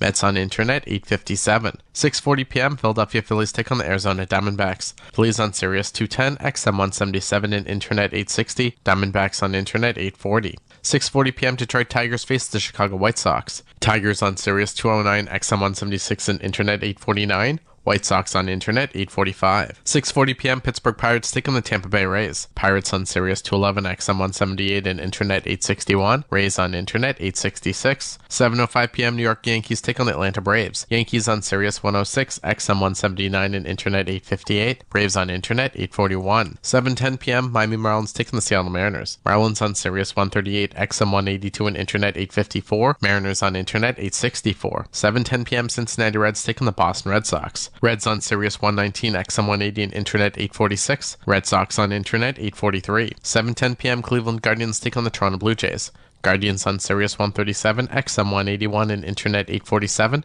Jays on Internet 868. 8:05 p.m. Texas Rangers take on the Kansas City Royals. Rangers on Sirius 139, XM 183, and Internet 867. Royals on Internet 851. Spanish feed on Internet 870. 8:10 p.m. Houston Astros take on the Baltimore Orioles. Astros on Sirius 162, XM 184, and Internet 850. Orioles on Internet 842. 8:40 p.m. Colorado Rockies take on the Washington Nationals. Rockies on Sirius and XM channels 89, Internet 848. Nationals on Internet 869. 9:40 p.m. San Diego Padres take on the Milwaukee Brewers. Padres on Sirius 158, XM 187, and Internet 862.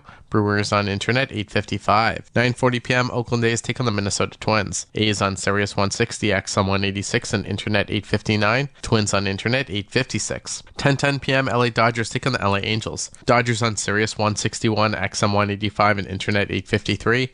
Angels on Internet 852. Spanish feed on Sirius 208, XM 175, and Internet 871. I'm Frank Trachtenberg with your SiriusXM MLB schedule for Friday, June the 21st. All times are Eastern, and please remember, all games, times, and channels are subject to change. Check SiriusXM.com for the latest updates. In Major League Baseball, 2:20 p.m. Chicago Cubs take on the New York Mets.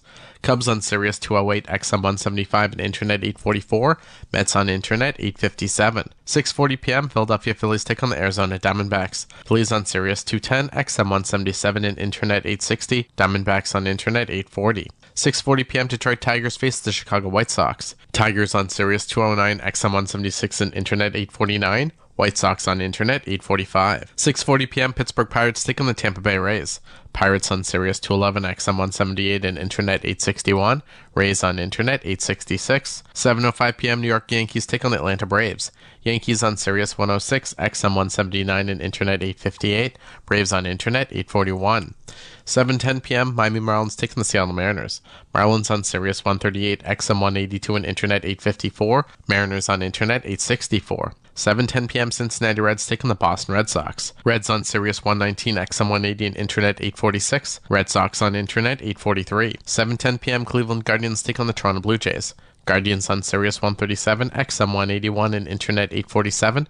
Jays on Internet 868. 8:05 p.m. Texas Rangers take on the Kansas City Royals. Rangers on Sirius 139, XM 183, and Internet 867. Royals on Internet 851. Spanish feed on Internet 870.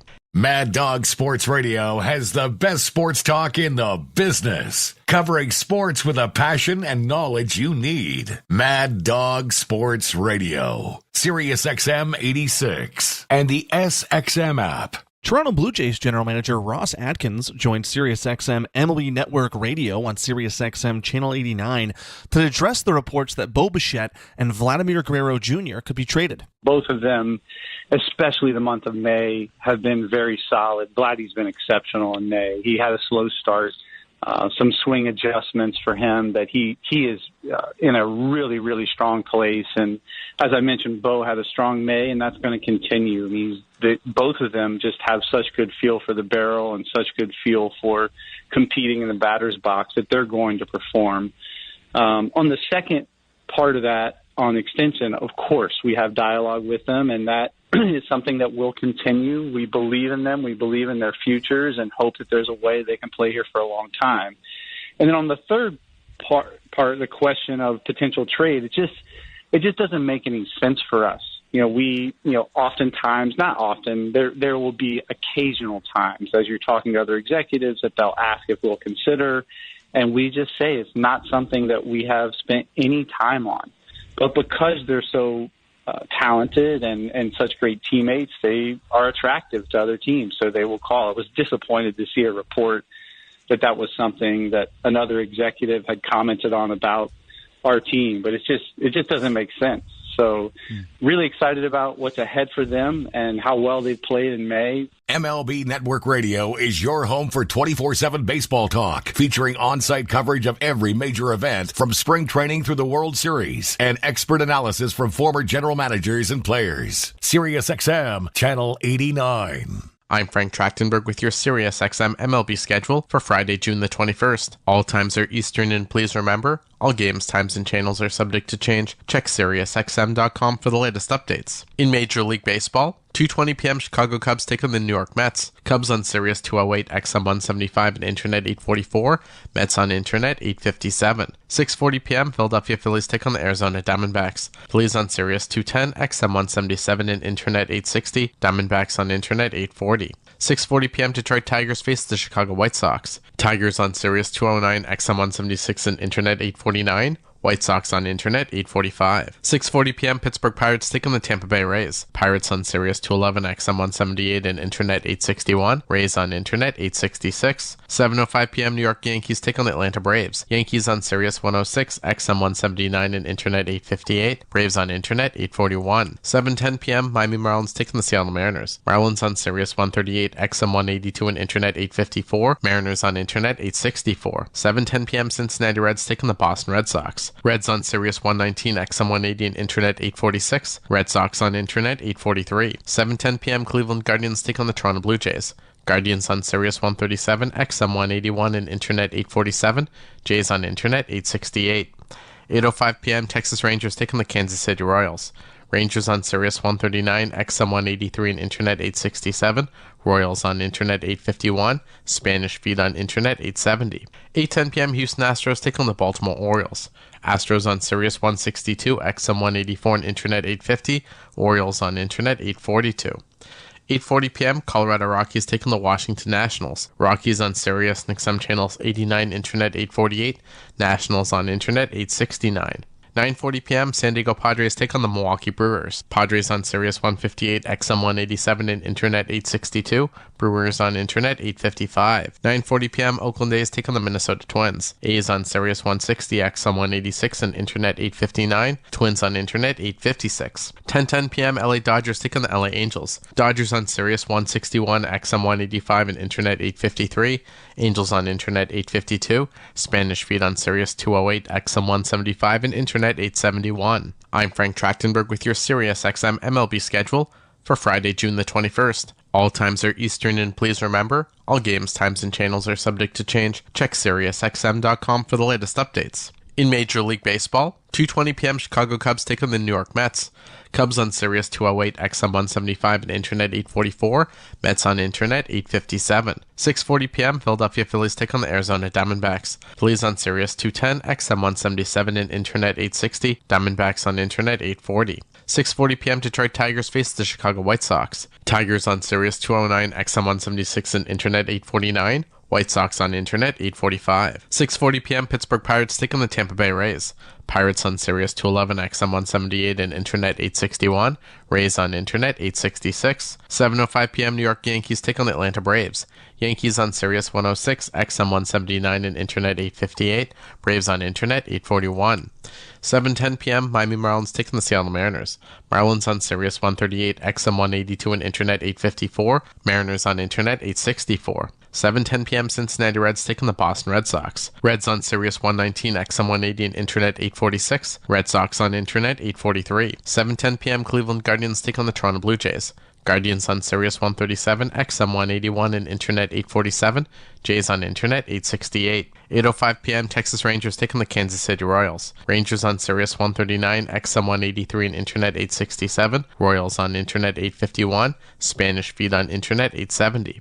On the court and off, your home for the NBA is SiriusXM. Follow all the drama as your favorite team vies for it all. SiriusXM NBA Radio, SiriusXM 86.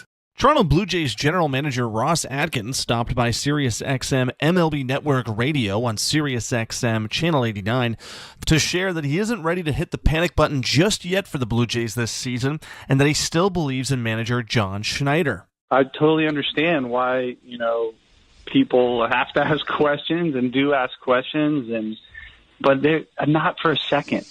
John has been incredible. He is at the forefront of our environment and has worked tirelessly over the off season on our players understanding that they are the most crucial part of this environment and how we can support them in a better way and lead them, of course, in the most effective way for them to be great.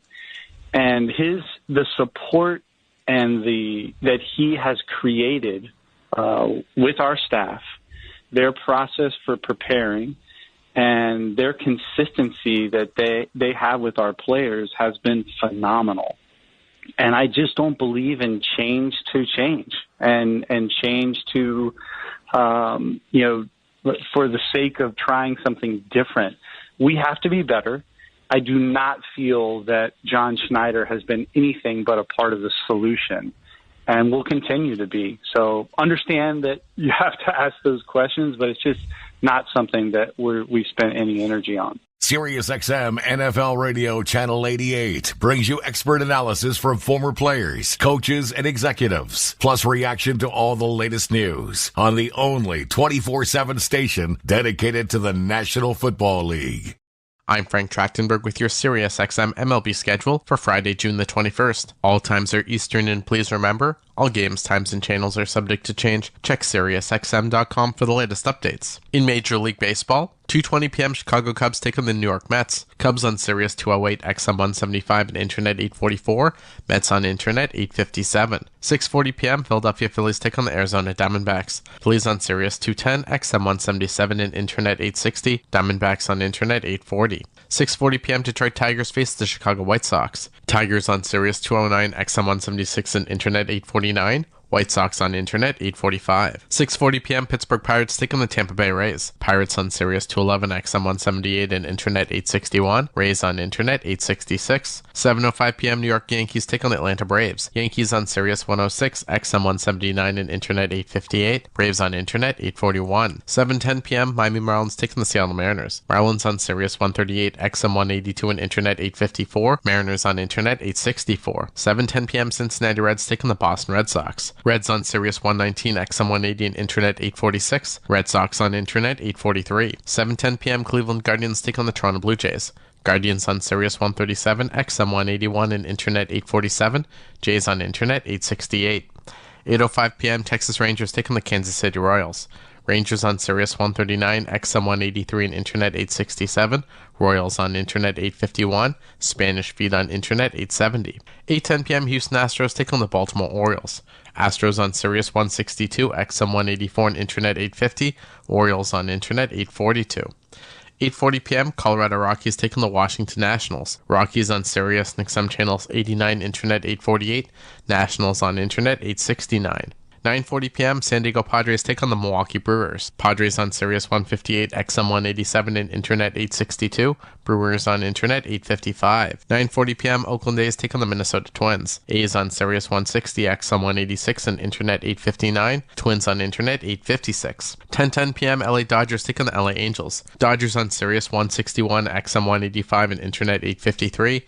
Angels on Internet 852. Spanish feed on Sirius 208, XM 175, and Internet 871. I'm Frank Trachtenberg with your Sirius XM MLB schedule for Friday, June the 21st. All times are Eastern, and please remember, all games, times, and channels are subject to change. Check SiriusXM.com for the latest updates. In Major League Baseball, 2:20 p.m. Chicago Cubs take on the New York Mets. Cubs on Sirius 208, XM 175, and Internet 844. Mets on Internet 857. 6:40 p.m. Philadelphia Phillies take on the Arizona Diamondbacks. Phillies on Sirius 210, XM 177, and Internet